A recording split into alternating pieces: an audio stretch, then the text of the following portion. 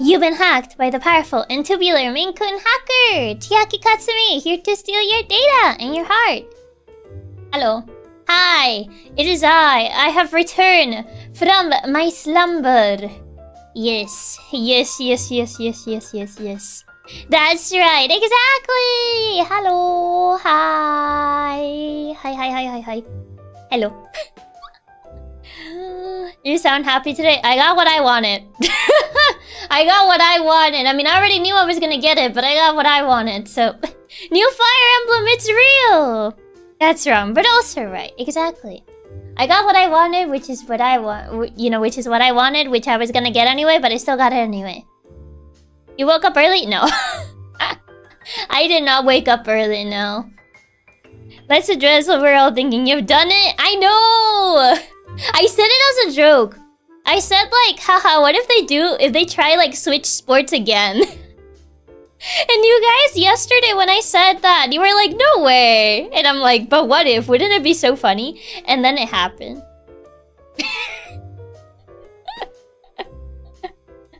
And then it happened. I got a Mara about it. I had just woken up and I checked my phone and I see a Mara and I open it and it's like, you did it again. Switch sports actually happened. I saw that and immediately had to send you that, Maro. Oh, this is your fault, Chiaki. I'm blaming you. I just thought it would be funny. I was like, wouldn't it be so funny? Oh god. How do you manage to manifest so many things today? Even Rayman was shown. I regret not putting the Rayman square. Because it was shown. I considered it. But I don't know. There were like too many ports that I was thinking that were gonna be there.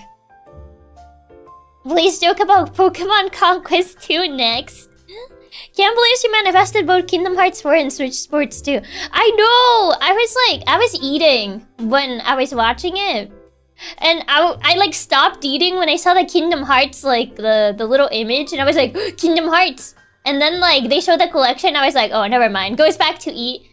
And then like they showed the trailer for 4 and I was like, and I almost choked. And I almost choked because I didn't think they were actually gonna show anything about that. I'm not gonna lie, I was also thinking of sending Amara about it, but thought if you hadn't seen it yet, I had to refrain. Manifest more. Kingdom Hearts 4 manifested. Just replace Luigi's Mansion with Rayman. I know! If I had replaced Luigi's Mansion with Rayman, I would have gotten a bingo. Chiaki live reaction. Yeah, it was essentially that. I was like, and then I was like, oh, never mind. And then like, stopped eating. Yeah, I kind of just like stopped eating. Like I was like grabbing my food and then I like had my fork in my hand. And I was like, wait, this might be important. And then I saw collection. I was like, never mind, goes back to eat. I'm surprised it didn't show at least a world of Kingdom Hearts 4, although Donald and Goofy and lots of Final Fantasy-like characters. It's starting to look more Final Fantasy the more we go. The more we go, it just starts to look more Final Fantasy. I think the Final Fantasies are merging with the Kingdom Hearts. But yeah, I did not expect to see anything related to that. I know, we don't have a date and whatever, but honestly at this point I would just kind of take whatever. I would just kind of take, like, at least getting gameplay being something. You need to manifest Half-Life 3 or something in the future, because that will break people's brains. That would break people's brains. Of course they look more Final Fantasy. They evolved to being edgy. From my understanding, they're phasing out of Disney, so they don't have to pay as much licensing fees. Wait, are they gonna get rid of the Disney stuff? Because, like, if they do that, wouldn't it just be Final Fantasy then? Because, like, Kingdom Hearts already kind of had, like, Final Fantasy vibes. So, like, if they get rid of the Disney stuff, wouldn't it just be Final Fantasy at that point? Can it really be Final Fantasy, though, when it looks like it takes place in modern-day Tokyo? You say that, but we already got a Final Fantasy with cars. So anything can happen. Nomura secretly making Kingdom Hearts 4 into verses. If they get rid of the Disney stuff, why play it? A remake of Toho Embodiment of Scarlet Devil was on a Japanese direct. It's coming west as well. Then they didn't show it in the English direct. They shadow drop an Atelier game. And I literally had to do a double take when I saw that. Because I was like, wait, is that like a new Atelier? Why is it just on the Real? It's more just less emphasis on the Disney stuff, not a full face out. But it's all just a rumor. I wonder. Because I do kind of want to see like what else they could do with other like Disney stuff. I do understand like paying for rights is probably expensive, but it wouldn't be Kingdom Hearts without Disney. Yeah, that's what I think too. The Atelier game is already out. It isn't out. They showed like a 5-second teaser of it, but I do think it was weird that it was like, you know, barely shown in the English one. I think it was shown more in the Japanese one. A remake of Toho 6. I didn't see that. I think it was only on the Japanese one. There's no way. They did show Donald and Goofy. Yeah, I'm assuming they're not gonna fully drop it. I legit thought they dropped Disney. Isn't Mickey still present? It wasn't Tokyo though. It was another magical world that looks like Tokyo. Oh yeah, Tale Remaster, yeah. The 5 seconds of Atelier, I thought at first it was just a Switch 2 version of Yumiya. It was very fast. I literally like blinked and I think I missed like 3 seconds out of the 5 seconds. This is where Atelier's relegated these days. It's sad though. It's sad. I guess it's because it's not God, the name. I don't know why I forgot the name. The one with the brown-haired girl. Personally, it gave me the World Ends With You vibe. It's like the World Ends With You meets Final Fantasy, kinda. Because I do remember, like, the place where they were fighting, I was like, it kinda reminds me of the World Ends With You. Didn't Yumiya get a small section where it was revealed? Kinda? Speaking of Fortune Sweep, I saw someone talking about it on Twitter, and apparently based on the calendar, the trailer flashes for like 2 seconds, the game might actually be a sequel. Okay, so like... I stopped myself because I was like, I'm not gonna argue. I could, but I'm not. So... I read somewhere that apparently there's gonna be time traveling in this game. And there's also the whole thing that the Three Houses uses a certain calendar system that might not be the same calendar system in this game. Because it's like the imperial like calendar system. And I saw something that it mentions that there's gonna be time traveling. Which, it would make this both a prequel and a sequel in a way. And I was gonna like say that, but I was like, no, I'm not gonna fight. I'm holding myself back. Because I could really just go on an entire tangent. But I'm not. I'm not gonna do that. It's funny you say it's like the world ends with you because since they are in the games, yeah. But yeah, I was thinking of Ryza for Atelier, yeah. The name evaded me for a second. A prequel sequel, yeah, kinda. A C prequel? Yes. Unironically, just from the fact they use a different calendar, it could make it a prequel.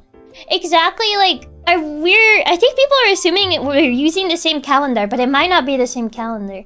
And I was gonna go on like an entire spiel on like why I think it could lean both ways. Because some characters do look like descendants from Three Houses. Well, the whole thing with Sotis, and this is like the main thing that I'm arguing about. Because no, it doesn't make any sense for it to be a sequel with Sotis. And I could go get an entire spiel about it, but I'd rather not contribute to the Three Houses discourse. That is already Three Houses. But I could have gone on an entire spiel, but I stopped myself because I was like, this is too early in the morning for me to be doing this. I could, but I'm not. Yeah, the Foatland calendar is only used in Foatland. It's already a second change calendar, so the dates are going to be way off. Yeah. I have a feeling it's gonna be both. I have a feeling that we're essentially gonna see what happened to Sotis to end up as the Sotis in Three Houses. Because it doesn't make sense for this to be like a Sotis afterwards. If you play Three Houses, you know what happened to Sotis, so it wouldn't make sense for her to be like this now. So yeah, that's kind of like what I was trying to say, but I was like, hold to myself back. You should have. I was ready to talk lore.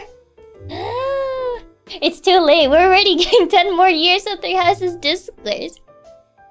What do you think of the oversaturated Gully Angel guy? I saw that. It was only in the cover. It's weird that they didn't show it in the trailer.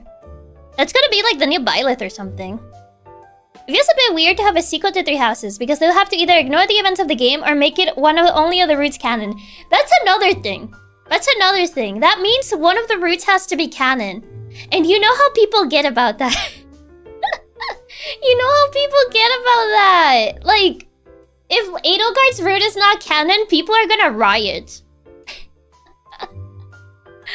Even though, if we had to go by possibilities, like, Edelgard's route being the canon one feels like the less likely, especially because of the whole crests being shown in the sequel. It's sequel, prequel, whatever Fortune's Weave is supposed to be. What are the Miko 3 routes canon? They can't be. They contradict each other. It actually did show up in the trailer that they posted on their direct. Definitely is a new avatar. I assume so based on the trailer. But yeah, that's also another issue. You would have to choose one to make canon, and people would say, oh, Edelgard's because, you know, the song is based on Edelgard. And I'm like, yeah, sure, but like, if they make Edelgard's canon, it's the one that makes the least sense for how Fortune's Weave is being showcased. Yeah, Edelgard's the only one that can happen. It makes sense for it to be a sequel. Yeah, you would essentially have to pick one to be canon. So like, they might make small piece of each route canon instead. That would just mess everything up. That would mess everything up. You can't really make pieces of each route canon. It doesn't make sense. Because they all kind of like contradict each other in a way. I would assume it's the new avatar, but I get this feeling the avatar might not show by going in the trailer.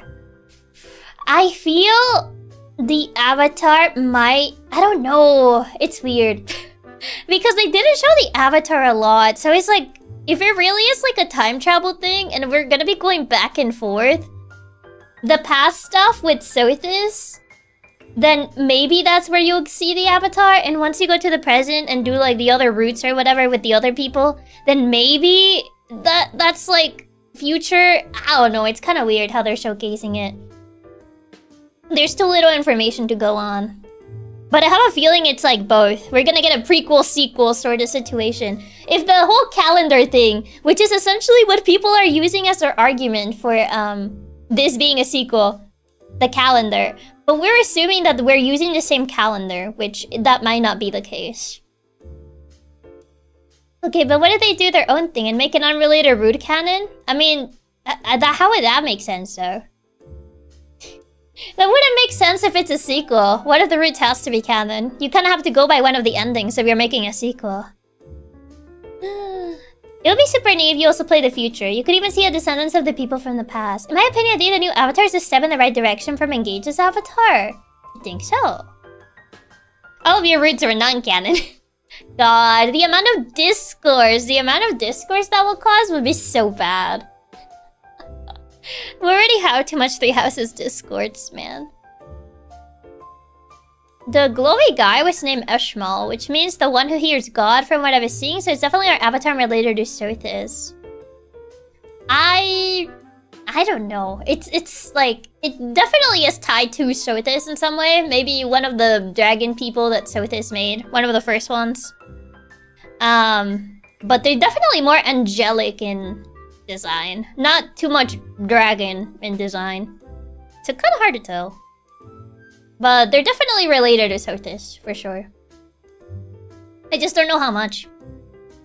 I mean, Chiaki, Engage writing is a thing. Yeah, but like Engage is an anniversary game.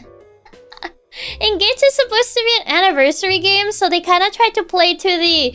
You know, the Fire Emblem, we fight dragons and stuff. Yeah. Maybe they're like a feather dragon variant of some sort? Could be. Could also be. Wouldn't be the first time we have like a feather dragon. We heard you hated the MC being treated as a god, so we demoted you to an angel. Oh god, it's Corin all over again. Engage also wasn't written by Koei Tecmo. Yeah, because this one's has Koei Tecmo working on it, so... It may not make sense, but it does happen sometimes for games with multiple endings routes. I don't think that's the case for this, though. I don't think so. Even as an anniversary game, I felt Engage's story was all over the place. It was made to be, like, more simplistic, but Yeah, they tried to introduce some concepts that would have made it good if they were left a bit more time in the oven. Oh god, if we have to wake up, visits like engage, and that Alucard guy comes in and goes, time to wake up, Angel. I'll die. Oh my god, imagine if we have like the same wake up visits and engage and then that guy wakes you up.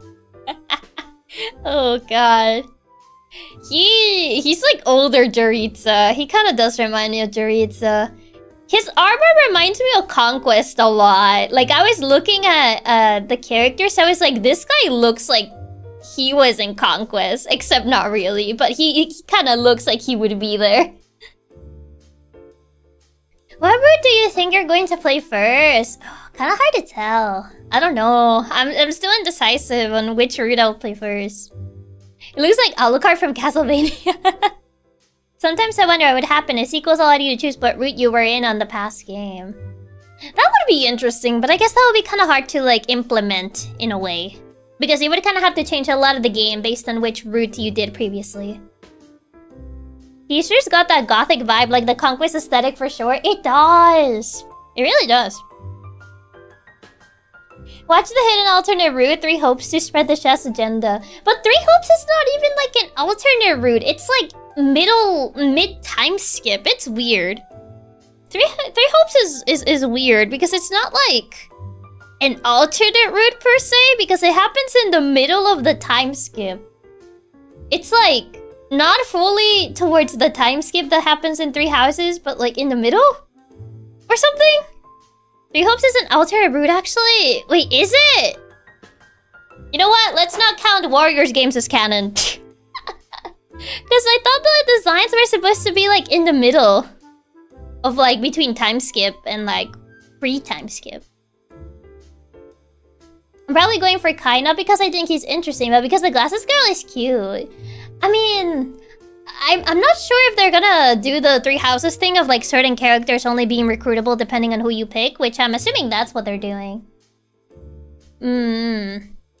There aren't enough details for each route yet. Yeah, I'm assuming they're probably gonna show you a little bit of each route before everything, right? Like, they're gonna allow you to meet, like, each of the participants. They're gonna be like, yeah, these are the participants. You can choose now. Kind of like how 3 houses kind of, like, eases you into each of the lords and stuff. Zelda fans, Effie fans, not counting the Warriors games as canon. We don't count Warriors games as canon. It's not canon. They did show you can recruit again, but I don't know how they're going to fully handle it. Oh my god, we can steal again. 3 hopes is an alternate route in which Violet would never enter the academy. It's more focused in the second half period than school. I'm halfway the Echo-style dungeon crawling. It's interesting. I know this is gonna like... Probably, I saw people getting upset that Fire Emblem is kind of becoming more Persona-esque-y in the sense of giving you more things to do with the free time. And I'm like, oh boy, this is gonna get some people to not like this game, isn't it? Who knows? Maybe they handle it better. Because I know the monastery is like a sense of discussion for a lot of people. when it comes to 3 houses. So hopefully they do the free time a little bit better in this game, so not a lot of people hate it. Oh, that's what the big map was. Whole dungeon. It looked interesting. I like the new stuff that they added. The new abilities look crazy too, like the fireball move they showed in the trailer. One-shot an entire group of enemies. Yeah, it's interesting that they added like special like abilities exclusive to the lords. Like obviously on top of regular skills, right? Like the regular class skills you can get. Something really cool about 3 Hopes when I saw my brother playing it is that many characters which didn't appear in the main story were talked in the main game. Do appear there. It did look like they're trying to streamline the monastery stuff from what it seems, so we'll see. Hopefully, I mean, they could make it like engage and make it more of an optional thing. Like maybe you can end the free day quickly and you don't have to go back as much or something. I don't know. I think the discourse comes from the fans that prefer the classic FE experience over everything. Yeah, I know there's people that don't really like that sort of aspect that the series is going for. I mean, I like that they're trying to expand them more, because Fire Emblem is a very character-focused series. And I always felt like they could do a lot more with the characters, and this is something that I've always thought. And I always felt like a little bit sad that there wasn't like much more that you could do with the characters. Like, essentially know more about them other than like their supports, you know? So, I don't know, this was always something that I wanted, but I think I'm in the minority here. You could also end the monastery earlier in 3 houses. I mean, yeah, but like, I think with the monastery, it was like a lot. You did have to spend like weeks like teaching and, you know, doing your teacher stuff. Agreed. I like the downtime segments because it gives them a lot more chance to flesh out the characters. The other games have very flat characters because they only had a few lines of dialogue. Yeah, like I feel like it definitely drives the point better that Fire Emblem had always been trying to do, which is make you care about your units, that they're not just disposable chess pieces. Which is one of the things that I feel defines Fire Emblem versus other tactics-like games is that, you know, your units matter. Other than just like, oh yeah, you're kind of disposable, I'll just get rid of you, and like, if I need to sacrifice you, then goodbye, I guess. You know. I don't mind the old formula of Fire Emblem, but I feel that could be left for remakes or some games only. There's nothing wrong by adding more gameplay elements. Yeah, like, there's nothing wrong with the OG formula. It's just like, for me, I always wish like they did more with the characters. Especially like on GBA where it was harder to get the supports. Okay, I'll say this. Sacred Stones friendship system, the grinding does suck, I said it. It's GBA, not just Sacred Stones. It's the GBA like friendship system in general. I'll get my fix of disposable pawns and new Star Wars XCOM. Just like, oh, well, guess you're a disposable pawn. Goodbye. Like, for me, I think like that's what makes Fire Emblem stand out. That it does feel like your units matter more. Obviously, other than permadeath and whatnot. An optimal Marth sacrifices his allies. XCOM Enemy Unknown was not disposable. It died a little inside when any of them died. I remember I permanently missed one support in Sacred Stones. That would always haunt me. You could have discovered the world's secrets in that support, but you missed it. You gotta replay the entire game again. No, I'm kidding.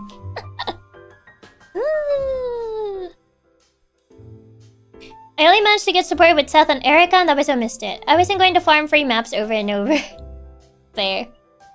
It's crazy how FE started as a game where you had characters like Bord and Cord who doesn't get a line for 4 chapters and getting them to stuff like 3 houses. I know! If you look at the early games, you get a bunch of units and you're like, literally, who are you?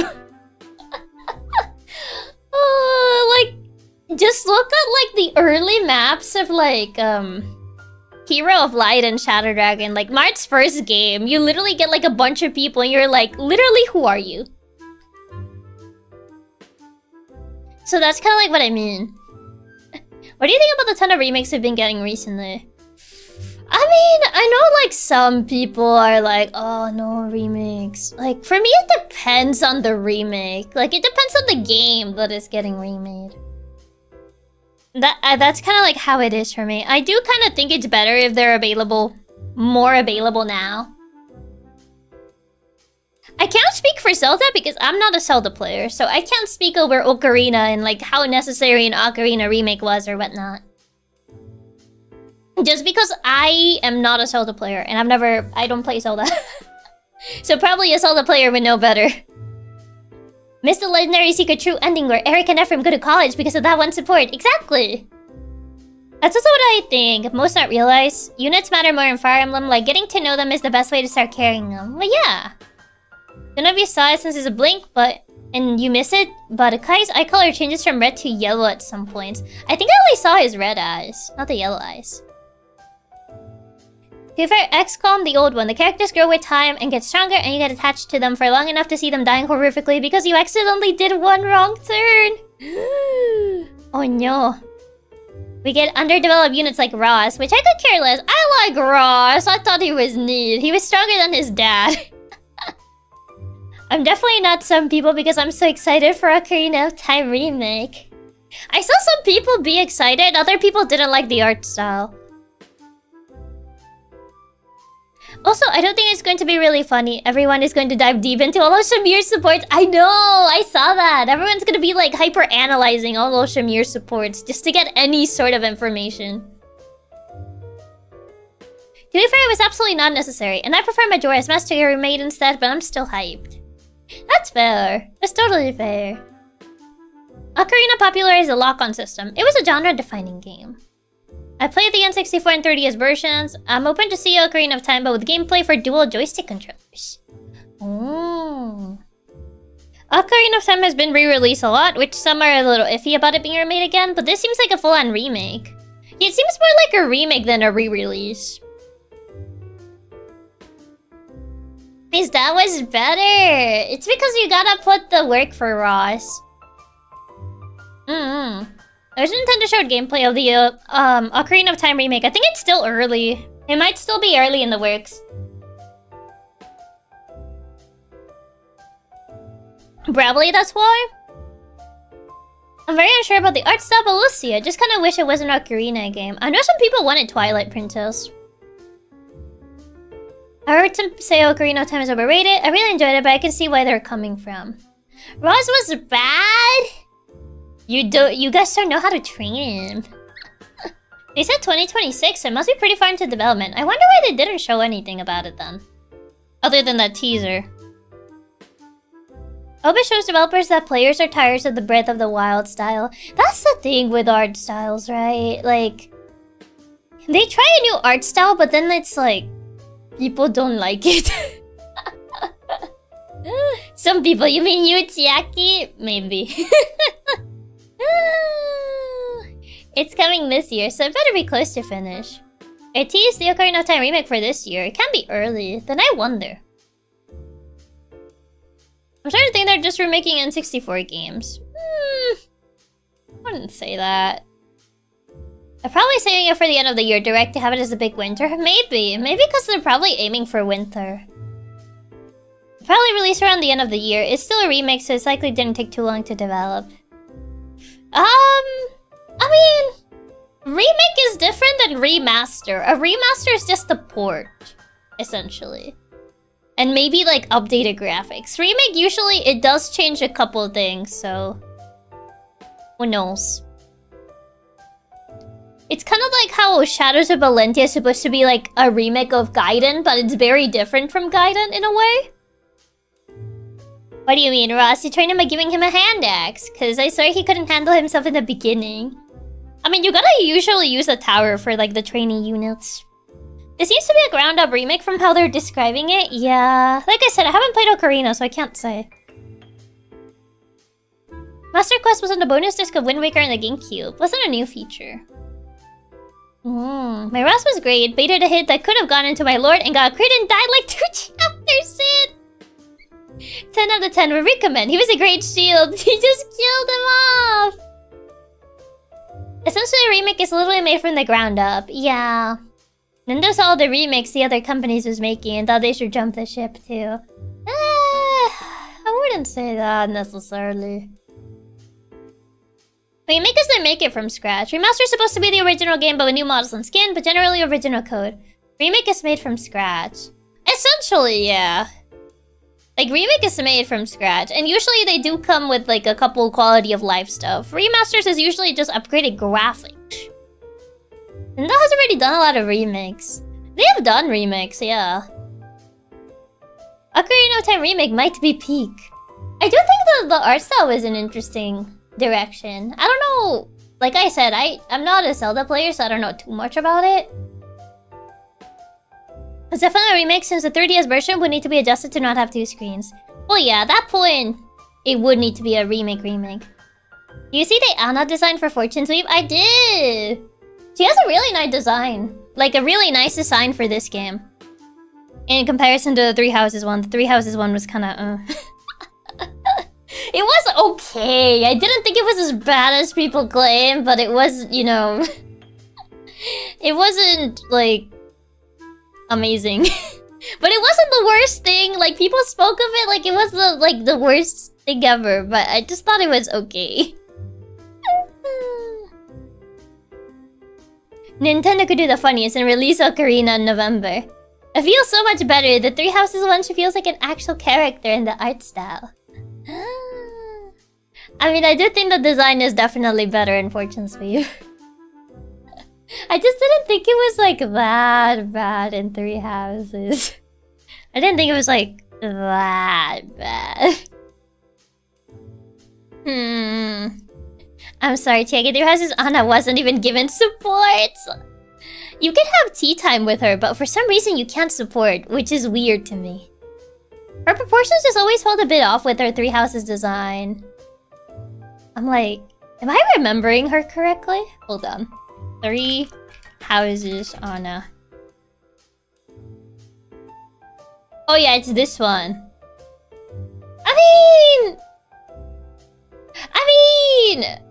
I feel like her 3D model is the one that kind of like looks weirder to me. Like the portrait, I think it looks fine. But the model itself, like the 3D model, like I don't know. I think it's because I was just thinking of the portrait and I thought her portrait looked fine. Yeah, the 3D model specifically. Yeah, I was like, yeah, I'm not too big on the 3D model, but I think the portrait looks fine. Seriously, my Alucard from Fire Emblem can't moonwalk. I mean, he's not Alucard though. She looks good in the 2D portrait. The model is the one where the proportions look slightly odd. Yeah, they're a bit odd. Yeah, but their houses did have kind of wonky 3D in general. Oh, yeah. Was it technically like the first like fully 3D? Because technically, yeah, Awakening is 3D, but like, you know, they're crunchier. The pixels are crunchier. So I'm like, I think, yeah. Yeah, it was, yeah. Three Houses is technically like their first attempt at making like actual like human size 3D models. Wasn't that Path of Radiance? I mean, technically, I guess. Path of Radiance, yeah. I guess true, Path of Radiance. Because that was then we went to the 3DS. My crunchy pixels. Nom nom. It was the first one post-Awakening. Yeah, it was the first one post-Awakening. To be fair, I haven't really seen how the models look in like Path of Radiance, Radiant Dawn. I can't remember how they look in Path of Radiance. I played very little of Path of Radiance. So, I can't remember how they look like. And I don't want to look it up because I might get spoiled on the game. I mean, you're very right. When you consider Three Houses' backgrounds look a little...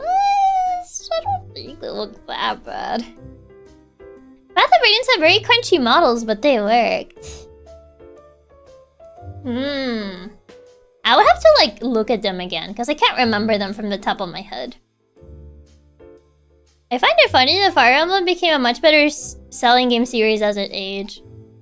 I mean, this is also coming from the fact that the series was gonna die. This is also coming from the idea that the series was essentially on its deathbed. Before Awakening. Path of Radiance is in a bit of an odd spot because the models are pretty crunchy, so they avoided using them in cutscenes whenever they could. I mean, I know they do have, like, cutscenes, but, like the animated cutscenes. But I think for the most part, you just see them in, like, the fights. Rather than, like talking cutscenes. Like, I think usually in those, you would just get the normal art style. Instead of looking at the models, you should just play Path of Radiance. I still need to get around to... I wonder if Smash Bros. Helped out with the popularity in the West. I mean... it might have put more eyes on Awakening, but I don't think it, like, was the sole saving point, if I'm entirely honest. Right. They use, like, visual novel style in most cutscenes in Path of Radiance. Do they? It helped with being known but popular, per se?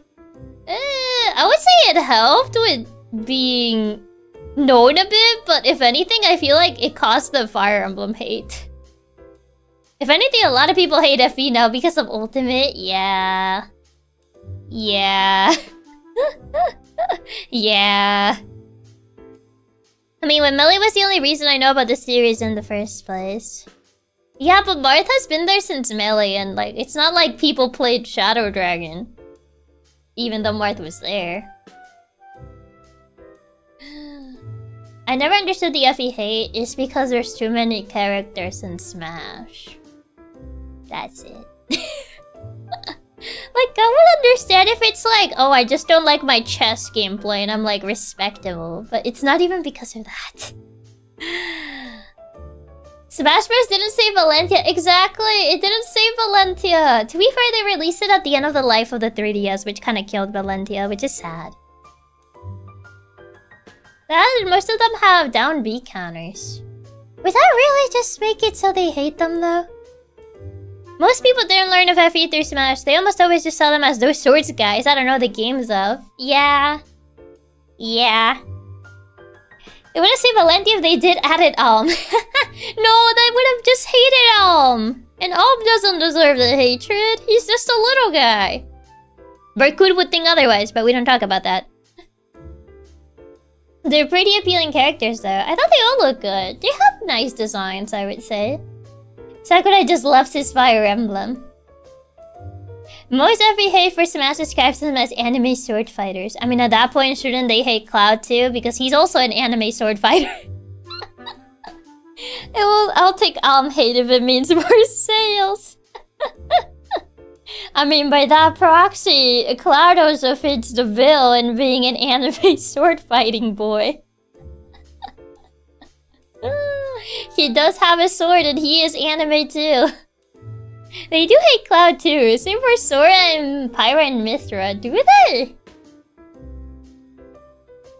Hate Cloud, Sephiroth, Hero, Mithra, Pyra, etc, etc. I would say a good chunk of the dislike for Fire Emblem notion was mostly because when Awakening came out, there was the I hate the new FE look. Then there was the Smash crowd hate. I don't think Awakening really got that though. The I hate the new FE look. I feel like that was way later.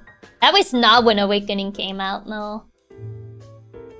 Unless you're talking about like the people that were always like, oh, Fire Emblem is becoming casual. Or whatever. Even though the casual mode is optional. Yeah, the people that had AFE for being sword characters just don't like JRPGs in general. Didn't know Smash has so many anime characters. When's Goku? I mean, he does have a video game technically. Granted, Pyra and Mithra hate comes from being meta. You're not wrong. I mean, when the DLC characters were released, many complaints it was either humanoids or swords. The hate for the new FE look mostly started in Three Houses. Yeah, I think that just started in Three Houses, and it was more because of the open world thing. And because, like, they went for a different art direction a bit in Three Houses than, like, Awakening and, Fates. I think it's really dumb they claim about the games being more casual and the old games literally let you save every attack so you could cheese every fight. Oh, God. It's just, I don't know. I don't feel like you can win. You can never win. People are always gonna find something. This is kind of like why I just tune out the Fire Emblem fandom. They're never happy with anything. Which is still so dumb because FE has literally always been anime. Oh my god, I hate that stupid argument of like, oh, FE became more anime. It's always been anime. Always. Since day one. Have you seen old Marth? He's literally old anime. They're always been anime. The only difference is the shading in Three Houses since they adopt their more cel-shaded style.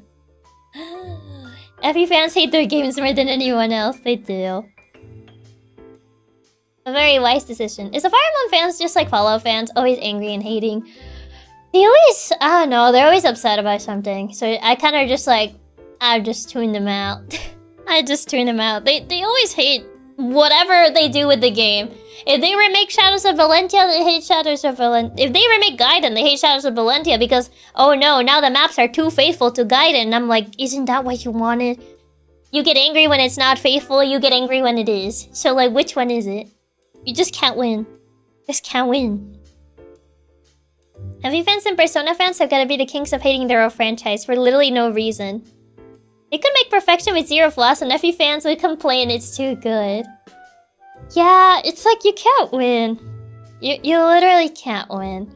Even if we did get the FE4 remake that people have been speculating for I don't even know how long, people would complain that, I don't know, they didn't... there's not enough fire in my Fire Emblem 4 or something. I don't know. Not enough people perishing by fire in that game.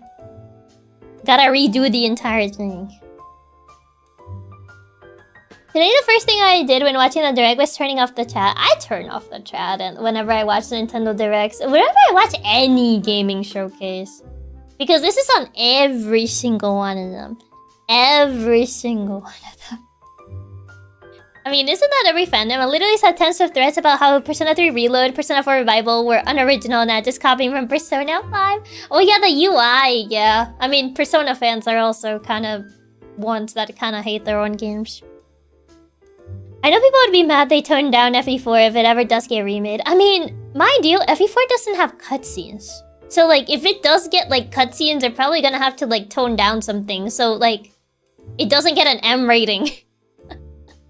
Not enough people dying by fire in FE4 would be a wild claim. Not enough fire in Chapter 5. Even if most of them would probably not even know how brutal it actually is. Halo's a bit different because Microsoft, but yeah, fandoms are the worst part of any game. I never watch the chat of a gaming showcase. I don't. I always just close it. I don't want to see it. Meanwhile, Xenoblade Chronicles fans are happy someone even cares about a Xenoblade Chronicles game. I did see a minority, like, about the new Xenoblade of, like, why is it, like, medieval now? I did get confused of the new Xenoblade. I know it's called Genesis and whatnot, which makes sense as to why it's not sci-fi-ish. But I did have to do a double take when I saw it. I was like, is it Xenoblade? I mean, they did say it was by the studio that made Xenoblade. I was like, I had to do like a double take on that one because I didn't think it was Xenoblade at first. But mind you, I only played the first one, so... And I put that game down to a minimum of PJ-13. I mean, Fire Emblem goes up to T, so... Oops, accidentally made into medieval fantasy school life, yeah. Yeah, Xenoblade has always been sci-fi fantasy. Yeah, that's kind of like why I was confused that it lacked sci-fi in the trailer. The new Xenoblade look more like Three Houses. There's always a twist in Xenoblade Chronicles, they just don't know any better. Just don't know it yet. I always turn off the chat just because it makes the stream lag. It was so funny how they casually dropped the new Xenoblade, they just went, oh, here's a new one, I guess. Yeah, it was so random. Genesis is so different to past Xenoblades, was a bit jarring. I did have to do a double take when I saw it, because I wasn't sure if that was a Xenoblade game. I mean, it being called Genesis makes sense, because Genesis is kind of like beginning, so it's like, okay, it's being like not sci-fi while being called Genesis does make it have a little bit more sense. But, I don't know, it was definitely jarring. I think the trilogy of the new Xeno games was finished in the DLC, so they're probably doing a total new setting. It's always been tech though. First had mecha. Yeah, I know the first one has mechas, in a way. It kind of looked like Three Houses, but elves. It did kind of reminded me of Three Houses. Every JRPG might slowly be becoming Persona. I mean, I wouldn't say that per se. I'm surprised it's a new game and not just a spin-off. Where's Destiny 3? Give us Destiny 3! There now, you don't need to read the chat for gaming announcements anymore. That's all it is anyway. I mean, it used to be Deltarune, but they did get Chapter 5 today. The Xenoblade Chronicles are all dramatically different from each other. I don't know, I just know 2 was like menu central, which is why I didn't play it. Like, I remember seeing the first teaser for it when it first came out, and it was so many menus, and I was like, oh,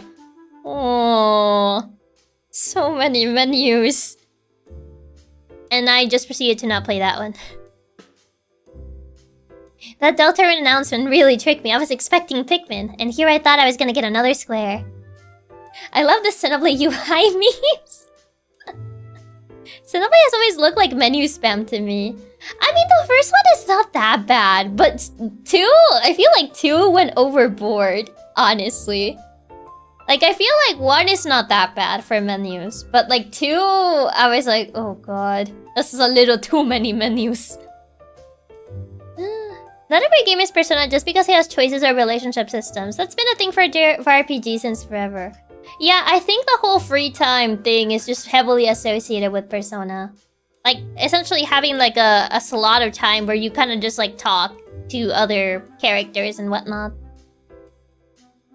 2's makes gacha menus look simple. Xenoblade the Menu Chronicles. Like, yeah, maybe 2 is really good, but the menus kind of just put me off. Honestly. A lot of Xenoblade 2 is learning how to navigate the menus. Oh god. Xenoblade Chronicles 2 has a menu just for the gacha, especially for the gacha. I wanted my Pikmin 4 Switch 2 edition to be real. I've been holding back from playing it because I'm waiting. They're all fake Persona fans. Everyone knows a real Persona game requires you to have Big Burger. Exactly. Big Burger. You gotta eat Big Burger. That's where the real Persona gameplay lies. If Persona 6 doesn't have Big Burger, then what's the point? Nah, I'm kidding. What's the point if I can't eat my Big Burger in Persona 6? Whenever that comes out. The new Xenoblade should go all out and the menu becomes Spreadsheet Simulator. No! Don't say that! Don't say that. That's not gonna get me to play the other games. Maybe 3 is not that bad at the menu department. Maybe. Because people say 3 and 4 are good. But I'm like... I'm scared that it's just gonna be menu sim again. Which is like the one thing that's deterring me from playing Xenoblade. Spreadsheet Simulator, let's go! The gacha with Spain, especially trying to get her. Nobody used to show Chiaki the upgrade system in Final Fantasy X. Oh god, is it just menus upon menus? We all yearn for Big Burger. Ah, Big Burger. I love Big Burger. Also, hi Sora. Welcome, welcome. If the next Xenoblade is actually just a Civ game in disguise. I stopped on Xenoblade Chronicles 2, but I'm picking it back up once the Switch 2 update comes up. Yeah, all of them are getting like Switch 2 updates, like 1 through 3. The thing with Xenoblade is just a lot of menus and micromanagement. Not joking, Xenoblade X was really something. You even get a map menu. I do remember playing a bit of X, but I didn't get too far on it. The amount of menus. So many menus. But I don't think anything beats 2's amount of menus. It's too many of them. Way too many of them. Might as well open the spreadsheet. Might as well just open the spreadsheet. Too many. I never played a Xenoblade game, but I really want to someday. I do think 1 is pretty accessible. As someone who played 1, I do think 1 is probably the most accessible to play. I don't know about 3. 2 is too many menus. I feel like if you're not used to games with a lot of menus, 2 might be too overwhelming. But I think 1 is at like a good point of like playing it. Because it doesn't, like the UI doesn't feel as overloaded as others. I'll say 1 is good. I enjoyed 1. It did take me a while, but because I played it on the 3DS. And the graphics kind of like took me out a little bit. I don't know, seeing like Shulk's face and like my 3DS, they kind of take me out a little bit. So it took me a little bit longer to finish it because of that. But I did finish it, and it's a pretty good game. The Xenoblade 1 is definitely the easiest one to start with. The others might be a little much at first. 3DS quality Shulk. Yes, yeah, he's so crunchy. Man, this gameplay is so fire. Meanwhile, the gameplay. I just remember, what do you do when you saw Pablo being added to Bokopia? I was like, they really are trying to get me to play their game. Because I was like, oh, Pocopia's getting DLC. I got another bingo. And then I saw Poplu and I was like, they really are just targeting me now. They have Raikou in the base game and they have Poplu in the DLC now. They really are just targeting me. This feels like a targeted attack. Playing the worst version of an RPG.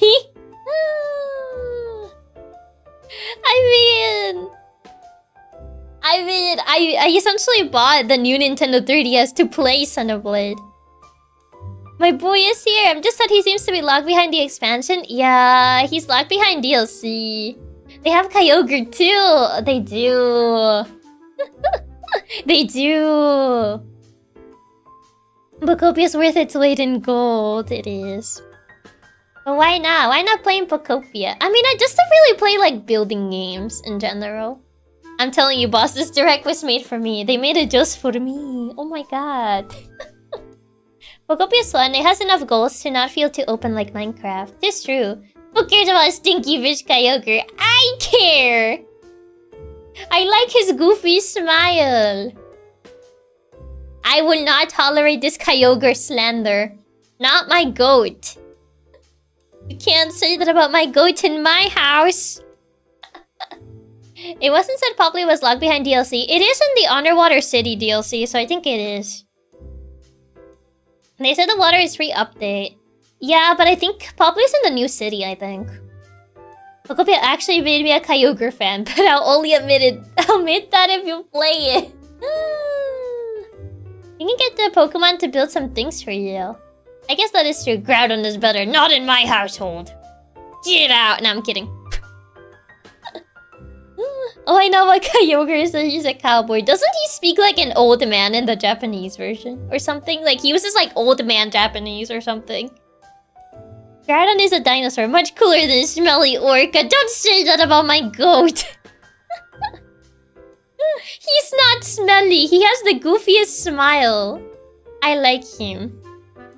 He's my silly orca. I do remember someone saying that Kyogre speaks like an old man on the Japanese version. Like, uses like old man Japanese or something. No way, Kyogre's an Oji-san. Yeah, the JP one, he's a wise old man, but the English one made him born and raised in Texas. That's actually kind of funny, you know? Rayquaza, because he stops fights unless it's Deoxys. Yeah, but Rayquaza just picks up fights with Deoxys, even if Deoxys is just chilling. He's not smelly. He's in the water. He's clean. I'm Team Kyogre, only because my first ever Pokemon game was Sapphire. Team C! Team C! Kyogre is Unk in Japanese. He's just a silly little guy. I won't tolerate this slander against my goat in my house. A common trend in Bokopia was giving legendary silly personalities. I heard Bulbasaur was a Gyadu too. I think that's in the... I don't know if that's in the English one too. I think that's in the Japanese one. But I don't know if it's also in the English one. Can't remember. Can't remember. But yeah, I do kind of like the idea of giving them like silly personalities. Because the last time we got Pokemon with personalities was back in Mystery Dungeon. And we haven't gotten a Mystery Dungeon in so long. I miss Mystery Dungeon. It's been a while.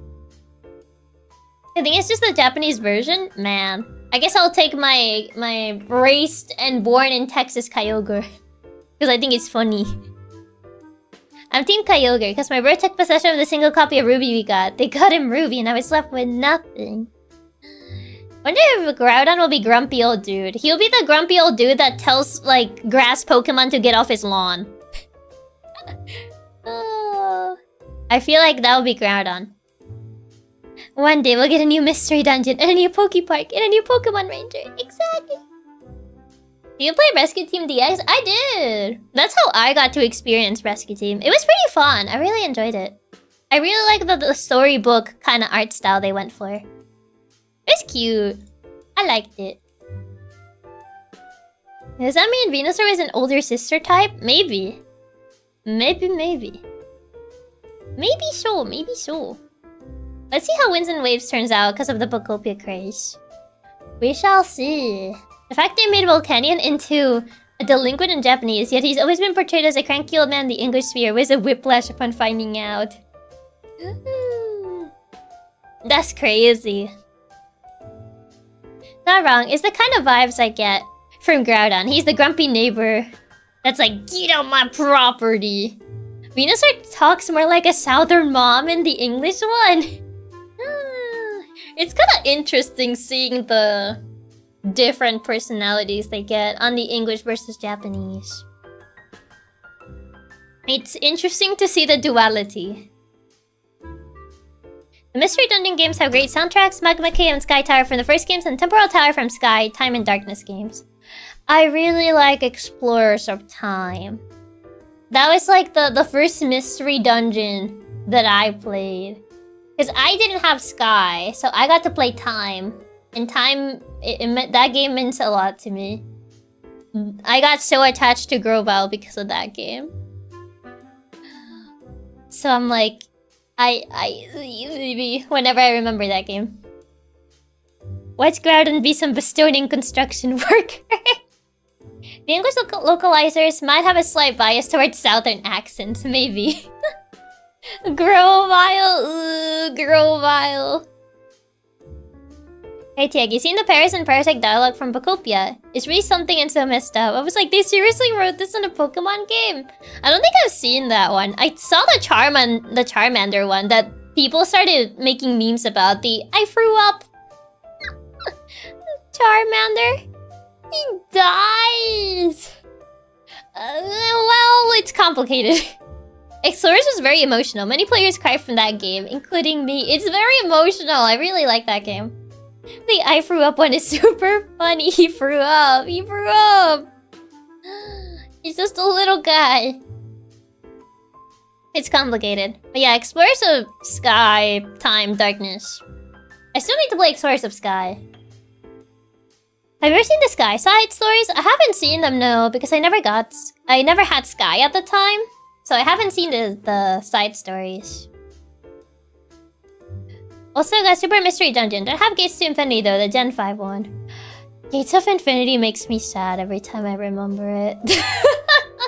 Maybe if I replay it now, maybe my opinion will change. But I haven't replayed it ever since like I played it back on release, and I was sighs.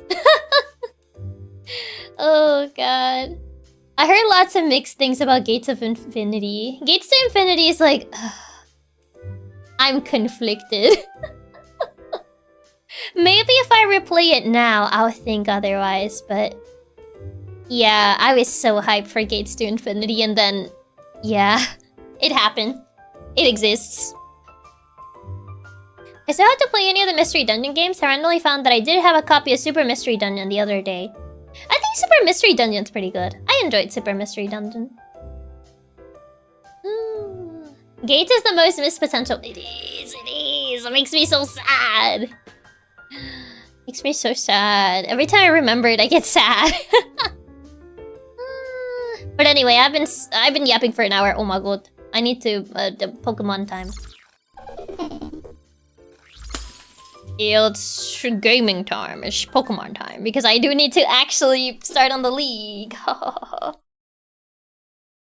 Shidan games. They're the OG Mystery Dungeons. Can't say that I've heard about them, no. Can't say. What's about Gates of Infinity? It's a lot. It's a lot. I'll be here a while if I actually... And also kind of spoilers, so I can't. I can't go into details about what upsets me about Gates of Infinity because I'll have to spoil the games. And I don't want to spoil the game. Shidan the Wanderer. No more talking about Pokemon. Time to play Pokemon. Exactly. Why you put in a southern accent every now and then? I kind of just change my voice over and over. I don't really have a particular reason for it. It's just the fluctuations of my voice. What's the squad looking like? I did train a bunch of Pokemon. For the league. So I do have a couple options now. I think I only didn't train these guys because I was lazy. I trained most of them though. Most of them are like level 50-ish at this point. I think level 50 caps. I think this one, accidentally I made it level 52. I can't evolve it because I don't have the item, unfortunately. There's so many. Yeah, we have options. We have options in case something dies. So I did train a good amount of options. So we are ready. You trained up so many mons. I did. That's kind of like why I took my time before coming back to this, because I was training a lot of Pokemon for this. You need both the item and to trade with one of us for electables. Yeah, I don't have the item. The Electorizer? I think it's the name of it. Yeah, most of these guys are fighting types, unfortunately, but... Electorizer. I think it is the Electorizer. I don't know if I can even get this. Is it one of those that you just have to hope that they sell it? Sword and Shield, Giant's Bed. Snow, Slight Slope, Watt Trader. Held by Wild Elekid, Wild Electabuzz. 5% chance. Ew. I don't want to gamble on that.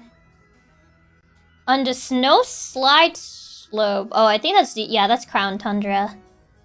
Giant's Bed. Apparently there's one in Giant's Bed. Wait, where is Giant's Bed? Is that also in Crown Tundra? It contains the old cemetery, Frost Point. Oh, that's also in Crown Tundra! Oh my god, no. Okay, never mind. It's just staying like that.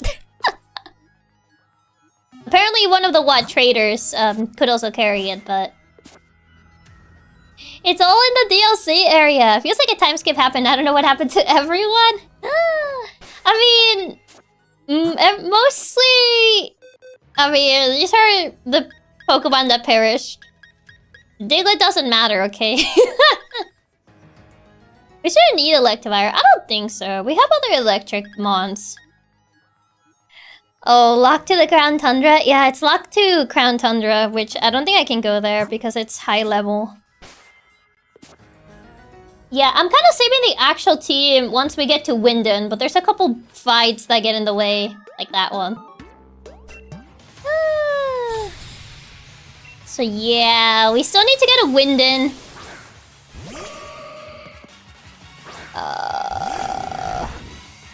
Gardevoir. I don't think I have anything that can... Well, I do have Smart Strike, but I don't know how strong that's gonna be. Technically you could do Crown, but you would have to kind of cheese it. Yeah. Considering it's a Wonderlocke, you've lost a few months. You've been doing really good this playthrough. 70. Oh, but that's a high-level Gardevoir. I mean, if I lose Flareon, it's not that much of a big deal. I don't think I have any other steel moves. No. None of these. Oh, is it a big cutoff? It is a little bit cut off for some reason. Hold on, I think I know my... I think I might have corrupted for the last game. Hold on. No, it is corrupt. Then... why is it corrupt? Oh, I see why is it corrupt. There. There you go. Now it shouldn't be corrupt. There you go. There's a black line at the bottom. Oh, I think that's just always there. That's just the game, I think. Yeah. Much better. There you go.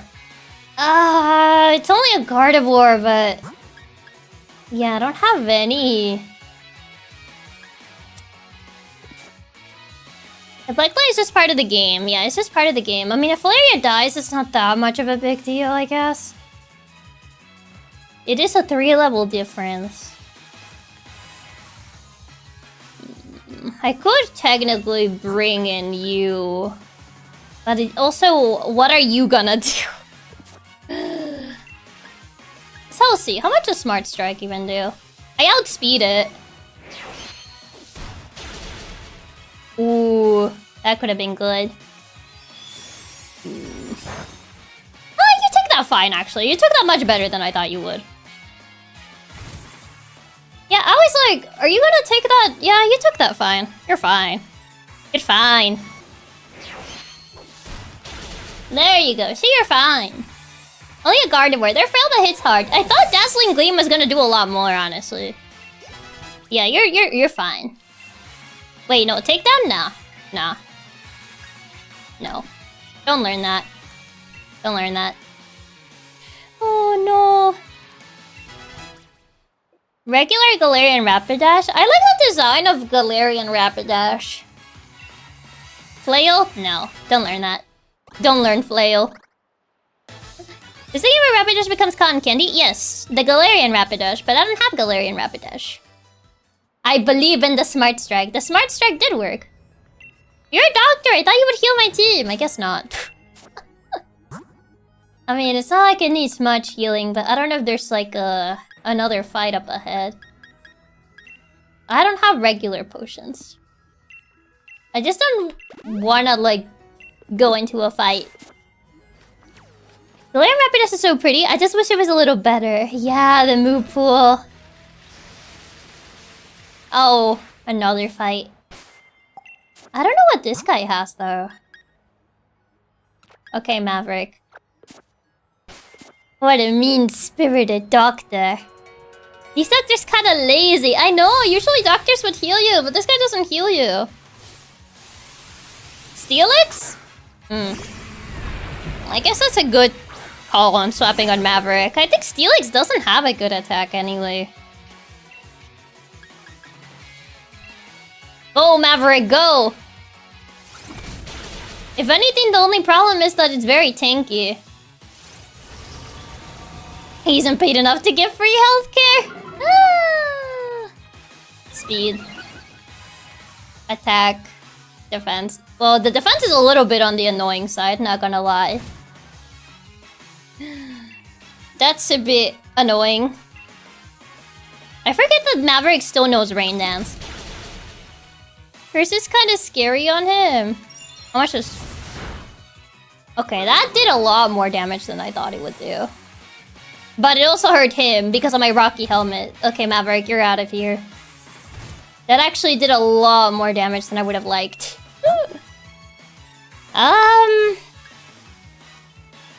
Technically, Miss Watts could do. I can't check if Miss Watts has a good defense, though. Yeah, Rocky Helmet helped a bit. Steelix shouldn't be a threat unless it has Body Press. I don't know if this one does. Yeah, Miss Watts is a quad resist. I guess in theory she should be fine. I was mostly just worried about her defense. But are you faster? I mean, Steelix is slow though. But I don't know how fast is Miss Watts.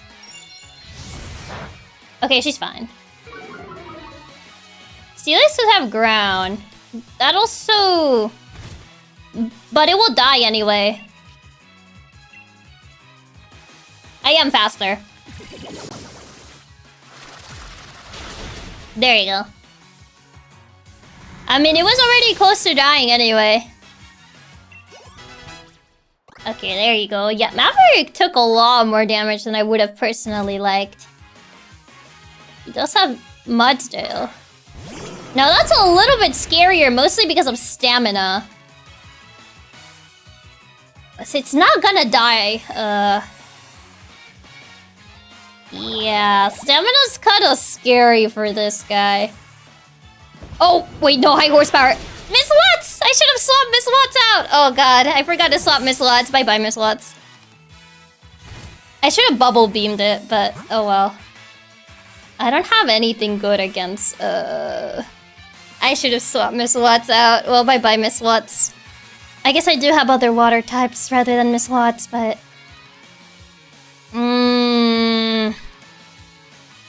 Technically Darmanitan? I should have swapped that rather than actually...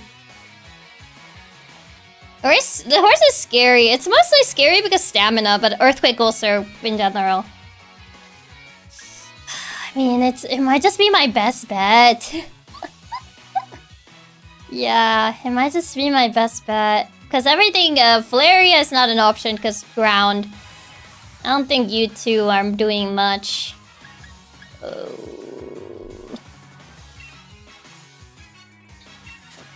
Well, I hope you live. Because I do kind of want to take you to the league. Icicle Crush.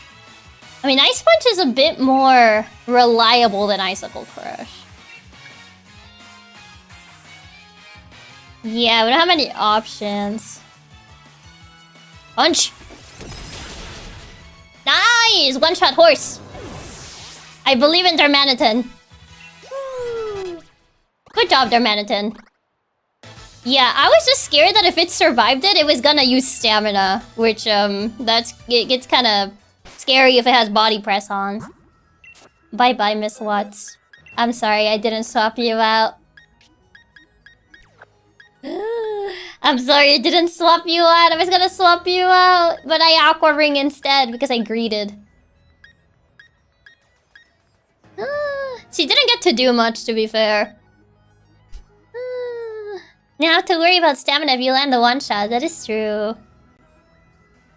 I became Darmanitan's biggest fan since Detective Pikachu 2. I mean, I want to avoid things going above level 50. So it's kind of like, why I don't know what to bring. Sally Lantern's kind of bad, is it? But I wanted to have a water type, but Quagsire is already 51. We have Quagsire for water.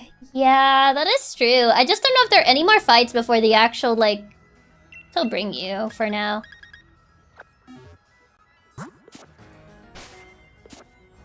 Are there any other fights in here? Oh, there's a guy over there. If I can avoid him, that would be great.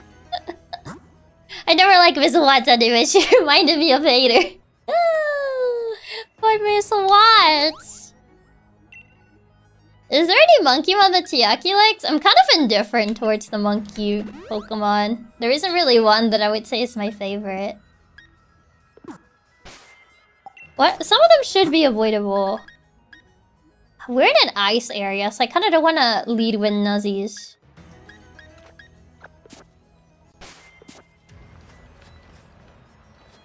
Turn. Stop! I feel like playing Metal Gear instead of Pokemon. Okay, if I go this way, I can avoid that guy. Oh, come on! So, the lesser of two evils, I have to fight one of these. Yeah, I have to fight at least one. Pokemon is fake stealth gaming. Yeah, I have to at least fight one. I don't know what that guy has, though. Can avoid one, but the other guy... Yeah. I can't avoid this one. Okay. What does this guy have?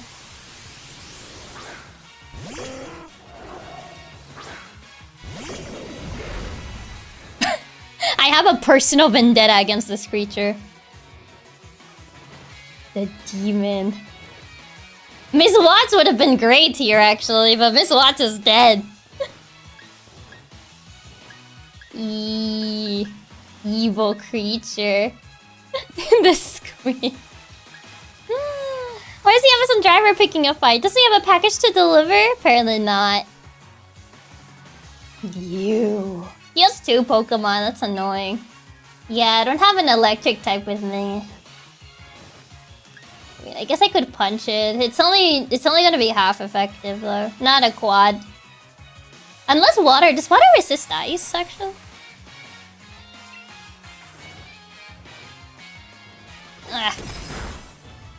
Ah, that's... I don't like that. I don't like that you're tailwinding right now. Oh god.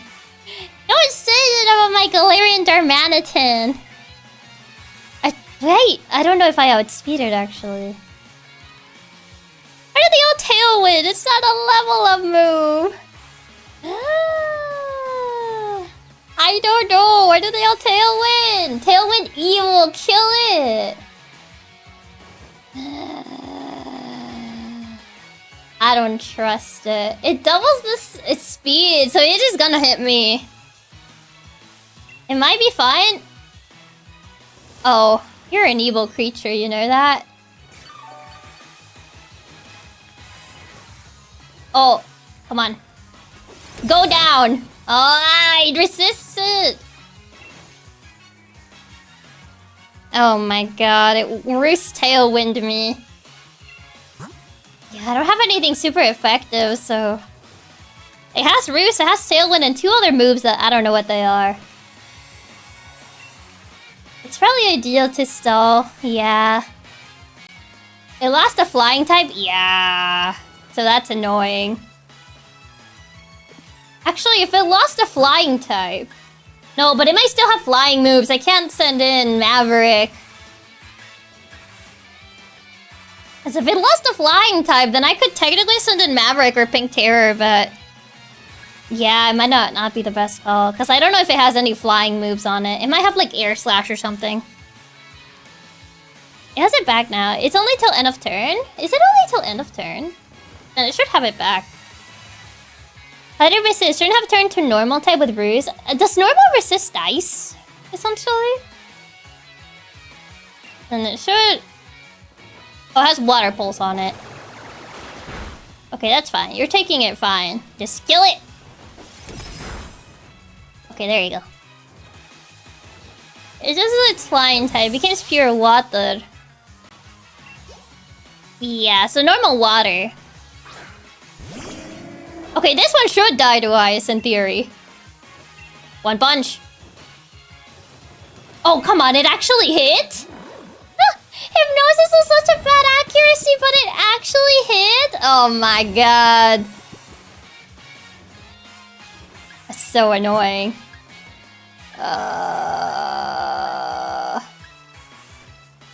This is annoying, actually. Ah, man. Either NDD or Flaria. It landed that? My god, what are the odds that it actually lands that? Considering Hypnosis is so bad accuracy. NDD's probably safest. Probably. I know it's in this team doesn't like birds. Yeah.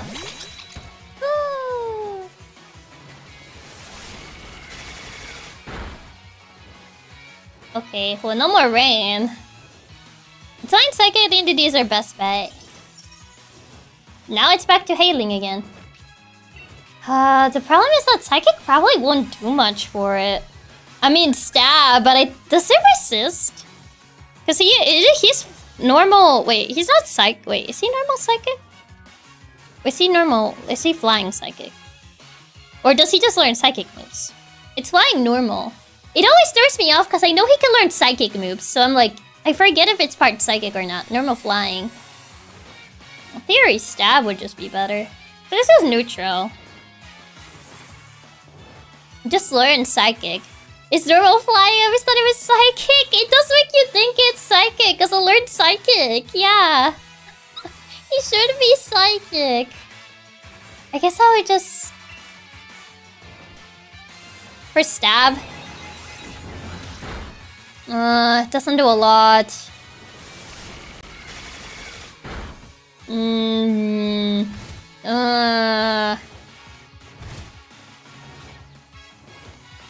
If only Darmanitan wasn't asleep. This was the whole Lugia debate. It has Air Slash. I might have to swap. You gotta be careful with air slash crits, yeah. Yeah, but it's not in a good position right now.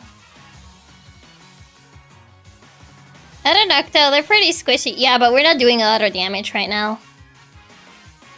So, I may have to swap to Flaria, honestly. Oh, wait. Air Slash Flinch is actually... Flinch is still not great. So... If we go for Air Slash, I might be able to go to Flaria. Yeah, NTD's already in, like, pretty low health.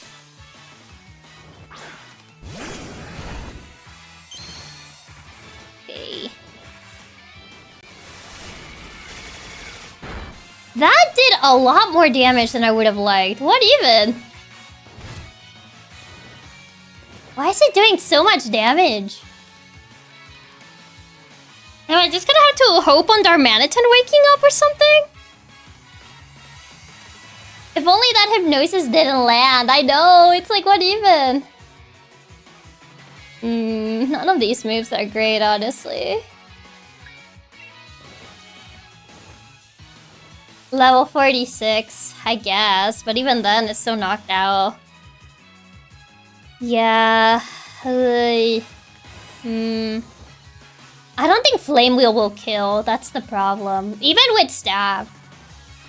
Player's move pool leaves much to be desired. Yeah, high horsepower Stomp, Flame Wheel, and Smart Strike are not great. Which is kind of why I barely use Flaria, but... yeah, it's not great.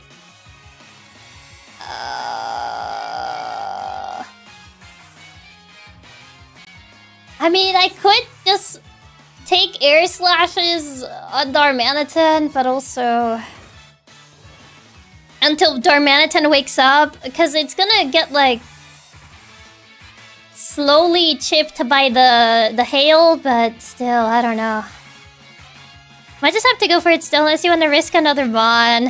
I don't want to risk Darmanitan. Losing Flurry is not the worst anyway, just because we have plenty of fire, and Flurry is not that good anyway. So, in theory, it wouldn't be the worst to lose her. It's still damage, even if it doesn't kill. Still stab damage. It might just be... Stomp. Yeah, just flinch chance. I could also maybe hope for a flinch, but... I don't know, I feel like that's too much faith.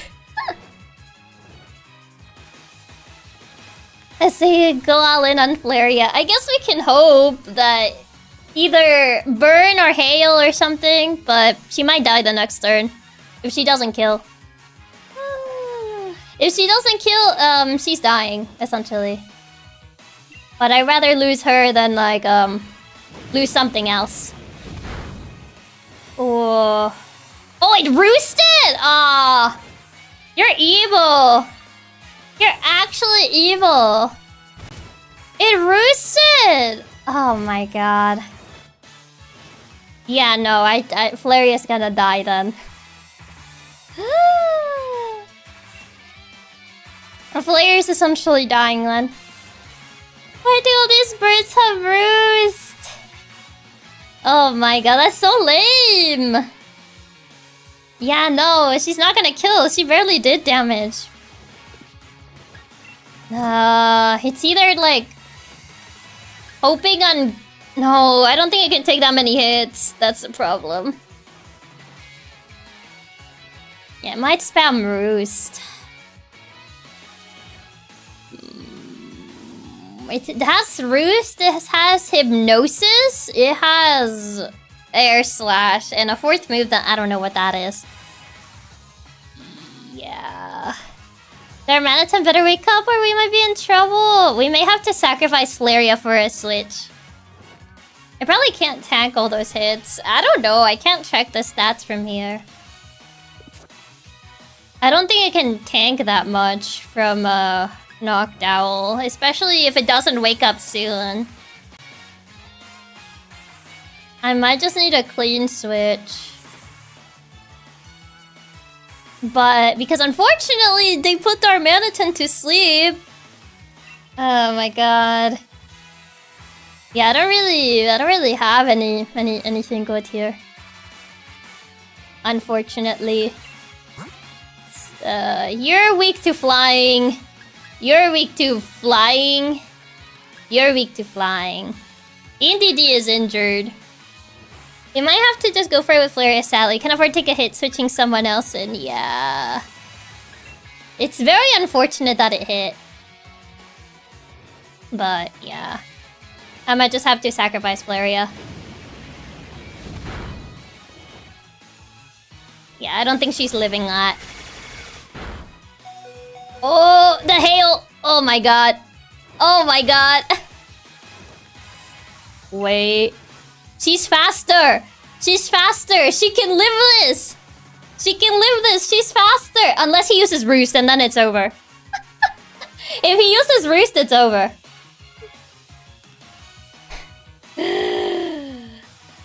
Oh, come on.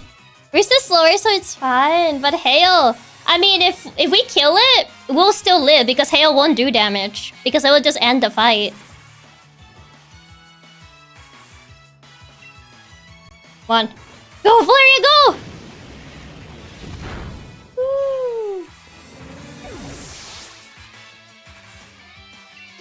Oh my god. Reese does not have priority, so you're faster. Oh my god. Yeah, it ends the fight. Jeez. Oh my god. Valeria lives! She lives just barely. Woo. That was crazy. I totally never doubted you, Valeria. Ignore that I was trying to sack her. Ignore the fact that we were considering sacking her just so we wouldn't lose Darmanitan. Just ignore that entire possibility. I take back everything I said about Rapidash. It's a coded mon now. Okay, well that hypnosis was very annoying. Okay. Please tell me there are no more fights here, so I can just go. No. Leave me alone! Leave me alone! Leave me alone! Leave me alone! Leave me alone! Okay. Oh my god, come on now. She won out of spite. She really did. You know what? I'm not using Raichu, I don't think, so maybe I'll bring Raichu in. Just in case we're dealing with more birds. As we do have a very definite flying weakness present right now. So I'm gonna bring Raichu in. Yeah, Raichu over one of her fighting mons makes sense. Yeah. I think Raichu over one of her flying mons. Surely you wouldn't put a second bird trainer, right? Surely not. Surely they wouldn't do something like that. They wouldn't put another bird trainer. They wouldn't do something so sick and twisted.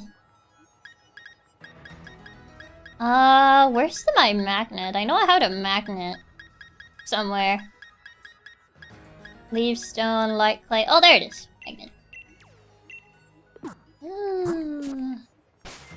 Okay, there you go. Because there's still another trainer. Oh my god, there's another one. Where's there so many? I guess this is like Victory Road, I suppose. Gigalith. Oh. Sandstream? If you hug the wall, can you wait the fights? I wonder. I don't like the hail, but... yeah, I'm probably just gonna bring Nuzzies in. Nuzzies should be faster than Gigalith. But... I'm afraid he may have a ground move. Yeah. Never mind, I went for that. So that's where we at. Honestly, couldn't tell if there was a DLC. No, this isn't a DLC. Yeah, the only problem is that I take damage. Well, I don't care about your defense because I go for the special defense.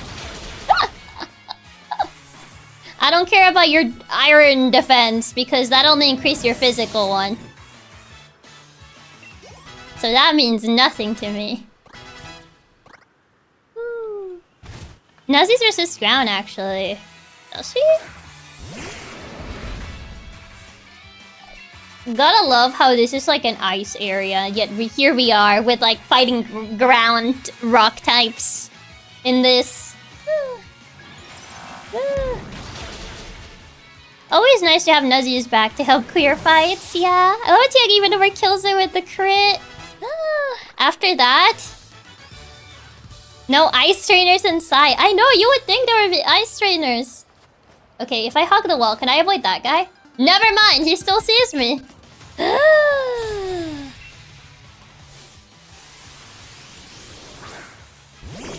Oh hey, I have one of those too. Mine is cooler than your... no, I'm kidding. I'm not gonna... I mean, I could send Maverick. In theory. Oh wow, an ice trainer. Oh, until they're close to the wall so you can avoid them? Yeah. Guess they didn't want to let you skip the victory road fights? Yeah. What level is it? Oh, 46. Mine is 2 levels higher, but I also don't have any moves that are particularly gonna do much. If I had like a fighting move... Darmanitan versus Darmanitan. Yours is cooler. Badoomps. Okay, please. Maverick, I believe in you.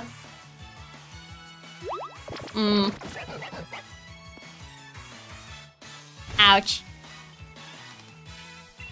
Okay.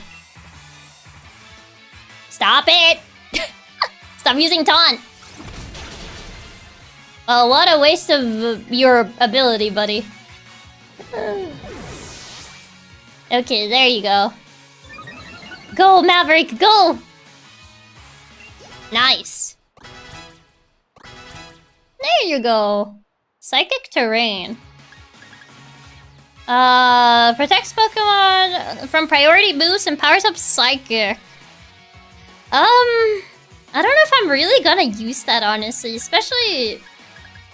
I feel... Does this benefit just more doubles? I don't think we have any more doubles other than the Eternatus fight. Moxieverse. Yeah! Psychic terrain is really worth a turn to set up. You think so? I mean... Indity is mostly just for doubles, but we don't really have doubles. Oh, this thing is also a fighting type. I don't have any... I do have Disarming Voice on this. And I'm also Psychic, so maybe Indity might be better. Because I think Maverick's also weak to fighting because of Dark. It's gonna go to Black Priority, but that's it. That's fair, yeah. Close combat. Ooh. That did a lot more damage than I would have liked, not gonna lie. Yikes. Do you think a Psychic will kill it? I mean, I did lower its defense, mind you, but it has to kill or else NDD is dying. I don't think she can take another close combat. She's part normal, yeah, but she's also Psychic though. That still did a lot more than I thought. Are you faster? I'm not sure that will kill. I don't know if I'm faster. We're also slower, yeah.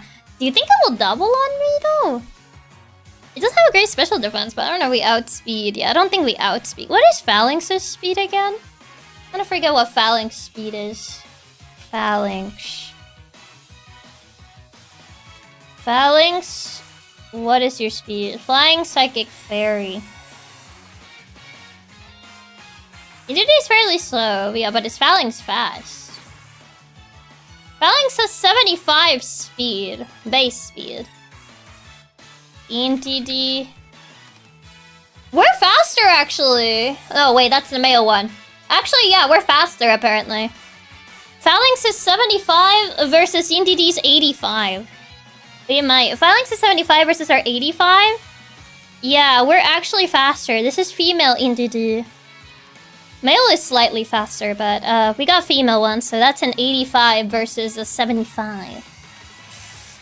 I'm hoping Psychic kills. It might one-shot with -1 special defense, but I haven't done the count. It might one-shot it, because it is weak to Psychic, and it did lower its special defense. So, in theory, it could. Because it's also Stab. So, you would think it would. We are faster. So, BDD, you better not fail this one. Yeah, we are faster. Yeah, it did. In theory. Well, yeah, and it did. Woo. And it did one-shot. That's fine. He still has another Mon. Oh, why does it have to be another one of these? It's another fighting. I think we're faster than Graplocked. Graplocked is slow. But also it's kind of risky. Graplocked is 42. We're definitely faster. If Psychic could kill, but it doesn't have -2 special defense, so I don't know if it'll kill. I think switching here to saving the D might be the way. Yeah, but we also don't have anything that can take Graplock. I mean, Graplock is not that... well, I don't know.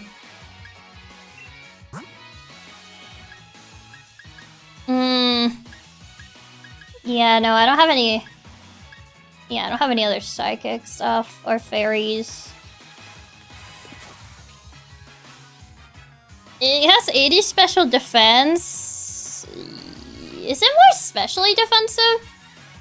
Oh, it has 80, so it might live 80 HP and 80 special. Yeah, it might live, honestly. Maverick is weak to fighting. Yeah, I don't want to send... Maverick's not an option. Before Nature's RBs, you got a chance of killing it, but it's a dice roll, and if we have a minus special attack nature, we're in trouble. I think we're modest, actually. I think, EDD is modest, so not minus special attack nature. Are we going to gamble with a one-shot Psychic? We could! I don't know if we should, but we could. It might give us a clean switch into whatever Graplock does, too. I think we can check summary.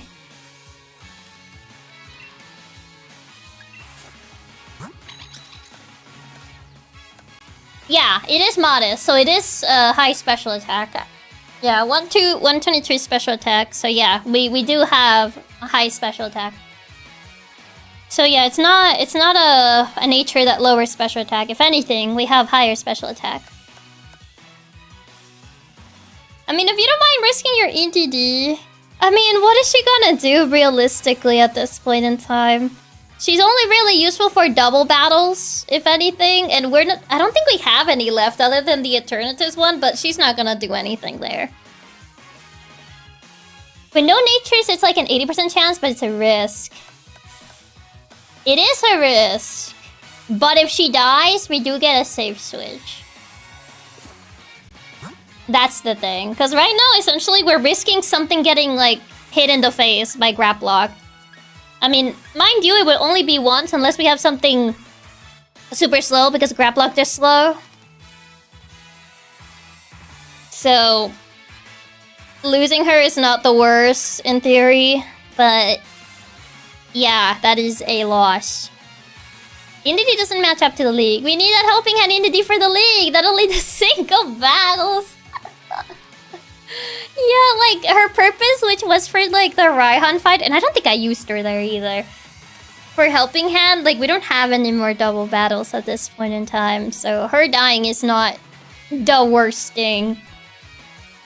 But we also don't have much to fight against Graplock.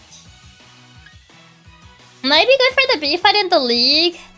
You mean because of the fairy move? Like, disarming voice or psychic? I mean, maybe, but I think we got other bonds that can technically take her on. We got Wigglytuff as well still.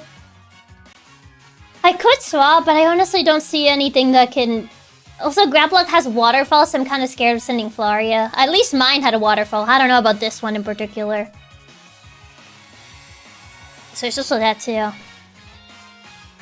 We can believe in the RNG that he might not do an attacking move. I mean, if anything, Gale will still kill her, though. We can more than afford to sacrifice Injidi. It's not the worst. She could one-shot, mind you. She could do it. It's just a matter of will she. Yeah, we don't have a good swap. Yeah, it's risky, but... it's all up to you, NGD. If you one-shot, we clear. If you don't, then we have a clean switch. So better lock in. You gotta earn your spot like Flaria did by not dying to that knocked owl.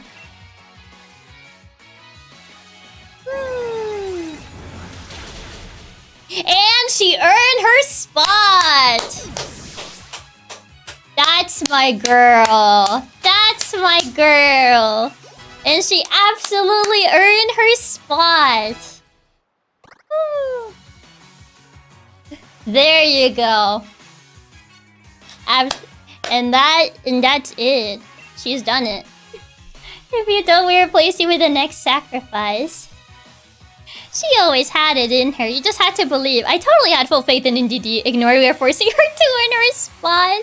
She heard what you said and she locked in. She locked in.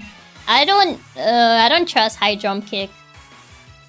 I mean, unless you equip wide lens, then maybe you could gamble on it, but I honestly don't like gambling on a high jump kick. She proved us all wrong, exactly. She proved that she deserves her spot right here. Yeah, high jump kick is so risky. I'm not a fan. Yeah, see, she earned her spot. To all the non-believers. It's also a good thing you level her up to 50, because if she was 46, there was literally 0 chance of a one-shot. Yeah, she got those levels just now, though. Because I got her up to 50, and she just got to 51 just now. That move is normally great, but maybe not for a Wonderlocke. It's too much of a gamble, honestly. Like, sure, you can maybe gamble it on normal play, but... Oh my god, there's so many fights leading up here. I just want to get to Wyndon, bro. Just let me get to Wyndon already. Just making sure I'm at full health. They don't... Oh, not you. I meant Nuzzies. They don't even allow me to get to Wyndon. Okay. Oh, is this a double battle, actually? Well, speaking of double battles. Heliolisk and Klingling. Hi everyone, how's the Wonderlocke doing? Hi Fern, welcome. Speaking of doubles, hey! Well, speaking of double battles.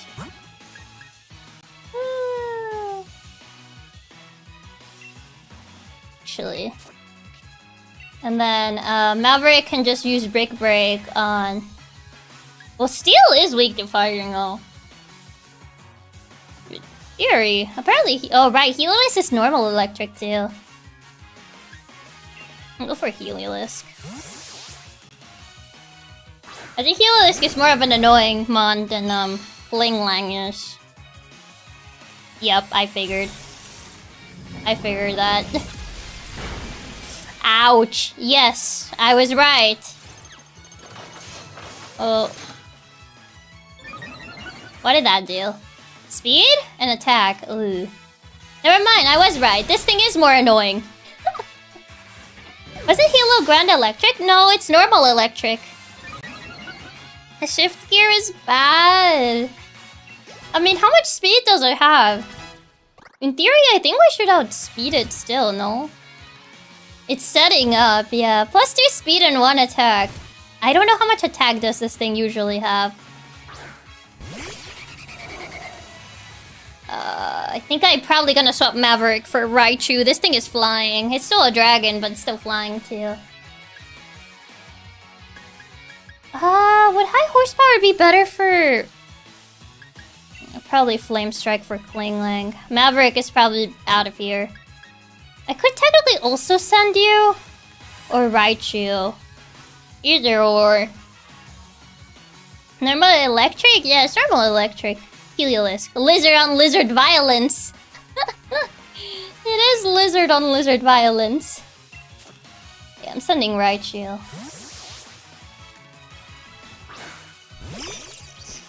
Yeah, those Armanitan could have been... Okay. That Hurricane wasn't too bad. Raichu's probably safer. Ah, I resisted! I can't believe that resisted. Nice dodge. I could dogpile on the Klingling, to be fair. But I think the Klingling dies to another fire move, so... which one would be? I could Thunder Punch it. Faster. No, Noivern is way faster than Raichu. Raichu is slow. Just Thunder Punch it. Uh-oh. Oh, that's fine. You're fine. Oh, never mind. You're not fine. You're not fine. That's multiple. Okay, 2 times. Raichu, punch it! It survived. Oh, come on. Not a Tailwind Setter! That's already not great. Okay, Klinglang is out. It hits multiple times. Apparently it does. Tailwind Setter's not great. Rash. Favorite Raichu's a special attacker. I think Mind isn't though. I don't like the idea of being confused, so no thank you. Gear Grind hits 210, so it's very scary. Yeah, I'm gonna have to move Raichu out of here. What is the... Yeah, I need Raichu to get out. Togedemaru.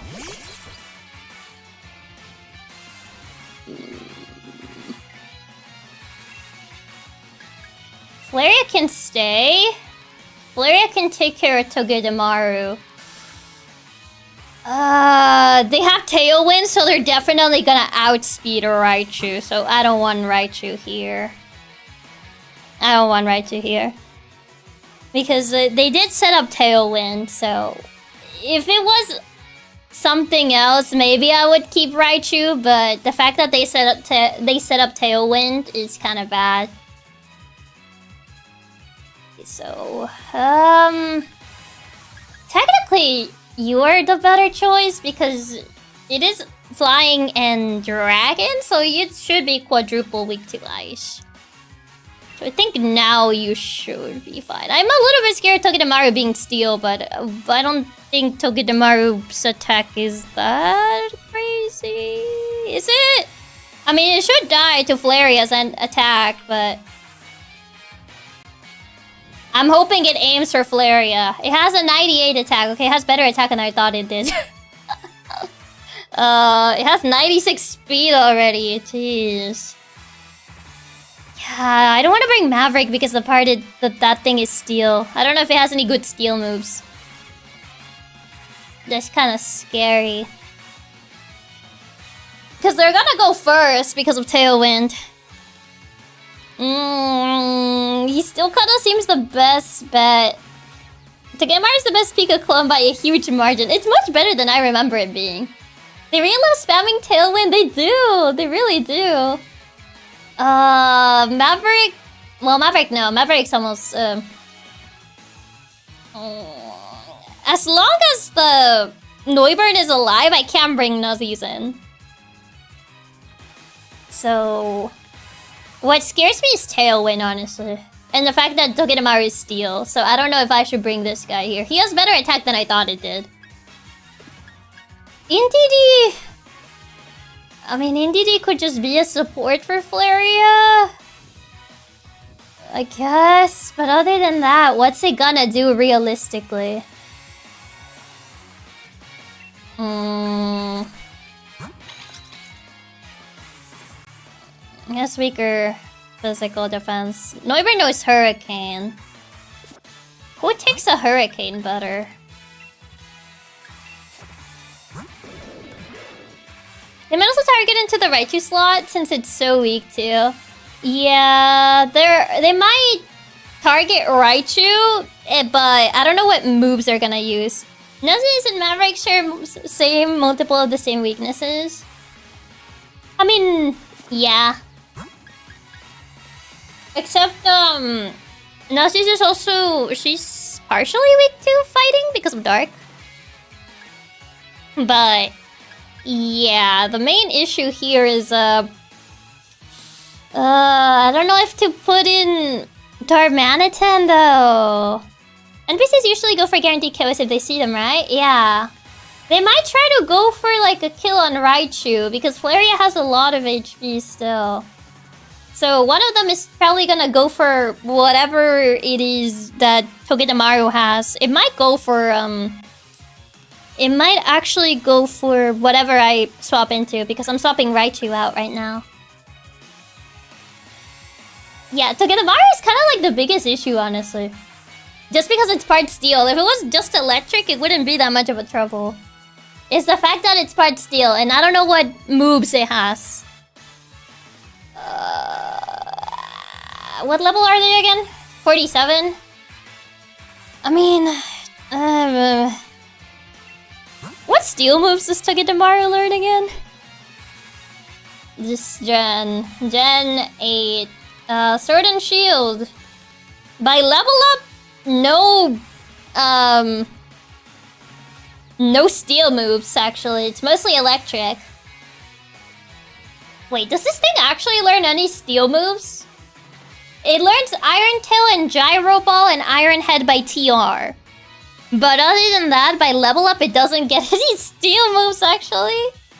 So it might not have any steel moves, because the only steel moves it can learn is by TR. So it might actually be safe to swap into Galarian Darmanitan. Because I had to look this up before I did this. Oh god. But yeah. They have used non-level up moves like the Pelipper does, but we'll see. But I don't think they've used any TR moves though. Yeah, because it only learns like Iron Tail, Gyro Ball, and Iron Head as TRs. It has like 3 steel moves total. So I don't know. It could be fine. In theory. Also, Pelipper does actually get Tailwind.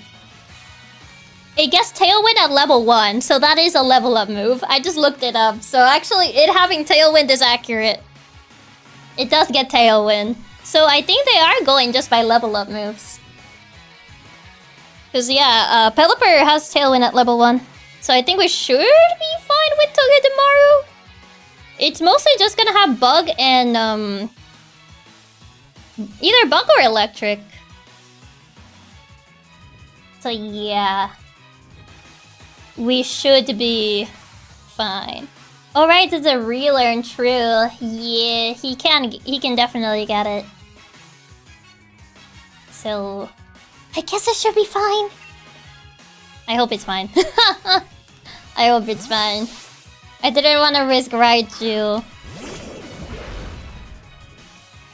Dragon Pulse? Ooh. Okay.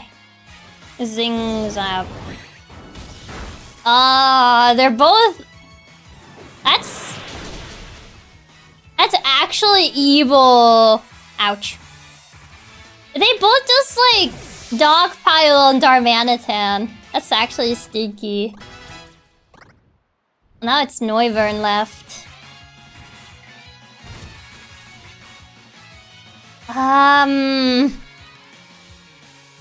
The problem is Darmanitan can't take any other hits. It did take both hits pretty good, but it can't take anything.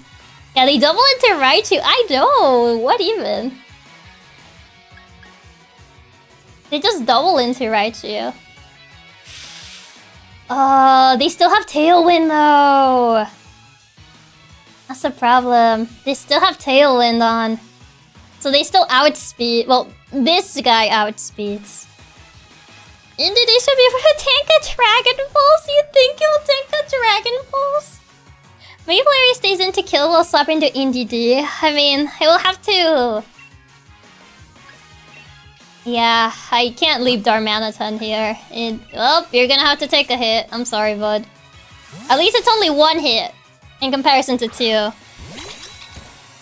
But Hurricane. Yeah. That's fine. You took it fine. Okay, that should be enough. Okay, there you go. There you go. Oh my god, these fights, bro. Oh jeez. Yeah, Indeedee will be fine. Tanked it like a champ. Jeez, I need to buy more max potions after this. This is way too much. 100 HP. Do I have like more? I have a couple super. There you go. Double battles are so stressful. Anyways, why are you playing Gale of Darkness, which is all about them? Oh my god, not the double battles. Okay, I'm finally here, thank goodness. I finally made it to Wyndon. I'm finally in civilization now. About time. Oh my god.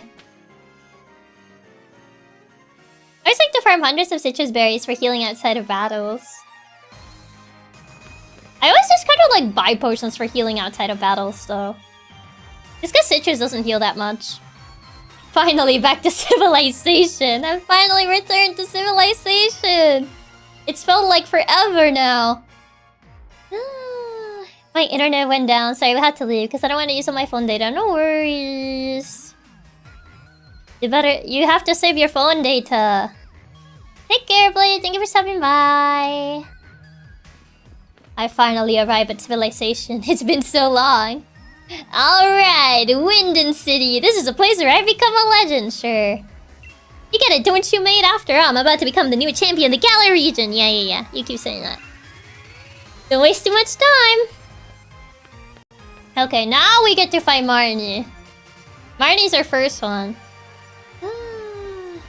Okay, finally. I know you can get the TM for Drain Punch in here. I forget who sells it though. I think they might sell it at one of the Pokemon stores.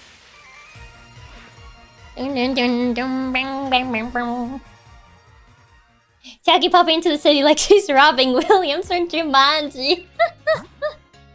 Oh god. Civilization! New recruits, welcome. Apparently no, none of these guys have it. Also, Blade, thank you so much for being a member of Nailina for 35 months. Thank you. Gracias por alegrarme los días una y otra vez. Te quiero mucho. Suerte con el Wonderlocke. Ok, irme ya, pero Chiaki para siempre. Oh, thank you. Thank you so much for the kind words. Thank you. I think there's 2 marts. Is there 2 marts in this town? Where's the other one? Because I know you can get Drain Punch here, which will actually help. With Marnie's fight especially. Because there's a lot of dark types. Where's the other mart? The other mart. Where is the other mart? Where is it actually? Not that. Is there really another mart in here? Like another Pokemart? It's next to the stadium. Isn't that the one we just went to? There's this one. Maybe this way. It should be in the north section of town. Okay, there's the stadium. Oh, I see it. There you go. Pokemart Doko. Found it. Okay, I think this one should be the one with Drain Punch. Oh, so hi, Cold. Welcome. Ice Punch. There it is, Drain Punch. Yes. Solar Blade. I mean, I think Solar Blade's only good if I have like a sunny day setter. Other than that, I don't see another use for Solar Blade. Drain Punch acquire, Guard Swap, Speed Swap, Giga Impact, Hyper Beam. I guess having like just the punch TMs in general are always nice. Thunder Punch. And Ice Punch. Oh, I can't afford Ice Punch, I'm too broke. Well, I'm not using these, so... And sell those. And sell these. Okay, now I have enough money for it. Solar Blade only works well in the sun, which maybe we could use with Nuzzies, but probably not worth it. Yeah, it would only really be beneficial maybe on a double, where we already have someone set up the sun and then Nuzzies just kind of uses it. Okay, now I can buy Ice Punch. There you go. The Depth Arc returns. I mean, I just sold all the revives because it's not like we can use them in this run of the game anyway. Actually, full restores might just be more useful to have. I'm already broke! Don't I have anything else I can sell? I forget how much they made the punches cost in this game. They really made them cost a fair bit. Stardust. Sell. Star pieces. Sell. Nuggets. Sell. Big nugget. Sell. Rare bone. Sell. Surely you can sell the water stones. Pearl. Sell it.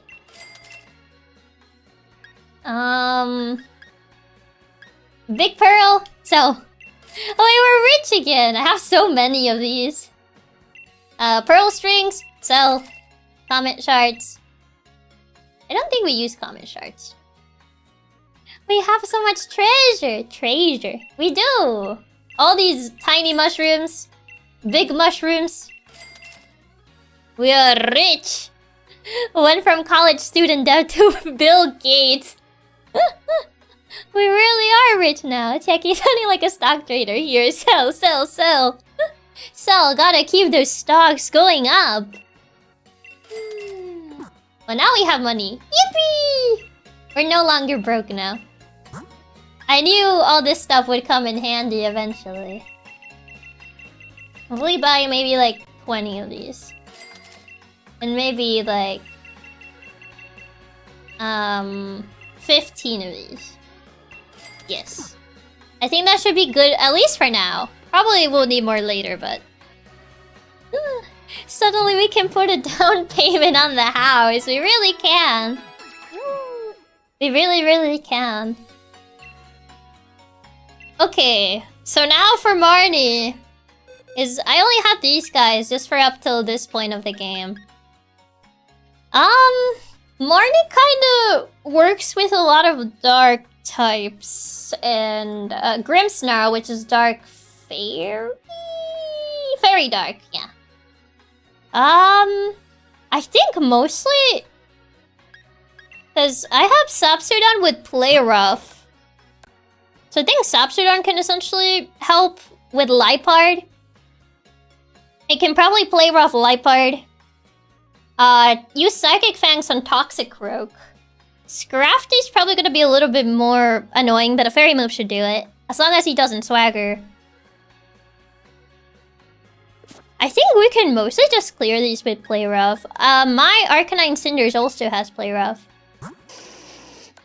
Yeah, Play Rough, Extreme Speed, Crunch, and Flamethrower. So I think mostly these two can clear the gym for the most part. They can outspeed most of our things. Grimmsnarl is probably gonna be a little bit more annoying, which I'm probably bringing Wigglytuff for. Just because, probably Arcanine and, Bolton are probably gonna be too injured by that point in time. Put us in, coach, we got this! I believe. So, we mostly need something that can tank the frog and kill it back. Bolton is faster than Toxic Rogue, though. So, if anything, Bolton can kill it with Psychic Fangs. Because of Strongjaw. Like, Psychic Fangs is already 85, and also, Strongjaw is gonna make it stronger. Sapsodon has to come. He's an important part of the team. So, I think he can mostly take care of it. Because Toxic Rogue's pretty slow. Bolton is kinda fast. So, I think between Bolton and Arcanine, they can mostly take care of the team. I do think bringing Wigglytuff for Grimmsnarl would be good. True, Sapsodon can probably handle that part. Morpeko! Any Pokemon that has a ground move can probably do it. Bullet Seed is... Either that or just another Play Rough. Honestly surprised how good Sapsodon has been the whole playthrough. Strongjaw has been so good. Strongjaw plus the biting moves, it's really going places. It's really going places, I'm just saying. It's going places. I feel like the other slots are kind of interchangeable. Like, these last 3 slots are kind of interchangeable. Cause like, Scrafty, any fighting will do. Any fighting move will do. Fairy would also do. So, I mean, Ranger could probably come in as backup for Scrafty if anything happens. Other than that, I don't see it doing much against this gym. An Aura Sphere. It also has Bulldoze, if anything, for more Peckle. I kinda wonder if Mudsteel could take the Bullet Seeds and just build Stamina. That could also be another one.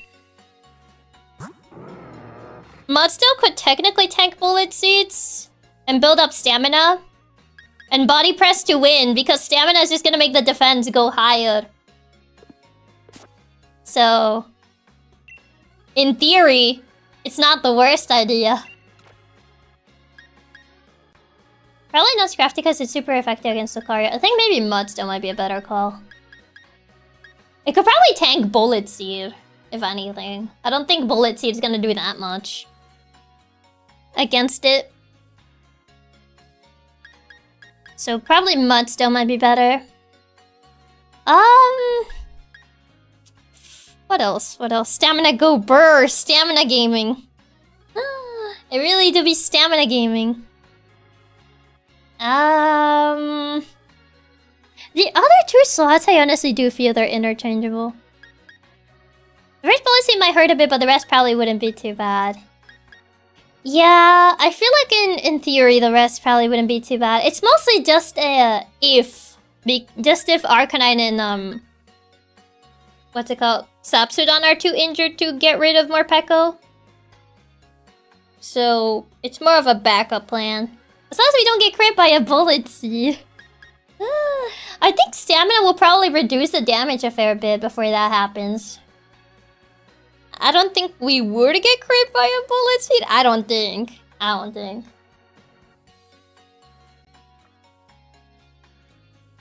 In theory. But, these last 2 slots...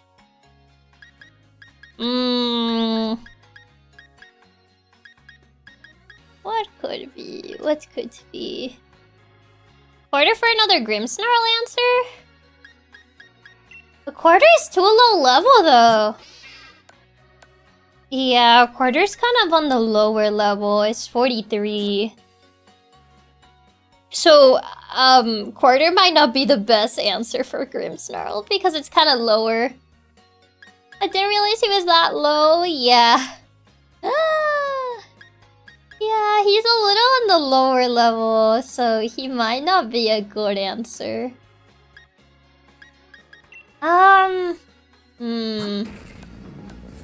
It's also technically weak to poison, no? So technically Roserade could be a choice. I don't have Giga Drain on it, unfortunately. Actually, can it relearn Giga Drain? If it could relearn Giga Drain, that would be nice. I'm probably not bringing Nuzzies for this.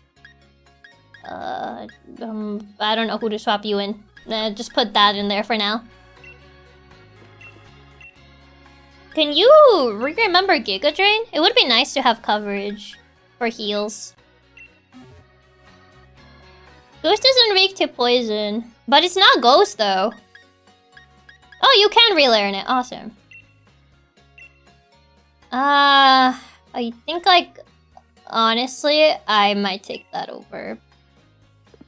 Poison Point kind of does the point of already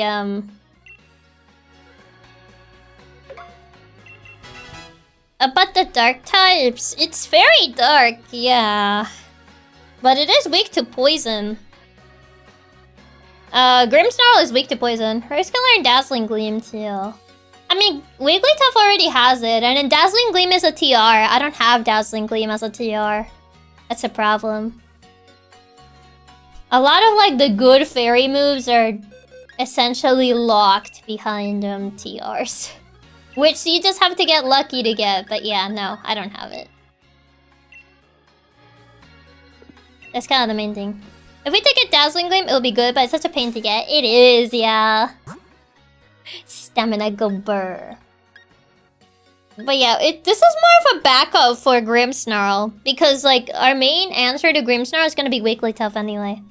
This is more of a backup option. Wobbuffet is just here because I needed to put something in there. I'm not actually taking Wobbuffet. I could just put counter on it and just kind of like... I could just kind of press counter and like... have Marnie just like hit herself.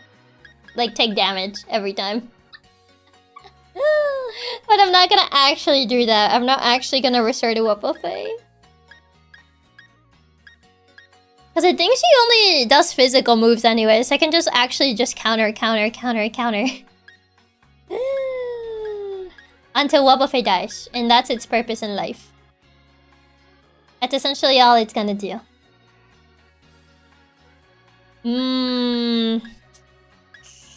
What would Golurk do? I was gonna say... I think only a Liepard and Toxicroak has special moves. Yeah, Liepard has Snarl. And Toxicroak has Venoshock. So, yeah. If you finish off Morning with counter Wobbuffet, that would be funny. I would essentially have to just use it from Scrafty onwards, but... I'm not gonna do that. I'm not. What do I put on the last slot?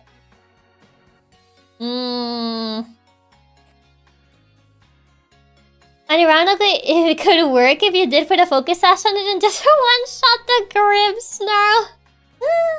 I don't even know if I have a focus sash. Because I don't think I did the battle that gives you the focus sash.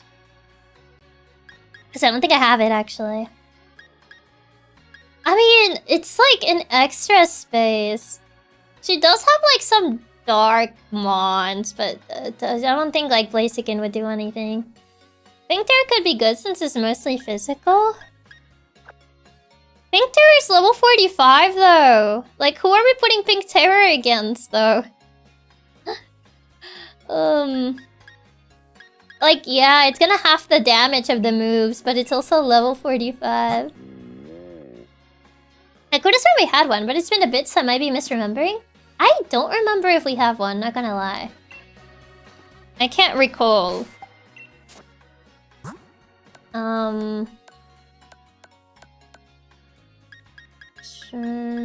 Toxic or rare candies. Oh wait, I do have some rare candies to level up Pink Terror in theory. Like, two. There you go. Pain split? No, don't do that. One. There you go. Okay, there you go. Now it's at the right level.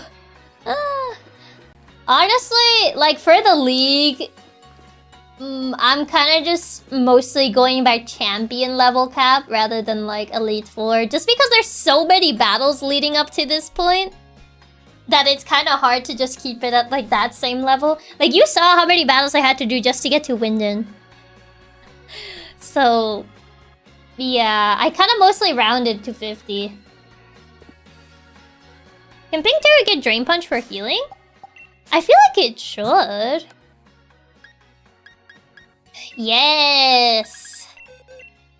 Good job, Pink Terror.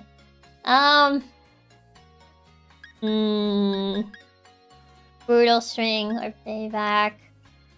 Which one would be better to get rid of? Either Brutal Swing or Payback. Wiggly can get Drain Punch? Yeah, but like Wigglytuff already has Draining Kiss though. I feel like Draining Kiss is better though. Because of Fairy. It's very normal to just go with the champion level cap, I thought. I think for the most part people go with that, no? Either Brutal Swing or... It is. It's just funny. Wiggly can learn it with its tiny little hands. No Hammer Arm. Why? It's 100. It's 100 and we have White Lens, so it's 99. 99. I think it's worth keeping Hammer Arm because it's actually at 99. And it already does so much power anyway. So I think it's worth keeping it. I guess I'll go... You want the speed drop? You say that as if, like, Pink Terror is already fast, and I don't think it's that fast. Like, how fast is actually this guy? It's not even, like, that fast. So, this is... Pink Terror is not fast. Like, you're dropping speed of something that's not even fast in the first place, so it's like, how much of a loss is it really? Like, if it was a fast mon, then yeah, that would probably not be good. Let me see. How fast are you usually? Beware. I played enough FE to know 99 accuracy means like 70. Oh, so hi Shamari. Welcome. It's base 60, which is just fine. Yeah, it's on the lower end. Yeah, it's not even like that good. It can get outsped by like a lot of things. Yeah, base 60 speed, it's not losing much. Lowering speed, it's not losing much. It's already slow. So, I don't think it's really missing much here. Do I have a charcoal? Would be nice for flamethrower extra damage. Soothbell. I don't think I have charcoal. Special defense. We'll go from being outsped by everyone to still being outsped by everyone. Exactly. 1-2 speed. It increases its special defense a bit, but most of this gym is gonna be physical, so that doesn't really help. Doesn't Arc get Flare Blitz? Yeah, but Flare Blitz hurts you, and I don't have a healing move, so... And also, he's kind of even on both special and physical, so I kind of just have it with Flamethrower. Because he can do fine on both areas. And also, I think Flare Blitz is also TR. So, Choice Scarf... Would make it faster. Flare Blitz and Nuzlocke is too risky. Unless you have, like, a way to heal, I feel like it's risky. Like, if you have, like, Morning Sun and you can just be healing. But, other than that, like... A Choice Scarf? I mean, Arcanine is fast. He can pretty much outspeed. But I'm gonna be only one move, which is Play Rough anyway. Because that's mostly what it's gonna do anyway. Our Arcanine has special attack nature, so it should be fine with Flamethrower. Like, it should be good. I slightly boost the power of super effective moves. Ooh, technically it could boost Play Rough if I give it an expert belt. Because it is super effective on a lot of things in here. Oh, I do have a Focus Sash, hey. Grip Claw, Heart Zone, Heat Rock, Icy Rock, Iron Ball. Allows ground type moves to hit flying types. King's Rock, Lagging Tail. Yeah, I don't have charcoal. Never Melt Ice. Protector, Racer Claw. Give us a Choice Scarf, boss. We wish to be speed. Focus as Buffet, you know you want to. I'm not even bringing Buffet. What's even happening? I mean, I could also just give it Rocky Helmet so it does extra damage anyway. Because he's gonna be mostly hit on the physical side anyway. That could also work. Yeah, I don't have charcoal. White Herb. Yeah, no. It's either Choice Scarf or Rocky Helmet. Choice Scarf would just allow us to be even more speed than we already are. I mean, might as well outspeed even more. Let's say that could work. Actually, can Arcanine get Morning Sun? It could pair well with the helmet. I don't know how you get Morning Sun in this game, honestly. I was looking for it, but I couldn't find where to get it. Can you get Morning Sun? Burn Up. Flare Blitz. Yeah, it's not here. Yeah, it's not here. I guess I'll just give it a Choice Scarf. Just go with pure speed. It's an egg move? Oh. Not the egg moves. Okay, it is time. Or it would be time because I have to go BRB. I have to go BRB. I shall be right back. And then it'll be time for Rio, but I do have to go BRB. So yeah, I shall be right back. So BRB, be right back.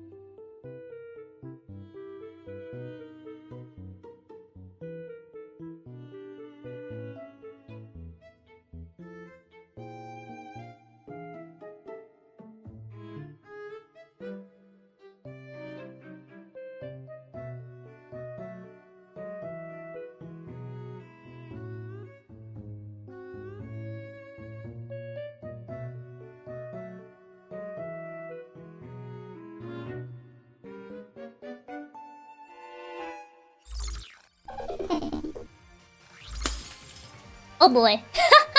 It's time. The time is now. The time is rapidly approaching. Time to rename Cinders to player off Andy. Also, Reaper, thank you so much for the super. Raps, thank you so much for the super. Bolt, thank you so much for the super. Atto, thank you so much for the super. And Andrew, thank you so much for the super. Thank you, thank you. It's league time. It is time. The time is now. Welcome back. Thank you. Oh god, I'm not ready. I'm not ready. I never gotten this far in a Wonderlocke before of this game, so I'm kind of scared. I am kind of scared. This is the first time I made it this far, so I'm like, oh god. Ugh. We've been watching your performance. Oh yeah, the rave music. Oh no, beat! Anyway. It is what it is. He's gone now. No more beat, except he is gonna come back. The music in this spot is so hype. It sounds like rave music. It kinda sounds like rave music. He said to the stadium pitch when you're ready. What if I'm not ready though? You got this, boss. I believe. Okay. I gave substitute on the Pecha Berry just because I'm afraid Toxic is gonna try to Toxic. It's a toss-up between Toxic and Swagger, so I don't know which one it's gonna be, so... That's kinda like why I didn't give him a Magnet instead. We're not gonna be using Thunderfang that much anyway, I don't think. It's mostly gonna be Play Rough. Scary. You could 1000% go into a Raven, play Sword and Shield soundtrack, and nobody would be the wiser. True. You got this, boss. We believe in you. Oh my god. So scary. You prepare your team the best you can. You're ready, boss. Go get him. I guess this is true. I truly have. When my big brother team yelled helping Spike Mouth. Oh yeah, Pierce. I remember that. My Wigglytuff proceeded to kiss his entire team. Or most of it, I think. Believe in yourself. That believed in the katas who believe in you. Yeah, I do remember that battle. It must have been weird for the people watching that one. Don't brace it like that. I mean, that's what happened though. I was just using draining kiss over and over. And hey, it worked.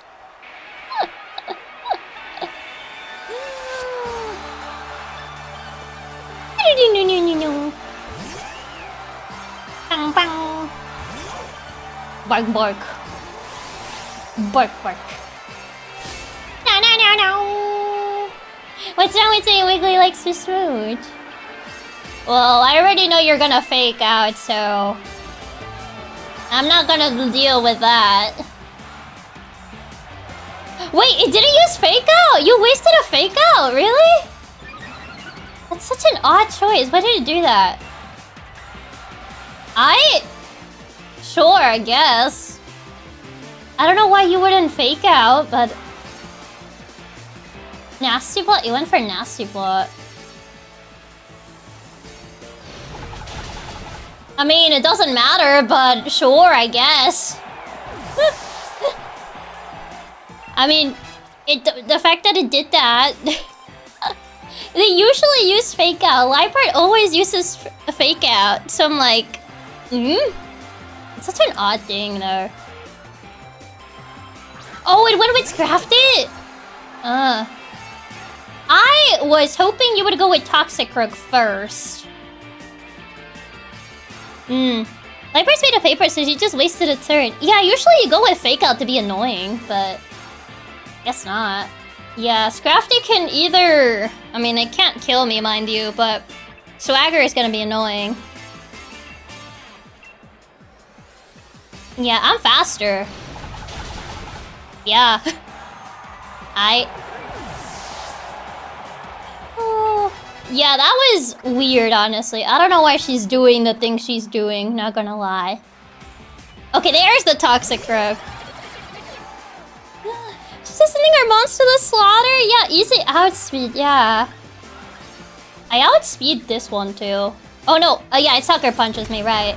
That doesn't matter anyway, because yeah, it doesn't matter, it means nothing. Marty's making some very questionable decisions. It is, she really is, which is weird. No more Peckles here. I'm almost to her Grimmsnarl already, mind you. Marty's making decisions. Yeah, but I'm almost at her Grimmsnarl. And I'm on my first Maw, and like, Sapsidon barely got any damage out of that. Yeah, I outspeed her team. Like, except Grimmsnarl, I think, who's gonna Dynamax.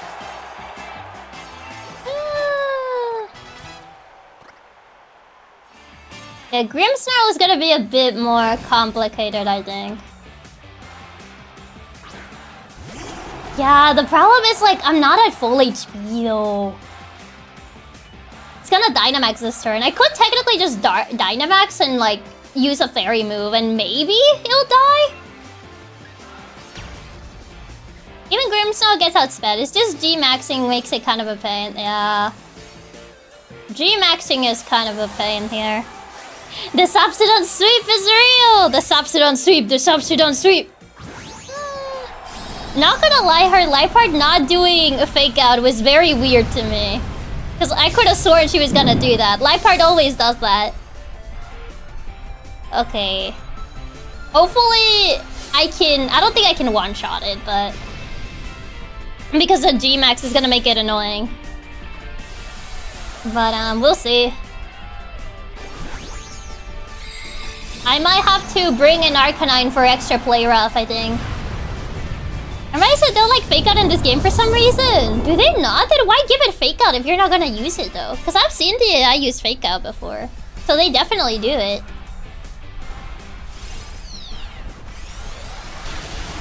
Yeah, I knew it wasn't gonna... It definitely wasn't gonna one-shot. Okay. What is she gonna do? G-Max snooze. Okay, that one was actually kind of scary, not gonna lie. I could, but what if I don't kill? What if I, no. Oh, what if I don't kill? Oh, I could. I think it should, but what if I don't? That did a lot more damage than I would have liked. I could, but what if it doesn't? I think it should kill. Oh, I think it should. I am faster. I'm just like damage-wise. I think it should because I almost took down all of its HP. So I think it should kill. Go with Subsidon, go! Okay, thank God it killed. I did think it was gonna... I did, in the back of my head, I was like, it should kill, but I don't know. I was worried about a low roll or something. Okay, there you go. Subsidon sweep! Oh my God, that was scary. You did it, Subsidon! Oh, Subsidon. Bark, bark, bark, bark. Oh, so hi, Shannon. Welcome, welcome. Pause up to give Subsidon her energy. Let's go, Subsidon! Yeah, the low roll was the only fear. Yeah, that was my main fear, that it was gonna low roll, because I definitely outsped it. It was just the low chance of it low rolling and like it barely surviving.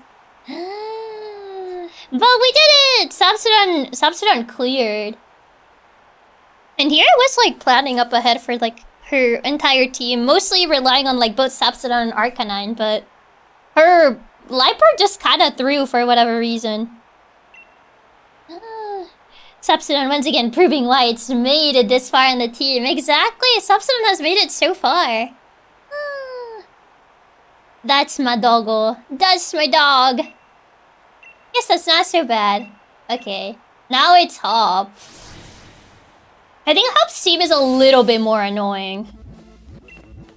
Hi. Speaking of the devil. Well, we did it! Subsidon sweep. I foresee the way you battle. I can't accept any outcome besides winning. Did you actually watch the battle? That was kind of... Hops is way worse since he has variety. He does. Maybe we were the real player up Andy this whole time. You say that, but do you see that battle? Get out of here. Do you see how that went for Marnie? If anything, the only scare was the Grimmsnarl doing a lot more damage than I thought it would. But yeah, Hop's team is a little scarier. Hop's team is the exact same as the last one. It shouldn't be that hard. I think his Snorlax is the worst part, though. That's the problem. His Snorlax is the worst part in this entire thing. Oh, they did heal my entire team. Okay, I may have to change the team up a little bit for Hop, though. Double normal. It does have send headbutt, so sending a fighting type is not the best.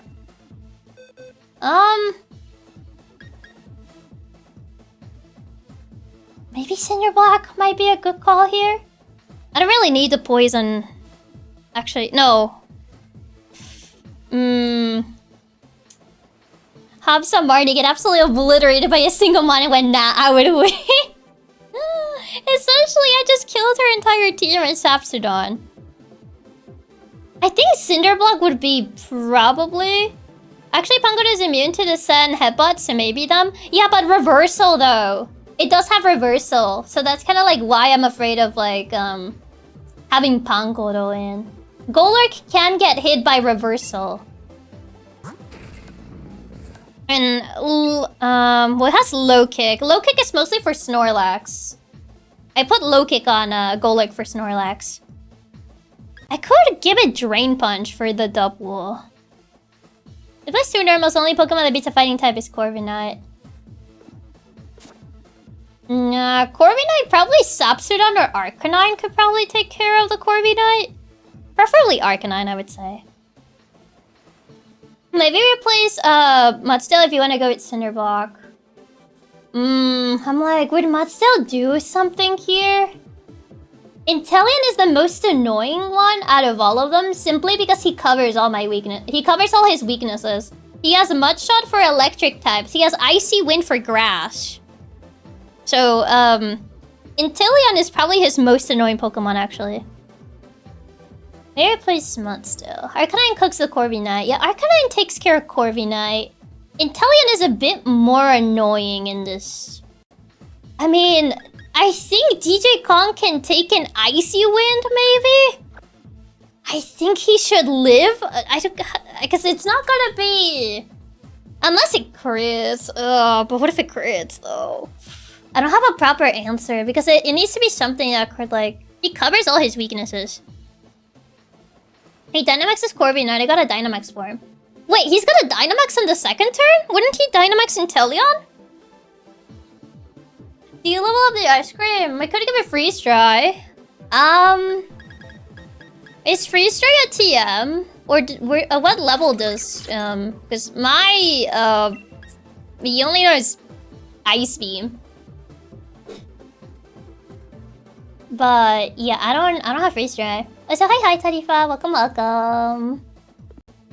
But yeah, my main fear is Inteleon, just because it covers every Pokemon that could do super effective damage against it. So that's a little bit annoying, not gonna lie. I think Vanillite learns it naturally. Yeah, but Hop is level 49. I just rounded up to 50 at this point, but... And these... Like, I'm not being too strict on the level cap, just because these fights, like, Subsidon was level 49, they got to 52 just by fighting this. So, like, yeah. And just by doing the Marnie fight. Alright, I gotta call it for the night. Best of luck with the rest of the Wonderlocke boss. Become the Pokemon champion, we believe in you. Thank you! Thank you for stopping by, Raps. Have a good rest of your night. But, yeah. Yeah, take care. What to do? Could be a good answer. That's the real question. Wow, gaming!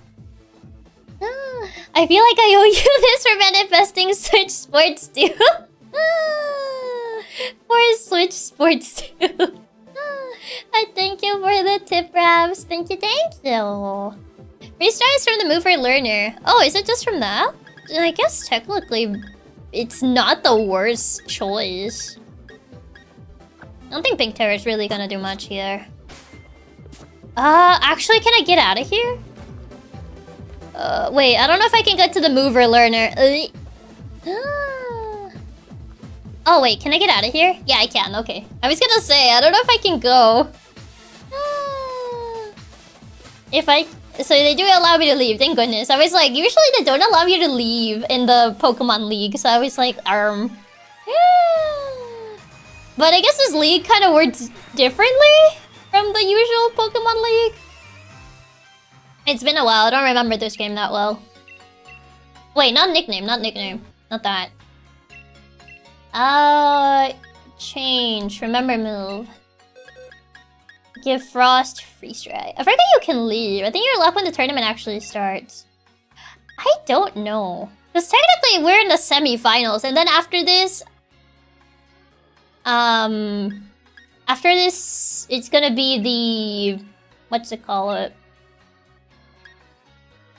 I'll get rid of Icy Wind. Icy Wind's kind of weak anyway.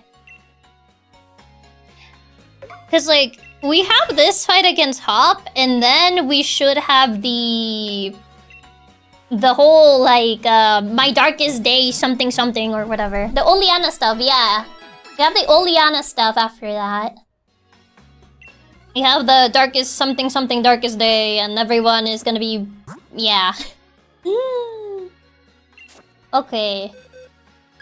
Subsidon and Cinders are no-brainers.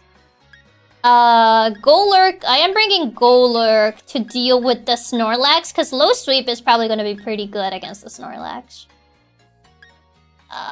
Does Wigglytuff do anything here? I don't think it does, actually. I was like, would Wigglytuff even do anything against Hop? No. Not really. Darkest is after the tournament. Oh right, we have to like fight Bede and Nessa and Bee and Raihan and then we get Rose. But we do fight Oleana. Wiggly's bad for this one. Yeah, Wiggly doesn't do much here, so... I don't know if Mudsdale should stay. So for Dupwool... Golurk could Drain Punch it, in theory. That avoids the risk of reversal, which is similar to Endeavor, in the sense of like, the lower HP, the lower the HP the Pokemon has, the harder it hits. Having reversal just eliminates, having Golurk in eliminates that risk of reversal, which is why I'm going with Golurk over Pangoro. Just because reversal. I honestly don't think it does. He never runs into anything that Wiggly does something for. Yeah, but I also, he has Steel Wing. Corby Knight has Steel Wing, so it's probably not gonna do much. There's Corby Knight with Steel Wing. There's Heavy. Is Heavy Slam a steel move? You could probably do Dracloak. Another double would hit it. Yeah, but also Dracloak doesn't have a good moveset. Dracloak is also not gonna do anything. Heavy Slam is Steel. Yeah, so that's two Pokemon that already like do damage to Wigglytuff. So it's like, it's not really doing anything there. Pincurchin, I mean, either Golurk or... Pincurchin's kind of whatever, it's not really a problem. Snorlax is a bit more concerning. Frost could come in at Inteleon. I'm probably gonna have to swap into Frost once Snorlax is dead. Just because I don't think Cinderblock isn't... Cinderblock should not be there. The problem is that we're gonna eat a Dynamax. We could probably Toxapex and resist both of its moves. Yeah, but it's not gonna do anything. That's the problem. Yeah, it resists. The problem is it's just not doing anything. Other than resisting, it's not gonna do anything. Not with these attack stats, it ain't. Like, yeah, it will resist. It will live. That's all it will do. That's essentially all it would do. You can set up Toxic Spikes? I mean, I guess, but... Also, Corby Knight is Steel, so Toxic is not... Toxic Spikes are gonna do nothing to Corby Knight. Like, they might do something against the other guys, but it's gonna be like... I don't know if it's worth it just literally just bringing Nightshade, which is level 45, mind you, just to set up Toxic Spikes and literally do nothing else other than that. Because it's not gonna do anything else. I don't know if it's really worth it. At this point. I don't really see much of a purpose for it. Because it's not like Toxic Spikes are gonna do much against this team. Like at most, yeah, it will poison, but that's about it. Other than that, not doing much. So... yeah, no. I'm debating whether Mudsdale is even worth bringing here. I don't think he's doing much either, really. He's kinda...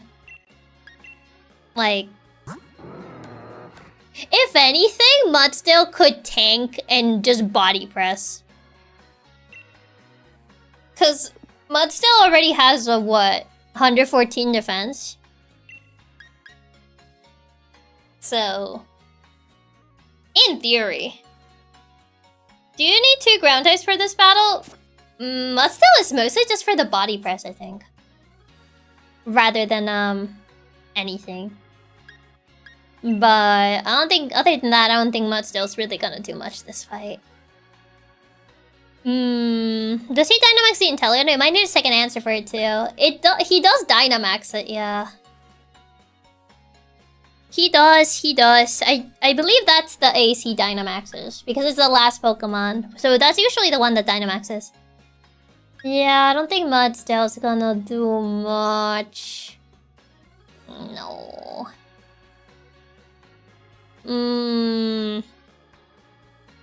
But I want a second answer against Inteleon, just in case I can't swap Frost in. I don't know if you would do much. Hey, Dynamax is Corb or the starter? I'm pretty sure it's the starter. I think the Corby Knight might be post. Which we, for these challenge runs, you don't really do post. You kind of just do base game. So, I'm pretty sure it's just gonna be Inteleon. So that should be fine. I guess Kong and Subsidon kind of are answers. In theory, yeah. Icy Wind shouldn't do that much to DJ Kong. Mostly the Dynamax is kind of what I'm scared of. We would have to stall Dynamax, which is kind of scary. Because I don't think I have something that would, Because Golurk can't stay after Snorlax goes down. After Snorlax goes down, he needs to leave. I mean, I could probably protect right as we take one Dynamax hit, and then Dynamax the next turn. But the problem is, like, I don't get a heal. We can just Graplock? What will Graplock even do? We should be able to stall Dynamax. Yeah, Graplock doesn't do anything here. It's Dynamax. I could probably, like... Because I definitely need to tank a Dynamax hit. A Protect could probably tank half of it, but it's not gonna fully tank it, because Dynamax. Kong, Subsidon, and Frost can likely all deal with Inteleon. Subsidon probably not good, because Inteleon has Mud Bomb. That's the main thing. Probably Frost is a better call, just because of Freeze Dry. And maybe you can do something against it. Inteleon kind of goes, well, your defenses are not as great as I thought they would be. Not gonna lie. I kind of thought it would be better, not gonna lie. I mean, maybe, you know, perhaps, well. Only issue with Freeze Dry is that it means you can't Dynamax Frost. Yeah, that is true. That means Frost is not Dynamax. So we would need to stall Dynamax turns, and that hurts. Stalling Dynamax's turns is scary. That's kind of like my main fear. If we want to use Freeze Dry, we're gonna have to stall it. Mirror Code Focus Sash for the funny. But what if he like holds on 1 HP though? Then Frost is not gonna be able to do anything. But I guess they could at least do something. He just swaps in, and if he doesn't die immediately on the swap in, I guess the mirror coded. I guess I don't know. That's essentially the only thing. I don't know. It's the only thing I can see Frost doing. There's not really much. Inteleon is probably the most annoying one to answer for. Because it's the only one I can't have like a 1-to-1 proper answer to. Because Icy Wind kind of prevents grass. Mud Bomb prevents electric. So therein lies the issue. Therein lies the problem. Well, that does nothing. I guess we could. It could be that I'm overthinking it, and he may just throw. He may just throw like Marnie, because I was like thinking of all the possibilities of what Marnie could do, and then Marnie just decided to do the dumbest decisions I've ever seen. So for all I know, he just throws. Miracode definitely isn't a real place, so don't listen to that one. Miracode for the win. For all I know, he actually throws, because this is Hop we're talking about, so maybe. Is this true? Hop may just throw. For all I know, he just throws. For all I know, that's all he's gonna do. He's just gonna throw the fight. And I'm just gonna be like, ah, I see. I could give it the... What's it called? The Never Melt Ice, just to hope that it actually kills with Freeze Dry. If it doesn't die immediately to whatever it is that Intellion does. Mind you, DJ Kong could... If DJ Kong can take a G-Max Icy Wind, maybe he'll win. I mean, I could essentially... Since we're entering that fight with Cinder Block most likely... I could bait a DJ... I could bait a Snipe Shot into DJ Kong, which he should be fine. Then Dynamax and maybe a Grass Move will kill it. That's the strat. And if that doesn't do it, then Frost comes in and Freeze Dries. But that would still imply stalling Dynamax because Dynamax... It is Hop after all. You could just be overthinking it. I could. I would say Choice Scarf to outspeed it. But I thought, well, I guess Cinders doesn't really need the Choice Scarf right now. Give the Choice Scarf to who, though? You'll probably go for Water Move, yeah, and then we go Max Guard, so you waste 2 turns. But I don't know if it'll be worth going for Max Guard, though. Like, wouldn't it be better to just go for an attack at that point? Or are we just waiting until he stops Dynamaxing? Because he will still have a turn of Dynamax. First we'll want it, but we could give him a Assault Best to tank instead. Yeah, I feel like it might be better for... I gave it Never Melt Ice initially, but I kind of do need him to be able to tank. It's gonna lower its speed, but speed is like... not that great anyway. So maybe I think an Assault Best might be more useful on Frost. Just because Intellion's gonna hit for the special defense side. I mean, actually Frost has better defenses than I gave her credit for. I'm sorry, Queen. You have better defenses than I honestly thought you did. So I'm sorry. I'm sorry I disrespected you like that. Looking at your stats, I mean, your speed's already kind of whatever, but hey, your special defense and your defense is not the worst I've seen. Vest doesn't lower speed, just no status moves. Oh, I thought it was the one that lowered speed. Vest is actually kind of bulky. Vest, but yeah. We're only clicking Freeze Dry, that's true. We're only really clicking Freeze Dry. I don't know what you're doing here. You're kind of just here, I guess. I suppose you're here, but yeah. We're leading with Cinder Block anyway. Because we're fighting the Double. And once Double is gone, then there's Corviknight, which I'm swapping to Cinders. Okay, maybe this will work. Maybe this will work. Maybe this is the play. Maybe so. I'm just hoping I don't misplay this somehow. Actually, what is Subsidar doing? Oh right, he's a backup for Corviknight. You don't need this anymore. I'll just give you a magnet.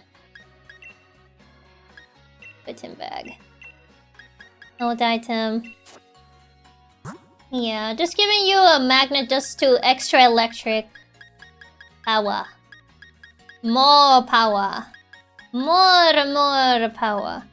Substance there for Corviknight and maybe Inteleon. Yeah, I'm kind of scared to use it against Inteleon, I'm not gonna lie. Just because of Mud Bomb. I would have to hope that the AI somehow doesn't read me or throws or whatever that Marnie did before. I don't even know what Marnie did before.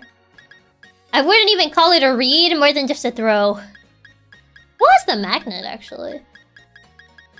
Who did I give the magnet to? Someone else has a magnet. I don't know who has it. Oh, is it Raichu? I think it's Raichu. Yeah.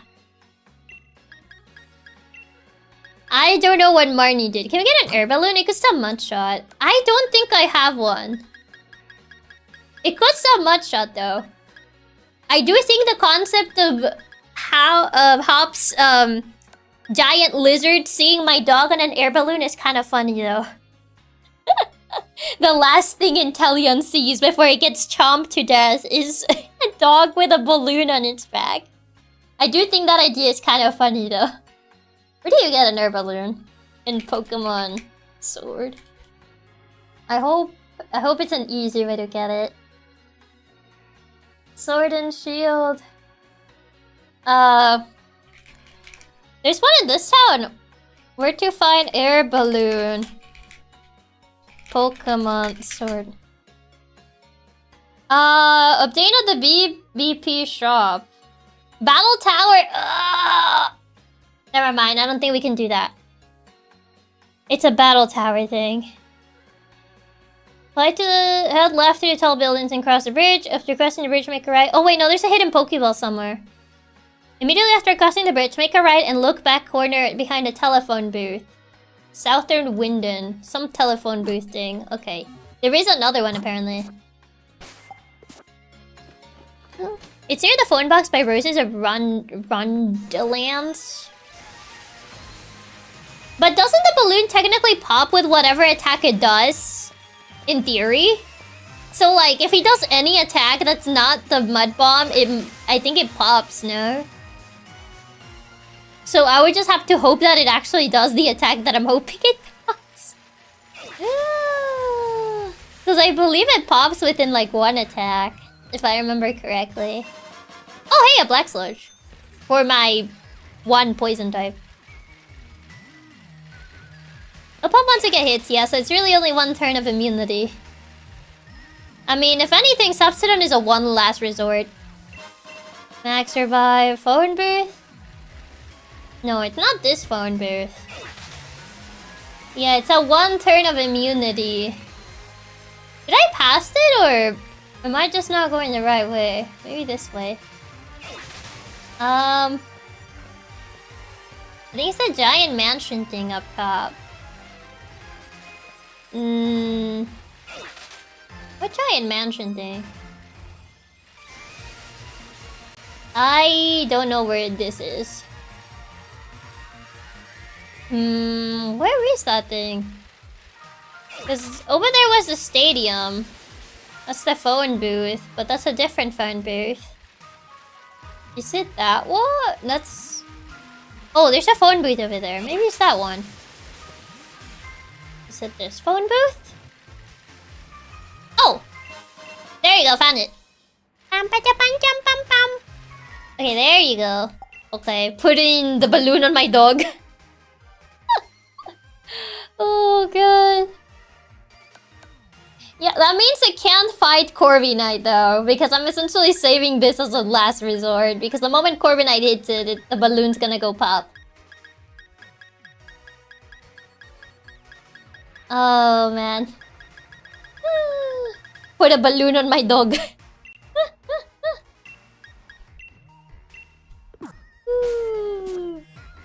That's so... I don't know why the idea... I just find the idea funny. Yeah, it does make it worse for Corviknight unless we can one-shot it. Yeah, Arcanine is gonna have to carry then. I mean, I think Corviknight should die to a flamethrower, but in the rare case it doesn't. I wish I had charcoal. If I had charcoal, I could make it definite that it would die to that, but... Unfortunately, I do not have charcoal. So, I'm gonna have to risk it not dying to that. But you're still hoping that it does. Do you want us to find where charcoal is? Actually, how much speed does Corviknight have? Corviknight. 60... Oh, never mind. He's super slow. In comparison to Arcanine, he is super slow. Arcanine is like 95. Actually, Arcanine is not as fast as I thought it was. But it is faster than Corviknight. I think I outspeed his entire team. Except probably maybe Inteleon. But yeah, we can find charcoal. That would probably make it sure I probably do kill Corviknight. Where's charcoal? I always forget Arcanine is only 95. You would think Arcanine would be faster. But no, it's not as fast as you think it is. Which is crazy to me. You can purchase it and stow on side. There's just a one in Hammerlock. Speak to the NPC standing near the exit to Route 6. Oh, if you trade a Cantonian Mr. Mime. Oh, never mind. I'm not gonna capture that thing. You can purchase it from Bargain Shopkeeper. Oh, but that's random. Ugh, am I gonna have to capture a Mr. Mime just for this? Yeah, it's either a trade. It's either a trade and Hammerlock, for a Mr. Mime, or I actually have to hope that I get lucky on the store that randomizes items. Actually, which item is today? Maybe today is actually charcoal. Copium. Oh, over here. Oh yeah, that's a super annoying way to do it. Come on, let it be charcoal today. Let it be charcoal. What's today? Today's bargain. I'm winning the lottery today. I mean, I guess I did win. I guess I did got one of the things I did want it today. So maybe dreams do come true. Oh my god. How did that happen? I got exactly what I wanted. You better buy a lottery ticket right now. I already have Mystic Water, so I don't really care about Mystic Water. That's actually insane. I actually just got your day today. I'm buying a lottery ticket right now. That's actually crazy. Insane. Let's go. That is actually insane luck. Insane luck. Just got the item I needed just today. Let's go. Dreams do come true. There you go. Your manifesting powers are getting scary. My abilities, I'm becoming stronger. Soon I'll be able to manifest whatever I want. I'll be too strong. I'll be too strong. People will be shaking in their boots at my power.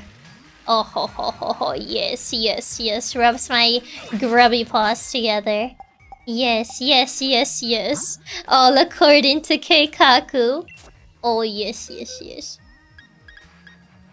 Okay, then I guess, can you manifest me some new boots to quake in? Manifest Half-Life 3! My power is not at that point yet. Not at that point just yet. But soon. My power is growing! Let's see. Just making double check for the... Yeah, we got an answer for Pinkerton. Because yeah, it's Cinderblock for Dubwool. And then Corby Knight is Cinders. Pinkerton, go back to Cinderblock. Snorlax, ugh, I think we're relying too much on Cinderblock. I feel like I need a backup ground. I feel there's like 3 mons we're relying on Cinderblock for, so I'm a bit scared on that. I highly doubt Pinkerton's gonna do anything particularly scary, but... Me and Second Ground are fighting to help with Cinderblock. Yeah... I just think we're relying on Cinderblock too much, so it's a little bit scary. Just because we have a Pinkerton as well. So maybe another ground for Pinkerton would be better. Because I don't know how much damage we're gonna take from Dubwool, so just having a backup would be great. I don't think, like... Darmanitan's gonna do much here, so maybe I can swap Darmanitan out. I might just bring...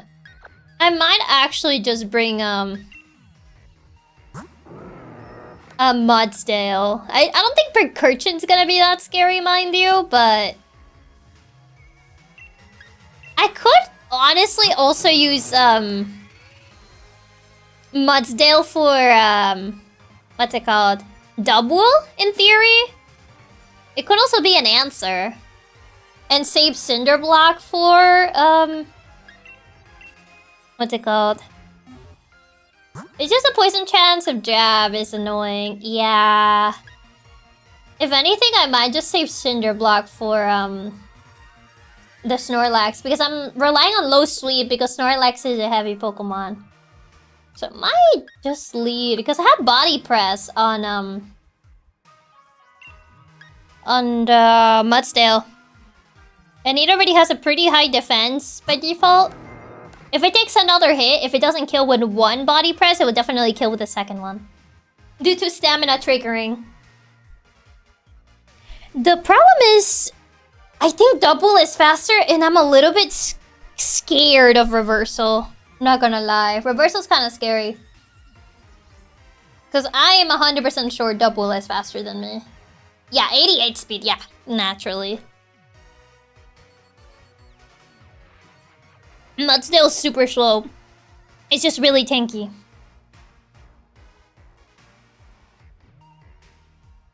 Double starting on the Cotton Guard is scary too.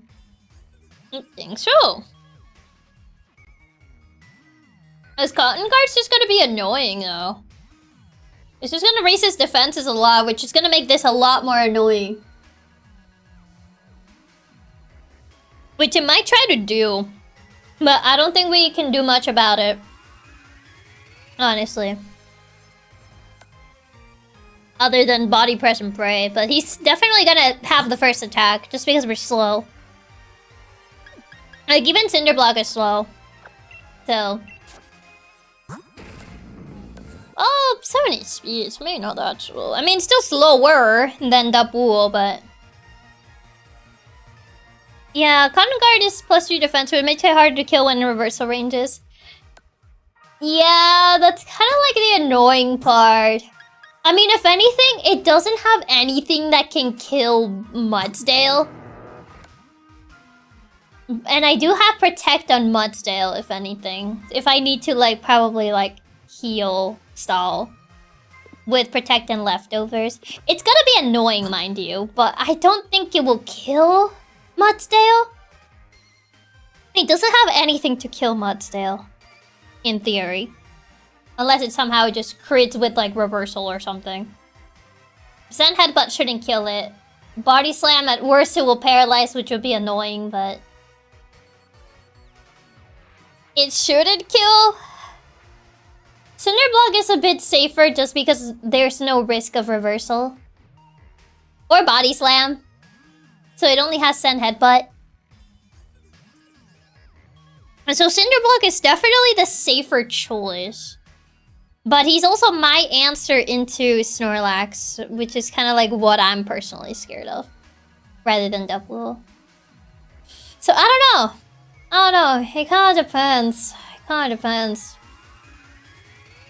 Reversal crit is definitely the biggest fear, yeah.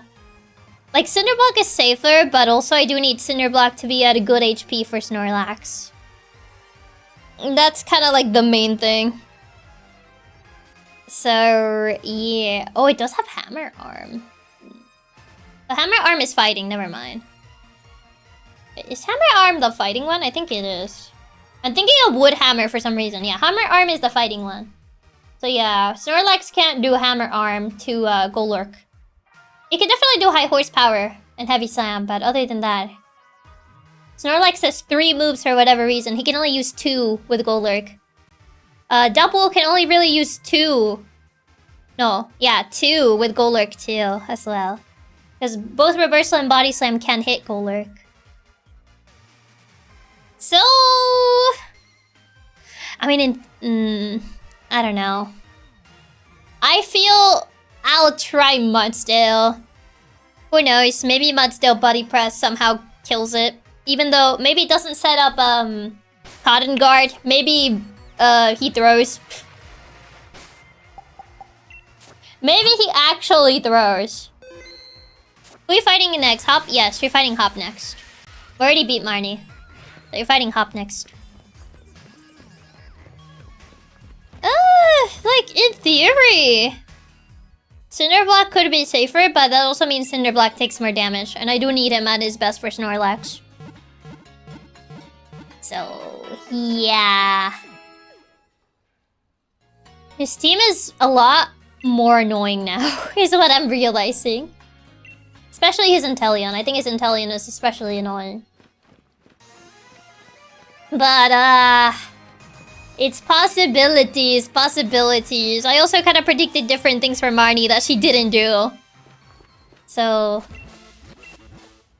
It could just be... Cinderbell can be at least back up against Dupwool, but rely on Mudsdale. Yeah, if anything, a Cinderblock can clean up if Mudsdale, like, somehow ends up being more annoying than I thought. But I think Mudsdale, in theory, should be fine. Yeah, I am leaning with Mudsdale. I just wanted to be sure. It's a lot more annoying than I thought it would be, not gonna lie. I think he always leaves Inteleon for last, right? Because I was thinking, if I lead with Mudsdale, he might try to, like, go with Inteleon next, because Inteleon would see a kill, but I think he always goes... I would say... It's just that Marnie, like, swapping her order did, like... mess up, like, what I had in mind. Like, she swapped the order for Scrafty and Toxicroak. So I'm like, I think they always leave their Dynamax last, though. So I'm assuming Inteleon's not gonna come out sooner.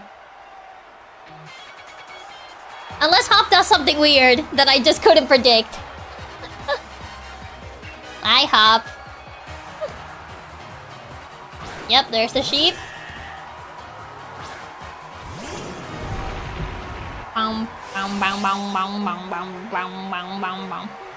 We battled back in the garden, but I'm really fired up for this match.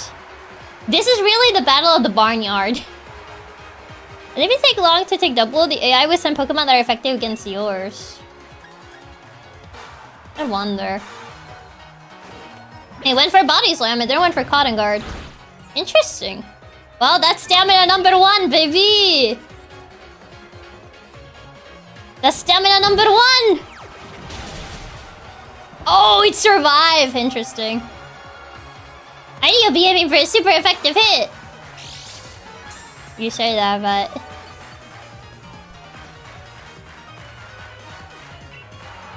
I mean, I'm taking a hit either way. An Earthquake should be enough to kill it. Oh, I forget he does do that! I forget Hop actually does heal! Never mind, I should have gone with the... I should have gone with a full body press. I forget you do that.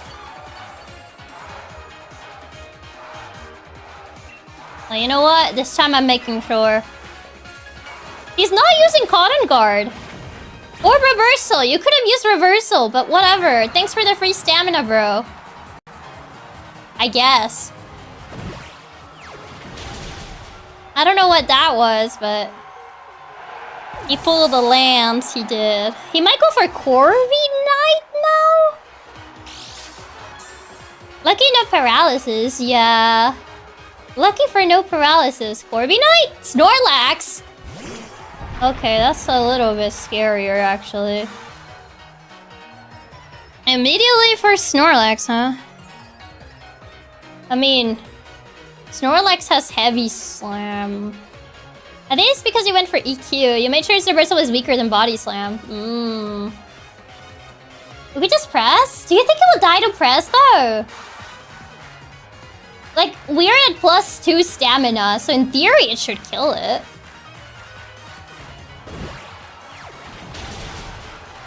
Oh. Oh, that's annoying. That's fine. That's another stamina. My stamina keeps going further beyond. My stamina keeps going further beyond. This is another free stamina for another body press. Further beyond. Horse. Horse Gaming. Yeah, we're in a great position now. We already took down his... No superpower. I ain't doing that. I've seen this Pokemon, it's pretty strong. Mudsdale is killing it. Mudsdale with Leftovers Gaming. Plus stamina, be increasing my defense even further beyond. Okay, there's Corviknight. Yeah, this is where you go to sleep, horse. As a flying type, so we ain't doing this. I ain't dancing this dance. Okay, Arcanine, this is your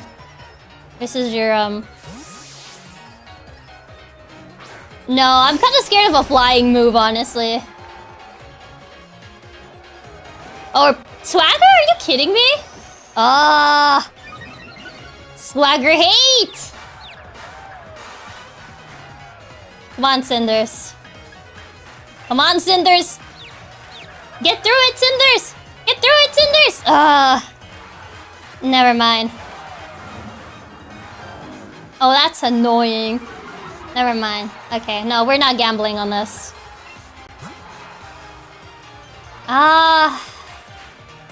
Would it see a kill in an Arcanine? What would it do? Steel Wind Drill Peck. It might Swagger again. Is it back to Horse? I'm afraid of a Drill Peck though. Drill Peck's kind of scary. There's so much confusion damage. Yeah, Swagger. It's because it increases my attack and then Swagger. Yeah, no, I don't want to gamble on Swagger. I could technically... Drill Peck's kind of scary. Neutral? I guess we could just go for it.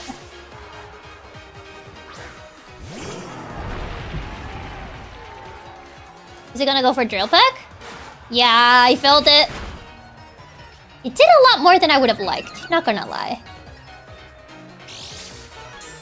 I might protect Stall. Just to heal a little bit more. Okay, protect Horse! Yeah, unfortunately that Swagger messed things up quite a bit. Yeah. Okay, well that's a little bit. How much does a body press do now? Oh, come on! Come on, bro! We really are playing this game, Hop? Oh! Nice! It doesn't do a lot, yeah, unfortunately, but that is actually annoying. Come on, Hop, we aren't playing this Swagger game. Okay, well, you should be fine now. And since confusion does kind of like get out when you swap. I swear if you do Swagger again. Okay, I was gonna say. Ugh. It should kill with Charcoal, but I don't like the odds, honestly. Unless he full restores, would he kill? I do have Charcoal, Flamethrower plus Stab. It should kill. But Cinders is kind of in a bad position right now. That's a lot of HP. That's a lot of HP that you have to take.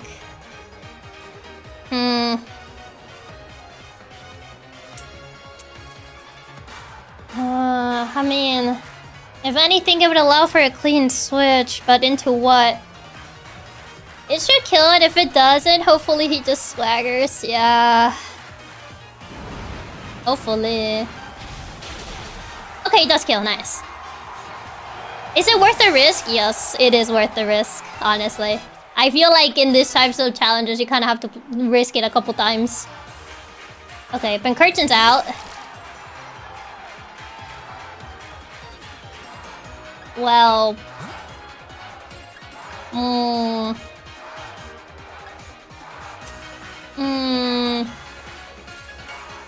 Because Intellion's gonna come out next. Actually. It is gonna take a hit from Inteleon. No, not Inteleon. But might not be the worst. Might not be the worst option. Because I'm also accounting for the fact that we're swapping into Inteleon. Found Dynamax to get extra setup.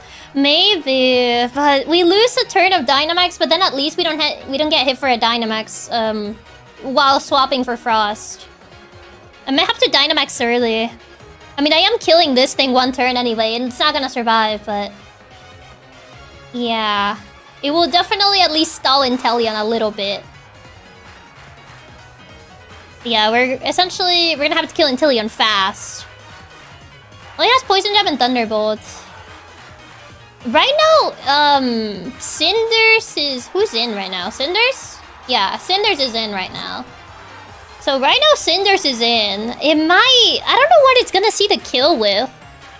Like, would it actually go Thunderbolt or would it go Poison Jab? Because if it goes Poison Jab, then that's a little bit too bad for Kong. I don't know what he's gonna do for the kill, though. That's the problem. Your Dynamax makes his special defense buff, so we should tank Inteleon even better. Yeah, the problem is I'm gonna have to take a hit right now. I don't know what it's gonna do. It should... I say it should, but I don't know if it would. I was gonna say it should live a Poison Jab. It is Stab, so I think... Grass is weak to poison, yes. That's why we're killing this fast. What is it gonna do? Grassy Search. Is it gonna go for Poison Jab immediately? Or might it try Thunderbolt to kill Cinders? Okay, it went Thunderbolt, yeah. Yeah, I chose its Stab move, which is what I thought it was gonna do. Because that's what I was thinking it was gonna do. Because it was gonna try to kill Cinders, but I swapped Cinders. Yeah, we're gonna have to Dynamax early. Which means we get less turns of Dynamax, but it means that, we also get the first hit on Inteleon, and he doesn't get the first hit on us.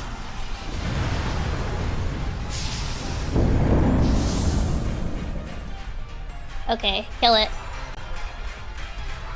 So we're just gonna have to Dynamax a bit earlier. Less turns, but one special defense buff is really good. Yeah, Inteleon is the scariest thing, honestly. Mod still did a lot more than I thought he would be doing, honestly. It kind of cleaned most of the work. Swagger was a bit annoying, not gonna lie. Cinders could have done a lot more if it wasn't because of that Swagger. Okay, here comes Inteleon. It must have went kind of crazy. It did. It's gonna try to max overgrowth. Actually, which one would have been better? 140 or 130?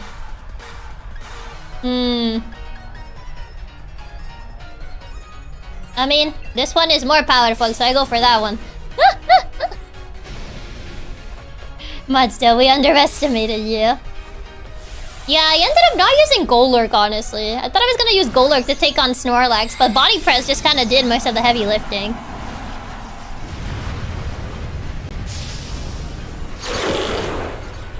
Okay, we gotta take down Inteleon fast.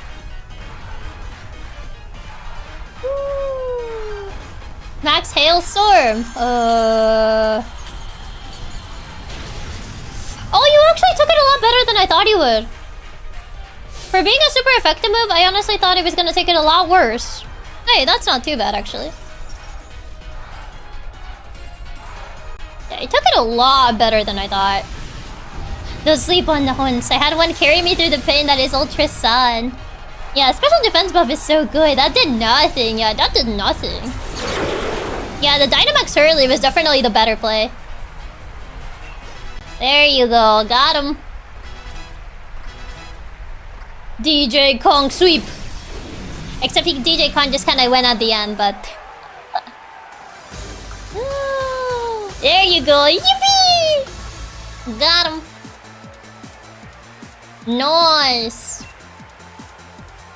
All good. All according to Keikaku. Kongo's genuinely such a good pickup for this round. Kongo's been so good. There you go. Now it's time to Oleana, I think. You've been Sonny was saying that you and me look like we could become heroes. I don't remember that. Good at you, Chiaki. And Mudstill and the rest of your team. Horse gaming. Horse gaming. It truly was horse gaming. Oh yeah, horse gaming momento. Hi, Leon. Mudstill getting the praise. I mean, it earned it. It definitely carried that run. I guess I didn't need Golurk as much as I thought I did. I was mostly just bringing Golurk for Reversal, to be fair. Reversal and also the low sweep on Snorlax. But I guess I didn't really need it with the body press. Leon looks ridiculous. He has his Fire Emblem Con at 5 and his soccer tournament at 6. I think the cape would look cooler if it wasn't filled with the sponsor logos. I think that kind of ruins some of the aura he could have had. The insane amount of logos he has on this cape is, you know, it kind of ruins it a little bit. The burning desire to win. Those moves filled with undefeatable passion. I'm still surprised it never went for Cotton Guard. Yeah, that's what I was thinking. I was like, it would have gone for Cotton Guard. If it went for Cotton Guard, this could have been like so much more complicated. Which is what I was thinking about as well. I was like, is he gonna go for Cotton Guard? I guess he was trying to go for the paralysis? Will you do the final fight tonight? I don't think so, because the final fight is level 65. Like, Leon's ace is level 65. And there's a couple battles before that one, which is like the... There's Oleana, there's the League, and then there's, Rose, and then there's Leon. So this is like the pre-finals for the League. And don't give the AI too much credit. I mean, some of the AI is pretty smart, though. Got some time for questions. First question, you and Challenger Hop were both endorsed by the champion, making the two of you rivals in a sense. When do you say? No. How does it feel to have defeated your rival? It doesn't feel quite real. I'm glad I could beat him. Right, question number 2. If you went to tell Challenger Hop something right now, what would it be? I mean, he's right next to me. I can just tell him. Thinking for the grade match. I'll tell him how strong he was, that he was just the rival I knew he was. I mean, honestly, I wouldn't say any of these. I wouldn't say any of these. I would question why he only taught 3 moves to some of his Pokemon instead of 4, but... that he was just the rival I knew he was. Sure, why not? We're just gonna say that. Your honest thoughts. Think you can win the finals? Yes. His cap makes him look silly and the cape is goofy with all those stamps. However, he sacrificed Aura for all that money. No! I would say he should have gone for Cotton Guard. He probably should have. It probably would have made Double much more annoying to fight, but... if anything, better for me. We got dinner plans with Leon. Oh my god, is he gonna take us to steak? Hopefully. He's got all that, you know, he's got the champion sponsorship money. Surely he can give us some steak, right? All those sponsors that he has on his cape, they better be paying him good. I hope Lee gets here soon. Wasn't he here just now? This is such a fancy restaurant. Several hours later, bro is late. Punctuality, what happened to that, huh? Even Lee's never this late, so he is late, is what you're telling me. He always does what he says he'll do. The bare minimum. He ought to be able to keep to his own dinner plans. I can't believe he's actually leaving us here waiting for dinner. Oh, hi, Pierce. If you were that noisy during battle, you'll unleash a whole new level of power. What is that supposed to mean? You were smug mug. He's not even smug though. He's kind of just frowning. If someone is hours late, I'm assuming something wrong happened or they ditched. Yeah, it's usually one or the other. Judging by appearances, no wonder you lost to your mate. You don't gotta rub it in like that. You're not wrong, but you don't gotta rub it in like that.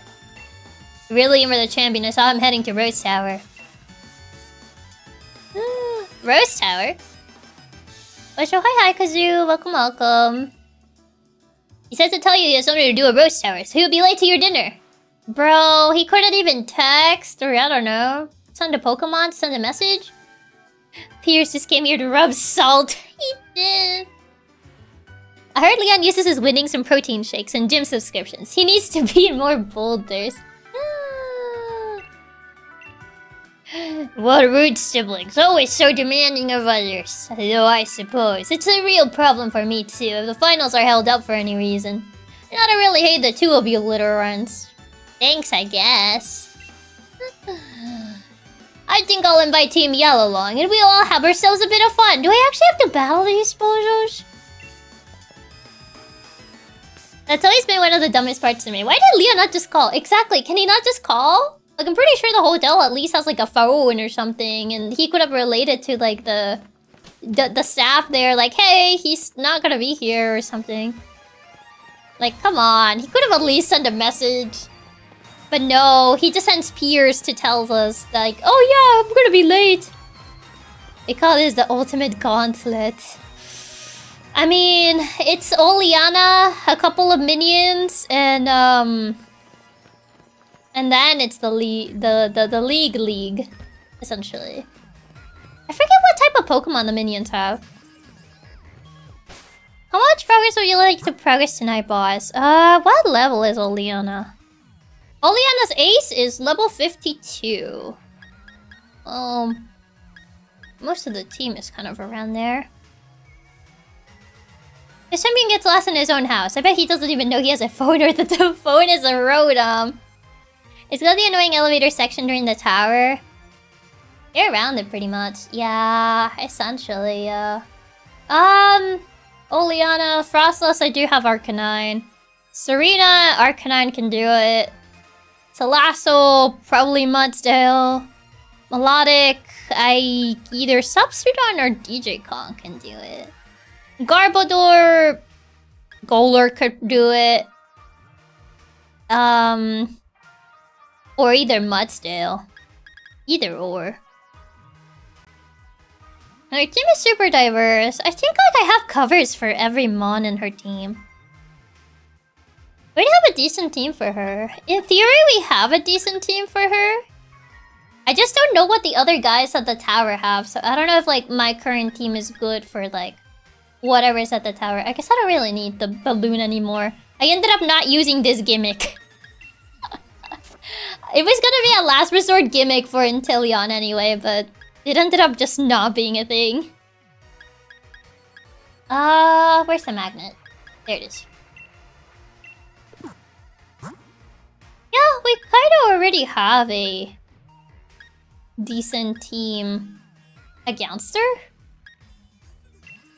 So, not too bad.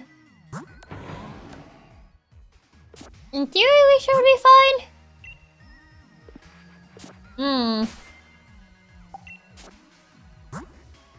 I think they have steel types. If most of the mons over there are steel, I could, for the most part, just rely on cinders. I'm thinking of maybe bringing a fighting type as well, just because we don't have any fighting and we're kind of doubling on ground right now. I guess Golurk is essentially not really super needed. And I could just bring a fighting type. Cinders and Mudstone, they covered the steel thing pretty well. I guess in theory, I was just thinking of like, should I bring a fighting type? I also, well, Cinders covers fire, but I was like, I don't know if I should bring a fighting type. Or if we're kind of just fine with this. Secondly, for flying type, Subsidon can take. Mudstone can cover fire. Cover Ghost with, I got Ghost moves as well on... I got Ghost to fight on this. For some reason, Rain Dance, don't mind that. That was for a one-time thing that I ended up not using, so that just kind of stayed there. I could technically maybe swap Frost for, like, Quagsire, just to have water on the team. In theory, it wouldn't be, like, the worst thing. Just bring Quagsire in. It wouldn't be the worst thing. It is more ground, mind you. It is water ground, but it is also water. And for grass types, I do have fire as well. In case, like, we fight a grass type that essentially Quagsire couldn't take on. They have you ground types too. Did you have me Steelix? So Quack could help. So Quack could be a good counter on this. Quack does need a better moveset, not gonna lie. I don't know. I think I gave it Ice Wing because I didn't have any good ice types at the time. I could give it Earthquake. I don't know why it has Mud Shot instead. The entire Gauntlet Macrocosmos is steel. Yeah, I had Ice Beam for Flygon. Oh, right. Yeah, it was for Flygon in particular. Do I have an Earthquake TM? I might as well give it Earthquake. He's more of a physical mon anyway. So I don't know why he has, why he has Mud Shot instead. He definitely does more things with, this. Okay, there you go. I'm like, is it worth it giving it Protect? I'm wondering about that. Like... But I like Yawn, even if it's a 2-turn thing. Just in case I can't, like, one-shot something. I feel like Yawn is just a good backup for, like, a status move, just in case we can't, like, one-shot something. Because I don't really have a lot of Pokemon that can just, like, set up a status thing. Most of my team is kind of just going for big damage. We go for the big boy damage. Yeah, I think I should. That looks good. Would you like to go? Oh, wait. The tower's not this way. Yambus Protect's a good combo, but up to you if you want to lose Ice Beam coverage. Since I did put back, Vanillux? Yeah, I did put back Vanillux, so probably I don't want to lose for ice coverage. Because we don't have anything for dragons, even though I don't think we're fighting any dragons. At least right now. But you never know. You never know when ice is gonna come in handy. So... yeah, well, in theory, Yawn Protect could work. I don't think I want to lose the coverage. Where's Rose Tower again? I kind of forgot where that was. Yeah, Dragon's much later. Yeah, it's until the League. Meet Pierce in front of the hotel. Oh, I kind of missed him. I'm sorry, Pierce. I forgot I actually had to talk to him. I thought he was just gonna take me there. I'm sorry, Pierce. I was just going there. Or trying to figure out where I was going. I'm sorry, Pierce. Okay, I'm here. There you go. Hi. I thought he was just gonna take me there. I didn't know I had to actually talk to him. We decided to Team Yellow cheer you on, Chiaki. Oh, hi, Marpeco. Oh, this woman. Hi, Oliana. Miss Oliana! Who would have guessed that this woman, you know, she might be someone we have to fight soon.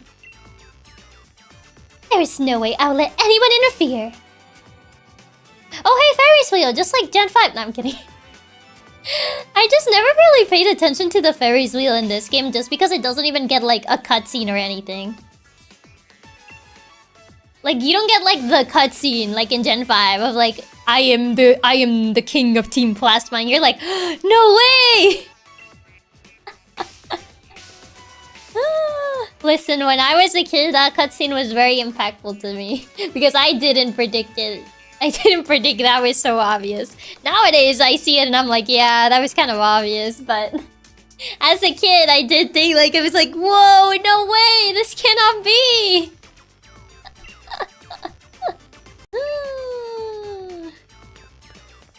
It was a very impactful cutscene for me as a kid, okay? This isn't good, but I got this one. Sitting with Hop on the Ferris wheel going, I'm the brother of Leon, just doesn't hit the same. Exactly, it doesn't hit the same. Because I already know that. He says that like every other sentence. Okay, we should head to the plaza together. No. Okay, yes. Like, Hop just says he's the brother of Leon like every other sentence in the game. He's like, oh, my brother Leon this, my brother Leon that. That bad one is wearing those lame shades. Oh, isn't he just like, is it this one?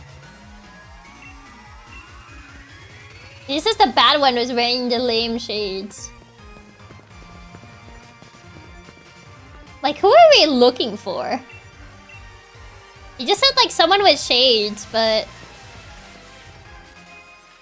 who are we looking for again? There's for the Bad League staff member. Aren't they all wearing shades? Yeah, that's what I was thinking. They're all wearing shades. So I'm like, how does that narrow it down? Like, that guy's wearing shades. This guy's wearing shades. They're all wearing shades. Yeah, this doesn't narrow it down at all. You...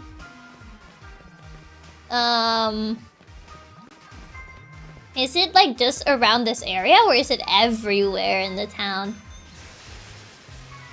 Because they're all wearing shades. So I don't know what he meant by that. Literally all these like League staff members are wearing shades. He has different shades. Does he though? I don't know if he's just in that area. I think it's just that area? Oh, is it just that area? I thought it was like the entire town. So I was like, do I have to just look all around the town or just that area? Let me see. Are you the guy? No. Any... Oh, this one's facing the wall. That's suspicious. Yeah, this one's facing the wall. We already have the key, you know. Oh, yeah, that one. Oh, he's like the Men in Black. He wears black shades, yeah. I turned around. Yeah, he's like the Men in Black shades. No, no, no. I think it's only Berserker that's steel, or is this one also steel? I kind of forget. No, this is still steel. I kind of just like remember Berserker was the steel one. Ah, yeah. Bye bye, meows. This one's already steel. There you go. Goodbye. Oh, Durant. Oh, this thing. My cheers will really get you going. Thanks, Marnie. Thanks. Stepboos! I'm even faster, going further beyond. I mean, I don't think this thing is even fast anyway, but... And gonna get melted. Melted ant. It's always hard to keep track of the forms. It is, yeah. Bye-bye. Don't suddenly talk to me like that. I accidentally turn around. Durant's actually pretty fast, is it? I'm apparently still faster, though. Bye. It's a wonder how fast that guy could run. I got no idea where he went. Oh, I gotta be chasing him around. Okay, is he still gonna be in this? There you are. I was gonna say, is he still gonna be in this area? Oh my god, are we gonna keep fighting him? He's gonna keep swapping his team around. Oh, that's so annoying. Stop it. Oh my god. The rule of threes. This is not gonna change anything. Bye-bye, Mawile. Yes, we all love this segment in Sword and Shield. Oh, Excadrill's a little bit more scary, actually. Feel that flow! Well, Excadrill's a little bit actually scarier. Am I faster than Excadrill? I think Excadrill's kind of fast. Is Excadrill? If I'm faster, I might be able to kill it. He's 88. What is Arcanine's base speed again? Excadrill's actually slow. He's 88. He's not that slow. Yeah, I'm still faster. I'm still 95, so...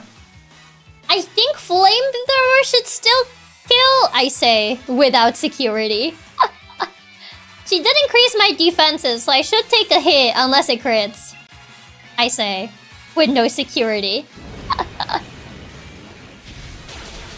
Never mind, we're fine. And Trill doesn't have much special defense.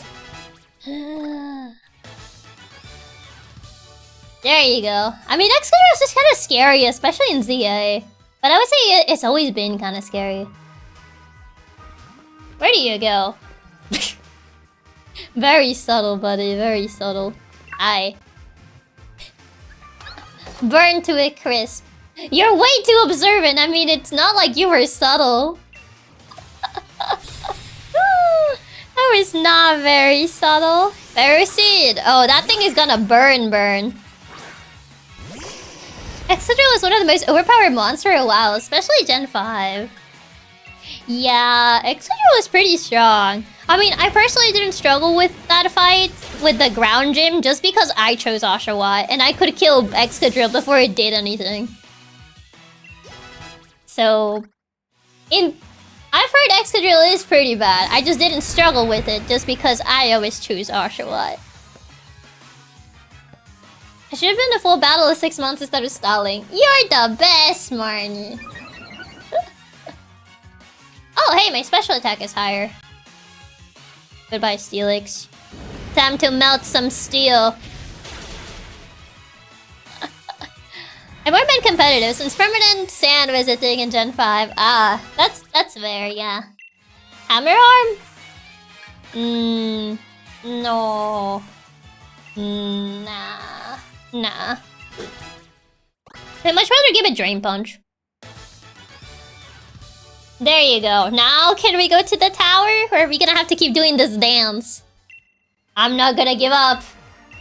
Good luck catching me in the monorail. Oh, okay. Okay, I see how it is. Yep, now what? We really had to battle that guy 3 times in a row. Was this part even necessary in the game? Look at how smug he is. Hehe, they're so evil looking with their dark shades. Hehehe. Shake my head. What? Can you just like fight them, Hop? Whoa. That scared me. Watch him pull up with another team later. Yeah, where's he getting these from? Let me sing you a song fitting of your rocking deed. Oh, thank you for the song, Pierce, but you're muted! Someone tell Pierce that he's muted! He's like, what? He's singing again. Pierce, you're muted. No one can hear you. Pierce! Pierce! Insert that meme of Walter White screaming from the car. Pierce, your mic is unblocked. Pierce, no one can hear you! I like how we're all just staring blankly at Pierce while he sings with 0 voice acting or music. Ah yes, this part of the song is my favorite one. Pierce! Go, Pierce! Pierce is definitely not rocking out. Oh no, he's into it. He can't reach out. Oh no! He has his AirPods on. It's so bad how much they messed this up. They really shouldn't have included a character that sings this much if they were not gonna do voice acting. Oh, he's like, whoa, what is that guy doing? Does he realize that his mic is like unplugged? Why is he doing a street performance? Bro doesn't realize his mic is unplugged. Nobody can hear him. I think you mean a station performance. He pushes up his glasses and goes like, actually? I think you mean a station performance? Come on, let's see if we can get closer. A little rookie D watching everything? Everyone's recording him. Ah, look at him. He didn't even plug in his mic. The 6 Goons wanna rock out. Look at them go. I think you mean a station performance? Oh my god, the 6 Goons are going crazy. We got the key, Pierce. Oh wow, that somehow worked. Everyone's just like, oh yeah, look at that guy. He's singing without... Oh, I can't get over the fact that he's like singing, but no sound is coming out. To be fair, this scene makes more sense if they're all laughing at him. That makes it more sad though. Like they're all recording him because he doesn't have his mic plugged in. Mime concert part 2. Like it just makes me feel bad for him. It's like, oh, I'm sorry, Pierce. Oh no. They won't be catching up anytime soon. That was one of the biggest critiques of this game, the mute singing. Yeah, and it gets more cinematic the next game, Scarlet and Violet, so... I guess we'll see if Winds and Waves actually incorporates voice acting. I highly doubt it, but who knows? We may be surprised. We may be surprised and Winds and Waves will finally be the game where they incorporate voice acting. Even Zelda has voice actors at this point. Do they actually do voice acting in Zelda? I mean, I know like Ocarina of Time has the narration thing, but other than that... Well, the remake though. And they still had a singer character in Scarlet Violet too, so they didn't learn their lesson. No, they haven't learned. Didn't they have the rapping grandma in Scarlet and Violet? Hit the monorail kill to try and impress the chairman. Chairman Rose's been keeping the champion holed up inside. Wonder what he's plotting. A Breath of the Wild and Tears of the Kingdom had voice acting. Oh, it did. I didn't know. Haven't played those games. Oh, the rapping grandma! Yeah, that's in Scarlet and Violet. They have the rapping grandma. And still no voice acting. Times like this, when tension and passion run high, remind me of Spike Month in the old days. Some right well concerts we had back then, but no encores. Because I always left my mic unplugged. Wait, you're still here? I mean, you were still here? You better get going, I'll send some support to you with a yell. Breath of the Wild and Tears of Kingdom not only had voice acting, they had even dub in many languages, really. So I know people don't want Link to talk, so I was like, did it actually have voice acting? I guess voice acting for everyone except Link. Other than like, you know, his typical like sounds. No encores because he never sang in the first place. I am fully healed, right? Yeah. Oh wait, no, my flamethrower still has some uses. Gone. Might as well have flamethrower at full before we go. I guess speed as always. Link already talked in Wind Waker, or did he? Because people were like, we don't want Link to speak. I just saw Link making a bunch of grunting sounds. I still fear Link talking in the movie. I feel like they're gonna have to make him talk. I think. He says, come on, in Wind Waker. I mean, phrases other than like full-on speaking. It's like how Mario says. It's like how Mario says like, "It's me, Mario," but he never actually like fully talks sentences before that. You know what I mean? Other than like, you know, the fake Italian that he has in like the Mario and Luigi games. Didn't the CDI Zelda games have him talking? Yeah, but people try to forget about those. People try to forget that the CDI Zelda games are a thing. Yeah, it's only been short 1 or 2 words, not actual combos. Yeah, I think what people mean is like actual conversations. Like full-on dialogues, not just like little phrases here and there. The CDI games aren't real, they can't hurt us. But they are real. You can't escape them forever. You can't escape the truth forever. They are very much real. Very, very much so. You cannot escape this truth forever. The cartoon Zelda also had voice acting and it was nice, but Link was a menace to society. Same for the cartoon, but it's not real either. Are you just not gonna acknowledge it? Do we still have to do fights here, or is it all Liana immediately? But if it's all Liana immediately, I probably should have swapped my lead. Have you met anyone with the CDI? Exactly, doesn't exist. This section has a gauntlet. It's a few fights. Okay, I wasn't sure if it was all Liana immediately. Also, I gotta go BRB. I shall be right back, so BRB, be right back.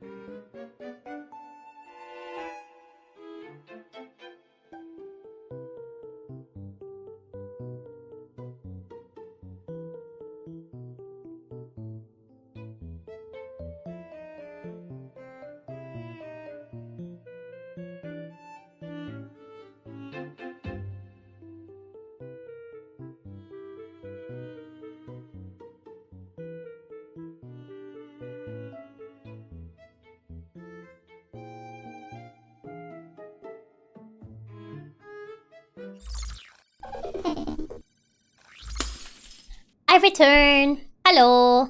I am back. I am back. Also, Reaper, thank you so much for the super. And Atto, thank you so much for the super. Thank you, thank you. Welcome back. Thank you. It's time. Yeah, the Oleana fight is probably gonna be the last fight we do for the day. Just because I think the league is going to require me a little bit more prep. But I mean, we did got Marnie and Hop out of the way, so I would say it's still good progress.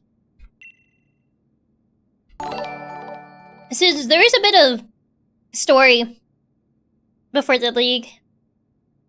And so, Andrew, thank you so much for the super. Thank you, thank you. When we get to the roof and have a bit of space, we can Dynamax our Pokemon! I guess. Sounds good. The league definitely needs more levels too. Yeah, it also needs more levels, honestly. Which is all well and good, but less certain is whether this lift can get us to the top. Rose Tower has like 100 floors, right? Does it? You'll be leaving right now, so there's no need to worry about the lift. Oh. Well, joy. See, if Miss Oleana says so, then it looks like this is the end of the line for you kids. I'm gonna get a race tonight. If I get rid of the intruders, I'll probably get a big bonus. Oh my god, I actually predicted it. I actually predicted it.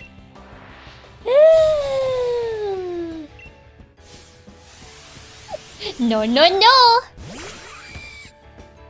Bird just wants his paycheck. Bird just wants his paycheck. I actually did predict it, huh? It's kind of funny. Oh, bye-bye, Durant.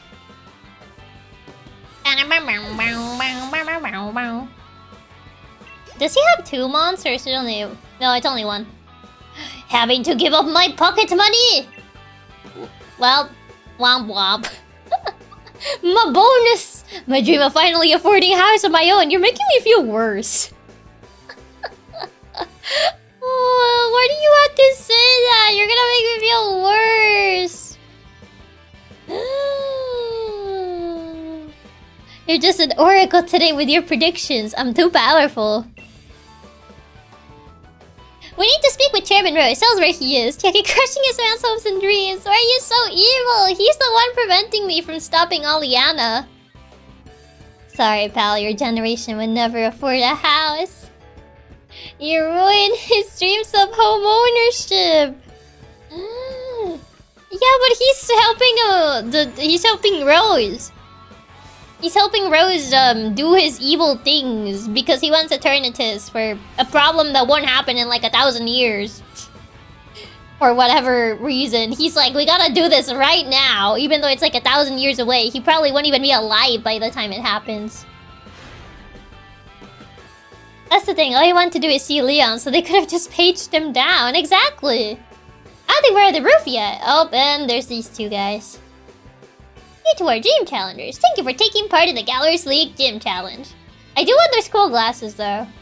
I'm afraid that doesn't give you the right to interfere in our work. We'll drive you out to protect the mini-subsidiary. Yeah, whatever.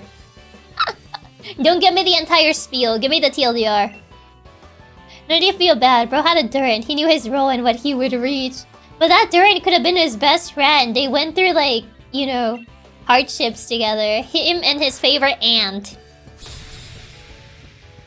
Rose is literally the kid theatrics because the world will be destroyed in like 1 million years. Yeah, it's like... Bouffant. Right, this thing is steel... Is it just steel or steel ground? Bouffant is... Steel... Bouffant... Pure steel? Is it pure steel? I don't know why it always gave me steel ground vibes. Brownstone is steel psychic, I do know that. Why do you have to bring double? I don't think double's doing anything. Which one's scarier? Bronzong or Kufant?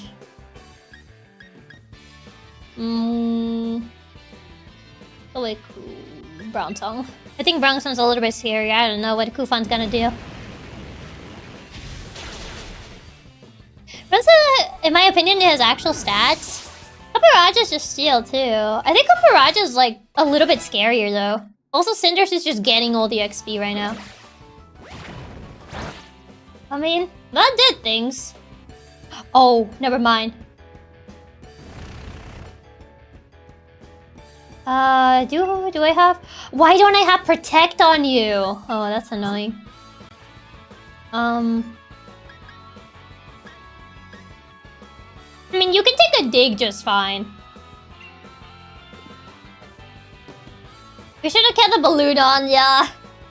I should have killed the Kufan first. Yeah, I don't know why I didn't. It's because I wanted extreme speed. I probably should have removed Crunch for Protect. It's annoying. I mean, Mudstill can take it, honestly. I think Mudstill Dig is gonna do much to it.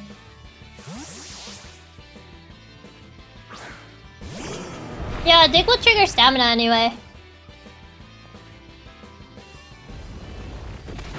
Yeah, it's kind of whatever.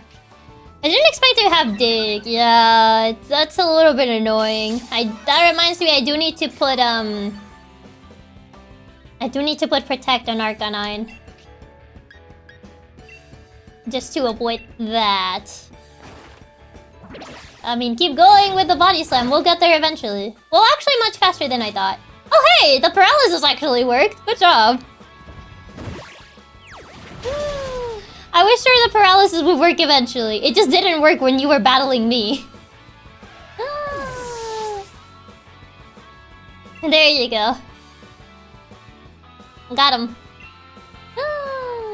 Yeah, the dig was a little bit unexpected, not gonna lie, but it's fine. It wasn't really like too bad. Because we had something to swap into. I was gonna take dig just fine. Alright, crit, the poor Kufan. Yeah. I feel like it didn't even need the paralysis. He was gonna die anyway. Oh, thanks for the heal.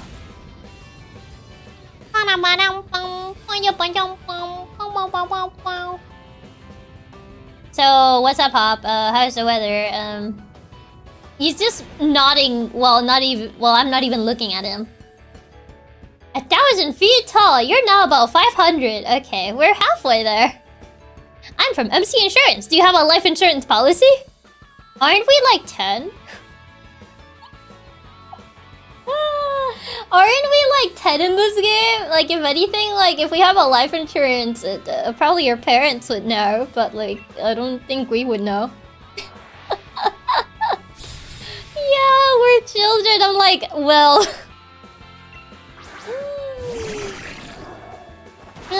trying to show life insurance to kids? I know, that's crazy. You know what? Oh, Intimidate, that's annoying. I mean, that's fine. I'm not using a physical attack. Honestly, after seeing what Clang did last time, I think I'm gonna kill Clang first. I think that one needs to die first. I don't know, dude. Ask my mom. Exactly. Like, we don't know. I'm not allowing that thing to set up. Go, Body Slam! At least... Oh, nice! Paralysis. I was gonna say, is at least... Oh, hey! Not bad. I was gonna say, I hope the paralysis at least hits if you're gonna keep relying on Body Slam. On a steel type. But hey, thanks. Paralysis actually came in clutch in here. Because we didn't have to eat a move from Mawao. I think it might have gone... I think it was gonna go for me anyway. Nothing can beat MC insurance! Dude, they're like 10. They're not gonna buy your insurance. The para-hacks. Yeah, paralysis. Paralysis gaming. Because apparently that's the only move that Hop keeps using. Unfortunately, our insurance doesn't pay out for being defeated in Pokemon battles. I don't think insurance covers that. I do wonder if insurance, like... if Pokemon insurance actually covers if, like, a Pokemon destroys your car or something. Especially in, like, ZA, where, like, there's the wild areas, and, like, if you happen to live near one, then you could just have, like, a Pokemon get angry one day and just burn your car. And what do you do then? What do you do then? And then, like, you show up late to work, it's like, why are you late? Well, you see, there was this, like, Arcanine in the way and just kind of burned my car. It got angry at me. Or that Houndoom. Well, you don't have to worry about that. They abolished taxis. I mean, they abolished taxis, but people still have cars, no? Yeah, 1000% have to have Gyarados protection plans. Gyarados protection plans against fire Pokemon destroying your property. Yeah, you're just forced to move out if a wild area gets added. Yeah, because at that point, wouldn't you just be forced to move out? That's too deep for a kid's game, Chiaki. You say that, but they did still have, like, that guy who said he wanted to have a monopoly on taxis.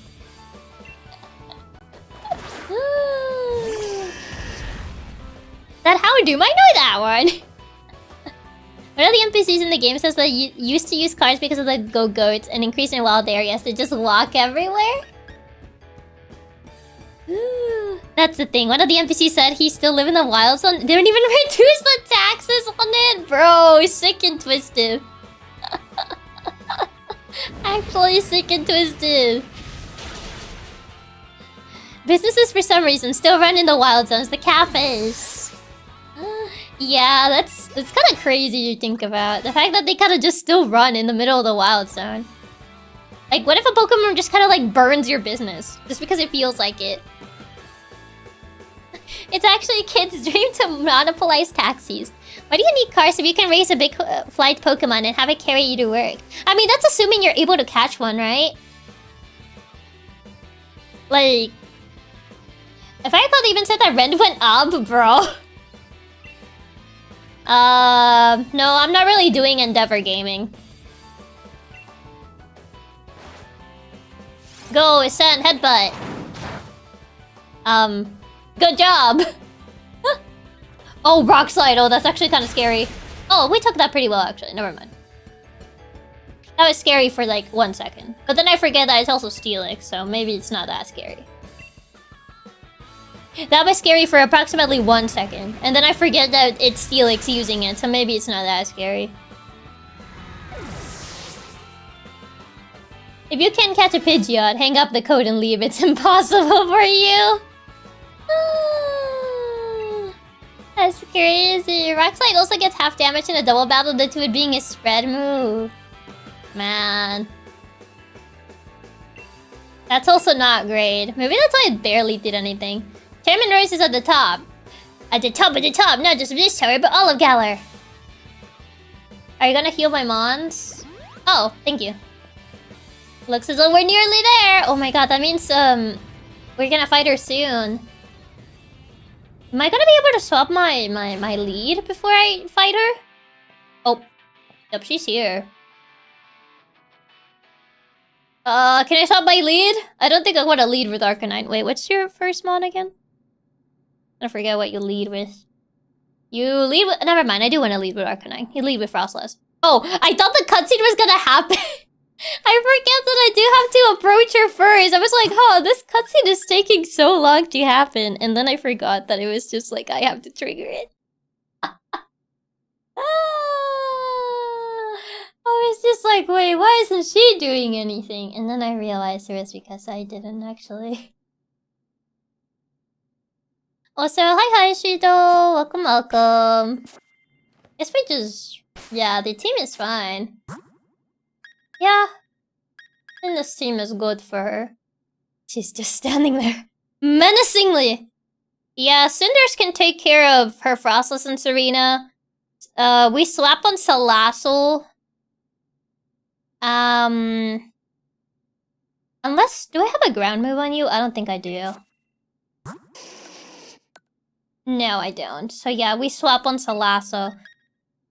I could, yeah, she leads with Frostlass. Yeah, she leads with Frostlass. So we can easily leave Cinder for her first 2 mons. I could teach either High Horsepower or Earthquake instead of Crunch, but I did want her to have Protect, but I don't know if at this point it might be worth it. I know before, on that other fight, it was definitely worth it just because of Dig, but I don't think she has like a 2 setup move. So I don't think Protect is gonna be worth it. Does she have anything that requires 2 turns? No. I mean, Toxic Spikes, but that's not 2 turns. Yeah, no, she doesn't really have anything that requires a 2 move setup, so I guess I could technically just put a High Horsepower. Just to take care of Salazzle, and once Melodic comes out, I swap into something else.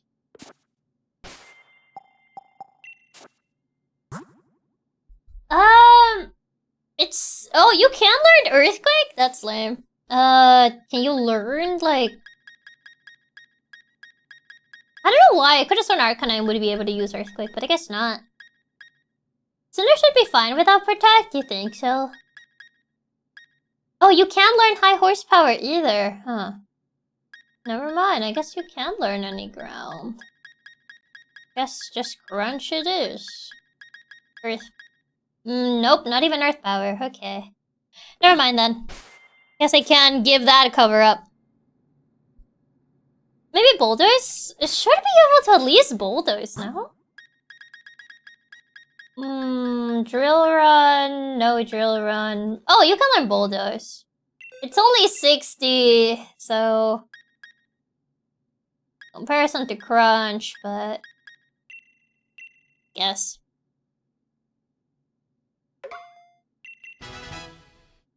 Guess it is good having it, just for more cover-up. She got through all of the special stuff that I had stopped to order you. I would expect nothing less of the trainers handpicked by Champion Leon himself. But I'm afraid it's now time for you to go home. Because... Oh. Salazzle's 4 times weak, so even at 60 it should kill. Hopefully it does kill. If not, well... I'll have to send in Mudsdale and then swap again just because Melodic. I will not allow anyone to disturb the great Chairman Rose! You shall be the first! If I break you to pieces, then the champion will have no one to battle and will thus lose heart. She's scary, scary woman. In that state, he will listen to anything the chairman says. You okay, girl? Ooh. Darn, darn, darn, darn. Darn, darn, darn, darn, darn, darn, darn. She does have a nice theme, though.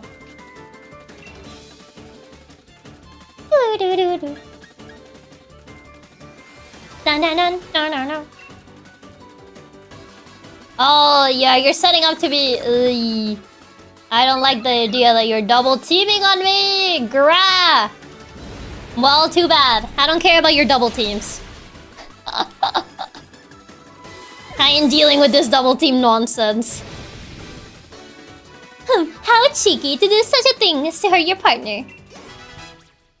She's definitely not okay. Okay, we're... Oh, you're sending Melodic early?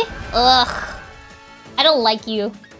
It has no ice move, so technically DJ Kong can do this. Yeah, Surf, Safeguard, Aqua Ring, and Recover. Yeah, it's just annoying.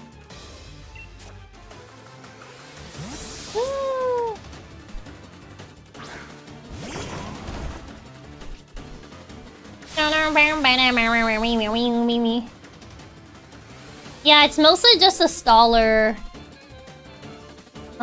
We really are playing this game, aren't we, Melodic?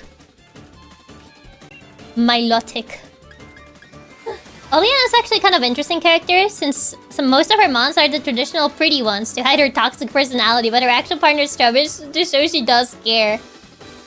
So deep. I didn't realize it until you pointed it that way.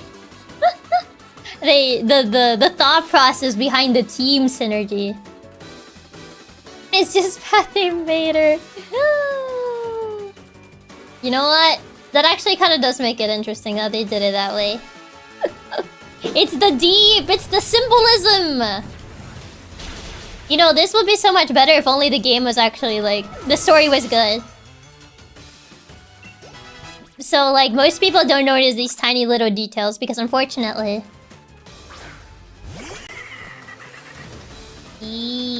Well, I don't want to deal with the fire moves because I don't think is that lasso fast? The story's okay. It's the weakest story in a Pokemon game, I would say. It does a really good soundtrack, but Pokemon always has good soundtrack. Yeah, 117, yeah. I think it definitely outspeeds. Yeah, 117. How fast are you? I was gonna type DJ Kong. I forgot what this is called. Story's a 5 out of 10. The only downside is the roast off because it's out of nowhere. It's also an insane amount of exposition. Rillaboom, thank you, yes. It's like 80 base. Yeah, no, Salazzle outspeeds by a long shot. Yeah, Rillaboom 85. Salazzle, yeah, no, Salazzle's definitely outspeeding. So, bring back Cinders.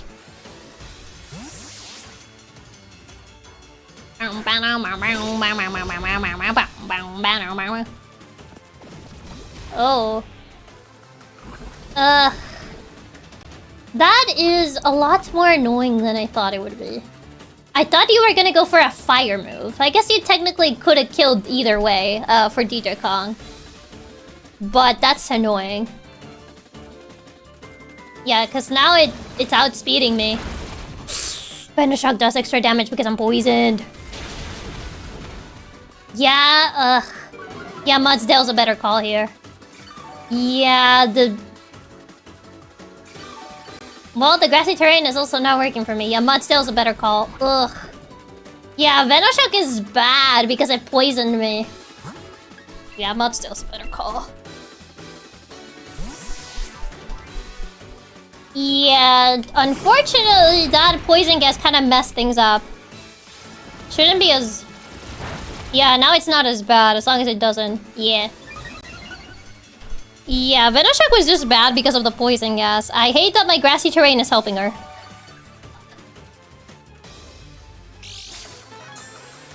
Honestly. Yeah, Venoshock does like double damage if you're poisoned. Yeah, that could have gotten really badly. Okay. Earthquake should be enough. It is gonna be faster than me, but it's fine. Okay, I was gonna say, I hope it doesn't burn. Okay, thank God. Earthquake should get rid of this. Oh, this. My goodness, that was a lot worse than I thought it would be. Yep. Oh, right, the Serena hasn't... Ah, that's annoying. Yeah, because I can't burn it now. That's annoying, actually. Yeah, Cinders ended up in such a bad state due to the... Serena, yeah. I thought we had killed it already, but no.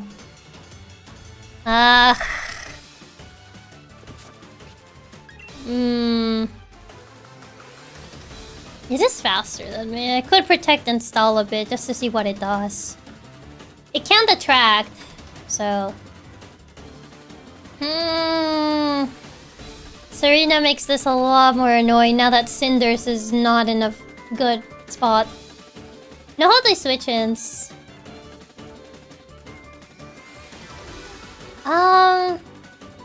Yeah, I mean, I can't switch in. My drop kick at this level, which is her attack by 1. Yeah. It's mostly... I mean, her... Yeah, it has drop kick, stomp, attract, and acrobatics is what she has. So, drop kick and stomp and acrobatics. It doesn't have triple axle, it's just drop kick. She has attract on it. I could protect for a little bit more heal. Yeah, body press doesn't care about attack. It does have attract, yeah, but my Mudstill is a girl, so it kinda is whatever. Or if she tries to attract, she's wasting a turn. Yeah, I might as well see where it goes. What are you gonna do? Acrobatics.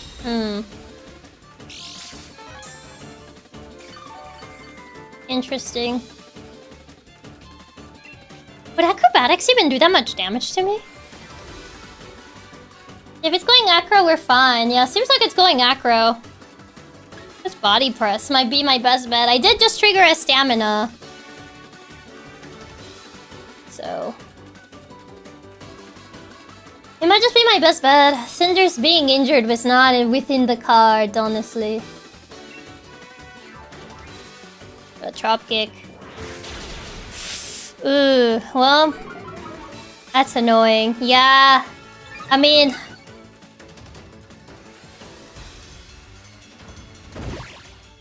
still took it okay. Why do you have to survive?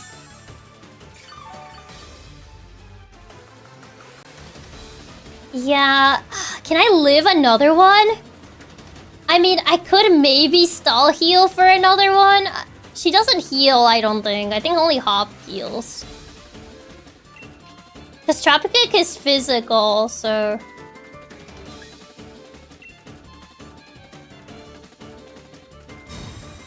yeah. I don't have a healthy switch in. Yeah, it's gonna keep Trop Kicking, I think.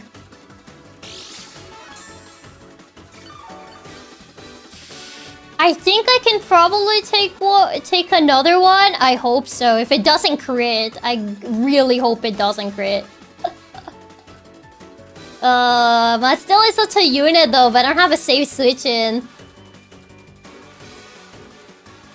I could Dynamax early, honestly. Because I can definitely take it if I'm Dynamax.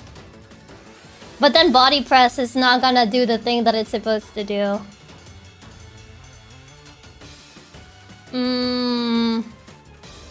Because Dynamaxing early means I get a free hit on Garbodor.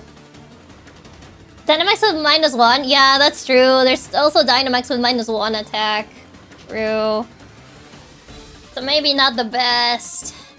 I'm kind of just thinking about Garbodor at this point. Because I mean, I guess Cinder Block is still a switch into Garbodor.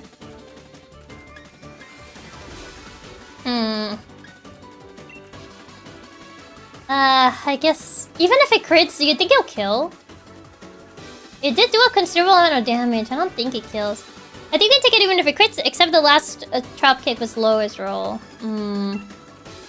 I guess I'll see. Oh, it went for acrobatics! Okay. Yeah, okay, never mind. I thought you were gonna go for Trop Kick, because Trop Kick would have done a lot more for you, but sure.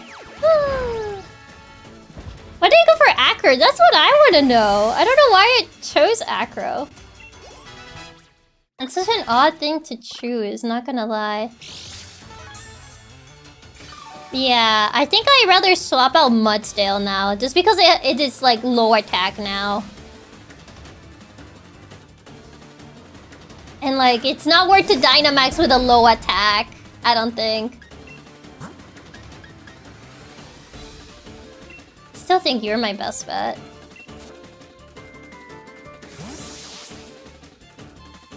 You Cinder Block. It's crazy how much we've been using Mudsdale, yeah!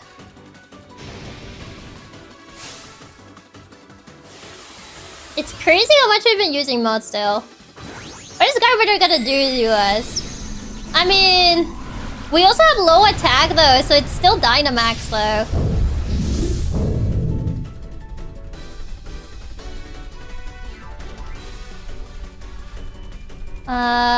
Max Quake? I think we should be fine with a Max Quake.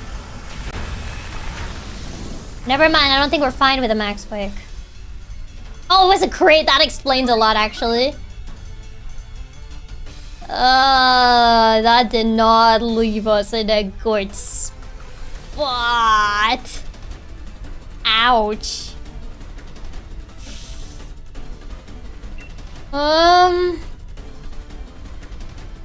Do you think if I do a Dynamax Earthquake, it will kill it? Yeah, that was a crit. Ouch. I think... Is he faster than me? I don't even know if I'll even get first move. Did I even get first move? I don't think so. How much is Garbodor's speed? 75. Okay, it's way faster than I thought. Never mind, I'm not getting first move. 55. Yeah, I'm not getting first move. We're getting killed, I think.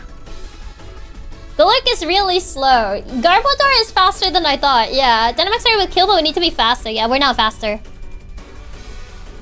We're not faster. It's not worth it. Yeah, no, Golurk is not doing it. I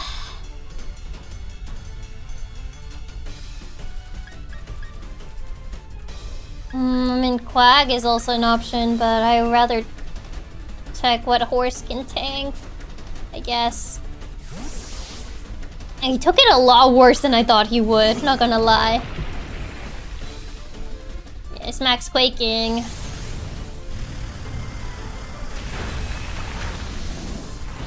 Okay. Yeah, he's increasing his defense a lot.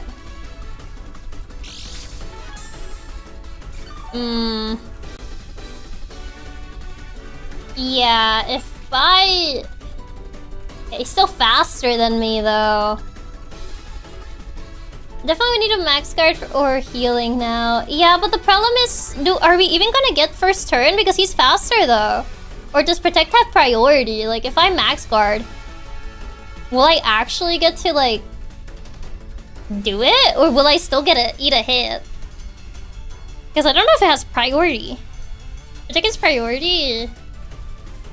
And I guess at least we'll get a little bit of health. But then we're gonna have to eat a move after. It most likely use a poison move, no? Why? Isn't poison weak to ground anyway? So why would it use a poison move? This is last Dynamax turn, too. True. Yeah, like, he doesn't benefit from using Gunk Shot or Stomping Tantrum, really. Well, he's been using Stomping Tantrum right now. Rock Blast? I don't know about that. Don't think you'll lose any of max guarding. I guess. I guess that is true. Yeah, I think we just one shot with Max Quake. Yeah, we're kind of just max guarding to survive its last turn of Dynamax.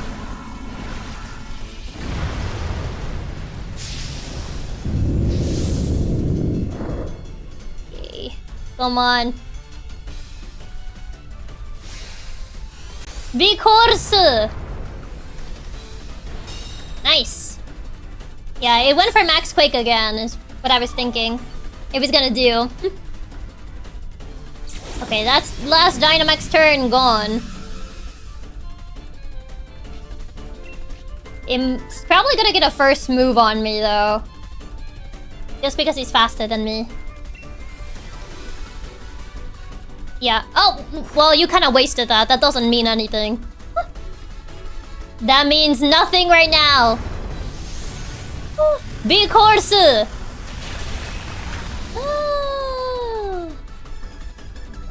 Why spikes? Yeah, she's throwing. Yeah, like, why spikes at this point? Like, if she had set them up at the beginning, yeah, but, like, not at this point. I guess she couldn't even set them up anyway, because, like, she was Dynamax. Yeah, he's making the plays of all times. Yeah, the spikes was such an odd thing to do at this point. It's like, what are they gonna do for you?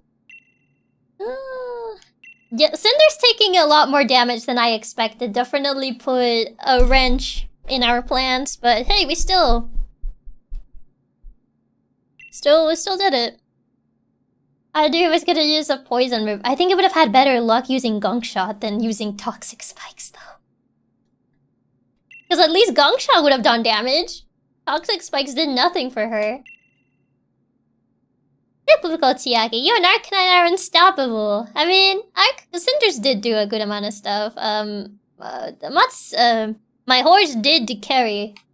The crit on Cinderblock definitely made things scarier. Yeah, that crit kind of messed things up. Everything I did, it's for the chairman's goals, and now, everything the light touches. Oh, I forget that this just becomes a still image. I just came here to check on you. Hi. Everything the light touches is gonna get taken by Eternatus, probably. And still you fail to understand what's at stake. You, who is supposed to be our champion. Look at all the sponsors on your cape. Does that mean nothing to you? I think I understand well enough. What I don't understand is why we ought to cancel tomorrow's tournament in order to solve a problem that's 1,000 years away from affecting any of us. Exactly.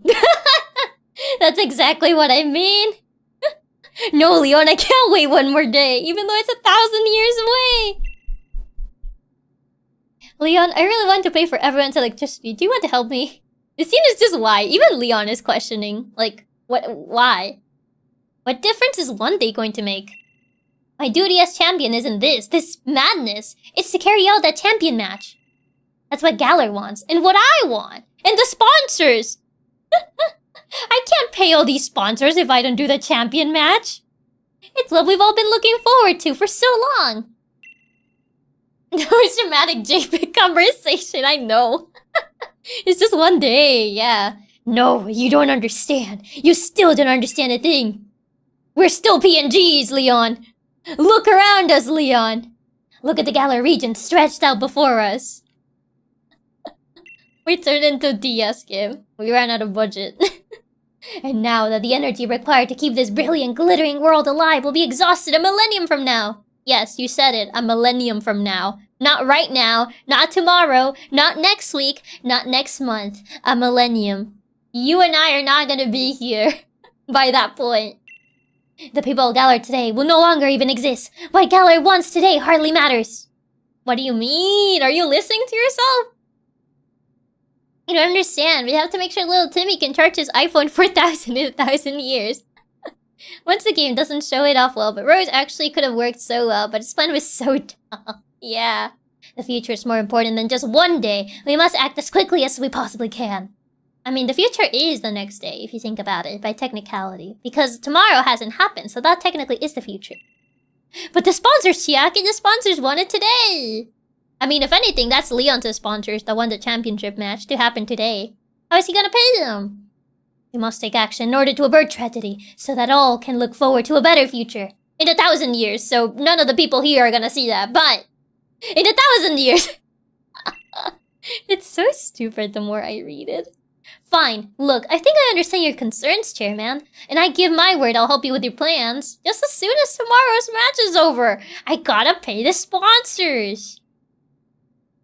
Calm down, dude. Not even your great-grandchildren will be alive by the time the energy crisis happens. Exactly. To be fair, Rose is just worse like Lysandre. Lysandre actually worked as a villain because he just hated people. Rose is making a mountain out of a molehill. Yeah. You never showed it when you were supposed to, so I got worried that something had happened. Yours and Marnie and all those Team Yell oddballs, they all helped us get out here. Oh, hi. It's already been a full day, just like half a day. Exactly. Plus, we can't badmouth the sponsors. Leon needs his sponsorship deals. There are times when adults just can't seem to have an honest discussion with one another. You say that, but Leon is actually being the reasonable one here. And that's saying a lot, because this is Leon we're talking about. Sometimes our pride just gets in the way. Yeah, your pride. Never mind any of this, Hop, Chiaki. Let's head back to the hotel. We'll all grab dinner together. Yeah? Looks at Rose. It's on me, so you can order whatever you fancy. Fancy steak!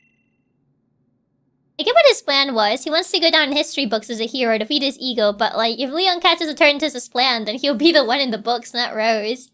Essentially, I mean, in a way, they could have executed that concept a lot better than how they do it. Like, the whole thing of like, oh, he just wants to be in the history books and be remembered and whatnot, but they don't really execute it well. I feel the problem here is Pokemon hasn't gone down darker story elements yet. Gen 5, what do you mean? They just never went back. The trigger for Rose in the anime is his dad dying and thus set him up on the path. To give Rose the benefit of the doubt, he's actually trying to help people in a legitimate way. He's just impatient had the incident been on hold. The brothers would have stole the legendaries. Yeah, but the thing is, he's not really doing the thing that he said he's gonna do. And it's a problem that's gonna happen 1,000 years. Like, is there really a point in doing something today and not tomorrow? Like, is there really a point in, like, causing all this mess for a problem that's not even gonna happen 1,000 years from now? Gen 5 and Gen 7 are insanely dark stories. Even Gen 9 had a fairly dark one where people actually did die. That is true. One for the history books. Yeah, there you go. You still don't understand, young champion. We know. I am going to change the course of history. Why do today? What you can do tomorrow? Exactly. The next evening, we're having steak. We forget everything about Chairman Rose. We're having steak right now. Doesn't matter. You and your team are the ones battling, but I've had Butterfree in my stomach since I woke up. Would you wait to catch a legendary for one day? I mean, he's already been waiting for longer than that, so like, what's the difference? What is one day gonna be a difference when he's been waiting already for a while just trying to set everything up? That's the thing, Rose doesn't even care about solving the power thing. He just wants to feed his ego and he thinks this is the best way to do it. For some reason, yeah. Didn't you learn your lesson yesterday? Girl, she's just chill. If you need another helping of Hop and his trusty Inteleon, Hop, stop lying. You used your RAM. You used your double. You did not use Inteleon like once when we did the double battle. Stop lying. Lying is bad. Friends don't lie. I'm not like those other League staff. Exactly. She's wearing like colorful sunglasses. Oh, what are you talking about? Your Inteleon wasn't even there. You're ready for gore. It seems she was cultivating her own group of League staff in secret to be deployed for, well, things like that debacle last night. Oh, okay. Well, that's what she says. I guess we trust her. Oh, that was easy. Oh. Would you like me to show you the way to the stadium? I'm not ready, no. Understood. Contact me again if you need any help. Okay. No, we're... Do I even need to heal after this? I mean, I'm not ready for the gauntlet of the League. No. I still need to figure out, like, how I'm gonna do the team. Because I think for that one, you can't swap in between. So whatever you bring is whatever you take, I think. Honestly, the only reason Rose's dilemma is just goofy is because he doesn't really explain why it has to be today, other than glory, and solving a problem that's technically non-existent.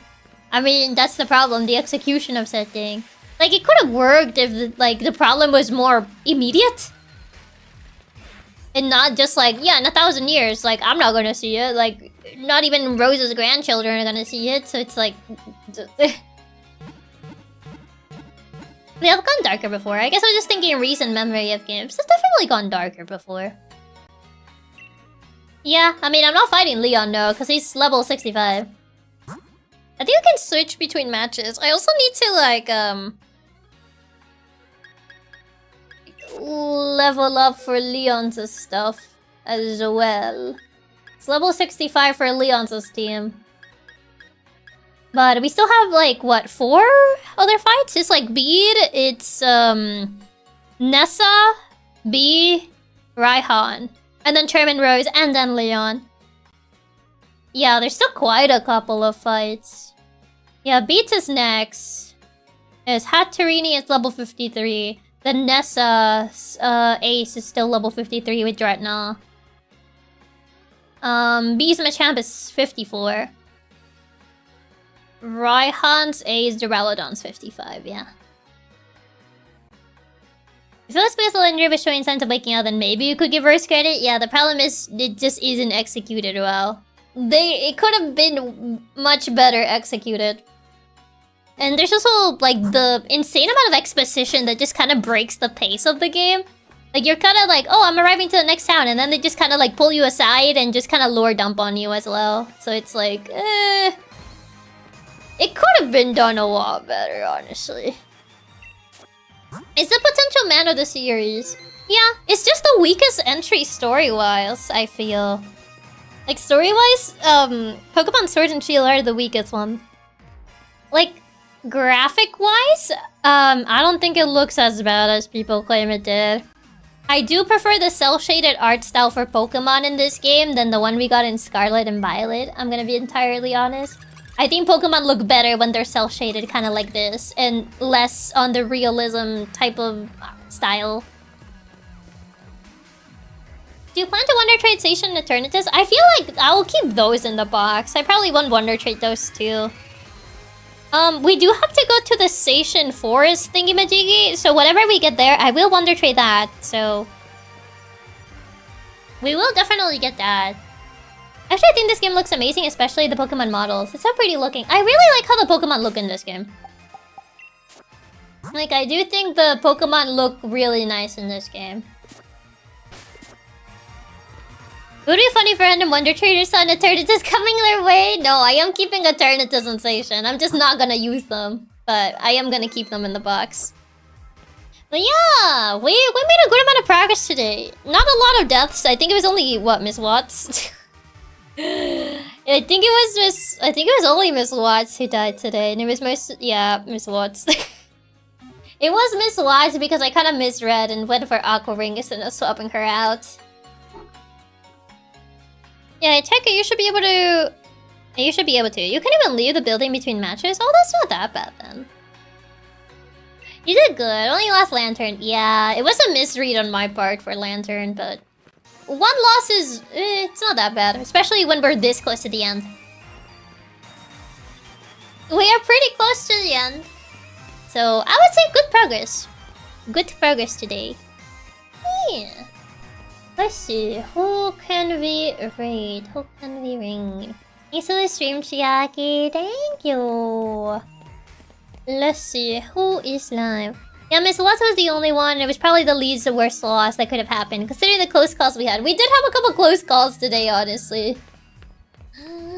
A couple close calls, a couple gambles we had to do. We just need to get the tournament and Eternatus stuff out of the way. Yeah, for Eternatus, I might just bring, what's her face? God, I forget her name. Because the dogs mostly do that fight anyway. So, I just need something that will live. So I probably would just bring... Toxapex to just survive. Either that or just Shuckle. It just needs to live. That's all it needs. I don't think, like, they're gonna be doing it, like... The dogs essentially kind of do that Eternatus fight. You're kind of just there. So I feel like either Toxapex or Shuckle are just gonna be there. Maybe even Wobbuffet. Thanks for the stream, Chiaki. It was super fun getting to watch you make some more progress on the game today and get past Liliana. Hopefully you can take down the league next time. Yeah, it's just like a lot of stuff before you actually get to the league. But we did get like, what, 3 fights? 3 big fights out of the way.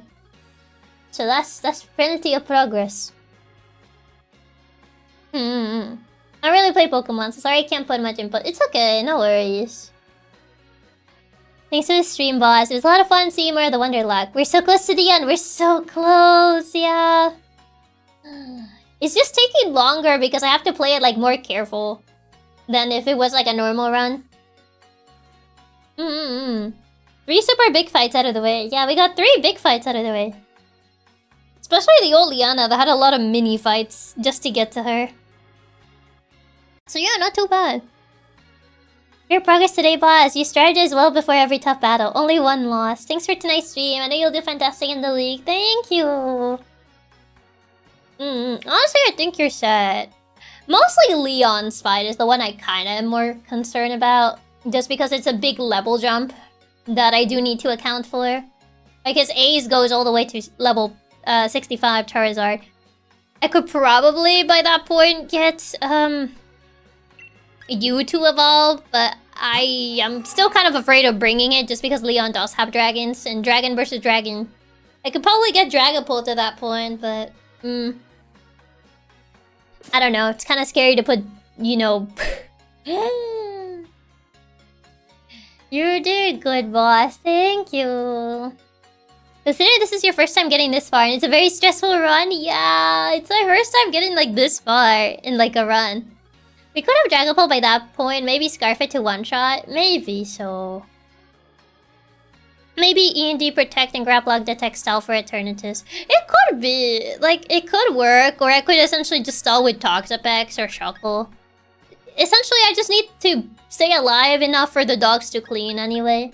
Because the dogs do most of that fight. At the end of the day, you're kind of just there. You're essentially just kind of there. And Dragapult might be good against Leon's Aegis Slash, which is pretty scary. But doesn't it have Shadow Ball though? The problem with Aegis Slash is the whole King's Shield thing. Yeah, Pex is probably the best one for it since you can protect and recover from it. Yeah. But yeah, I'll have to think as to what am I gonna do for Leon's team, because he does have like...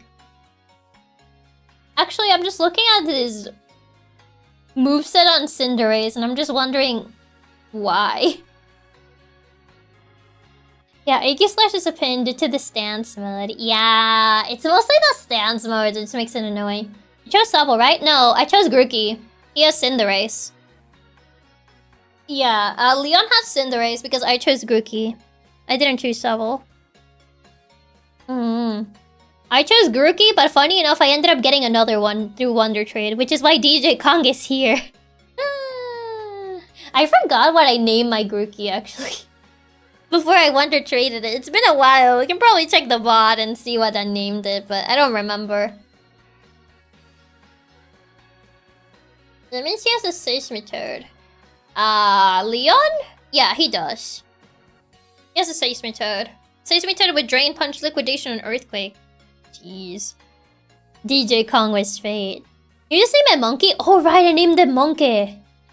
Was it similar to Kong? I think I just named him Monkey. It might have just been Monkey.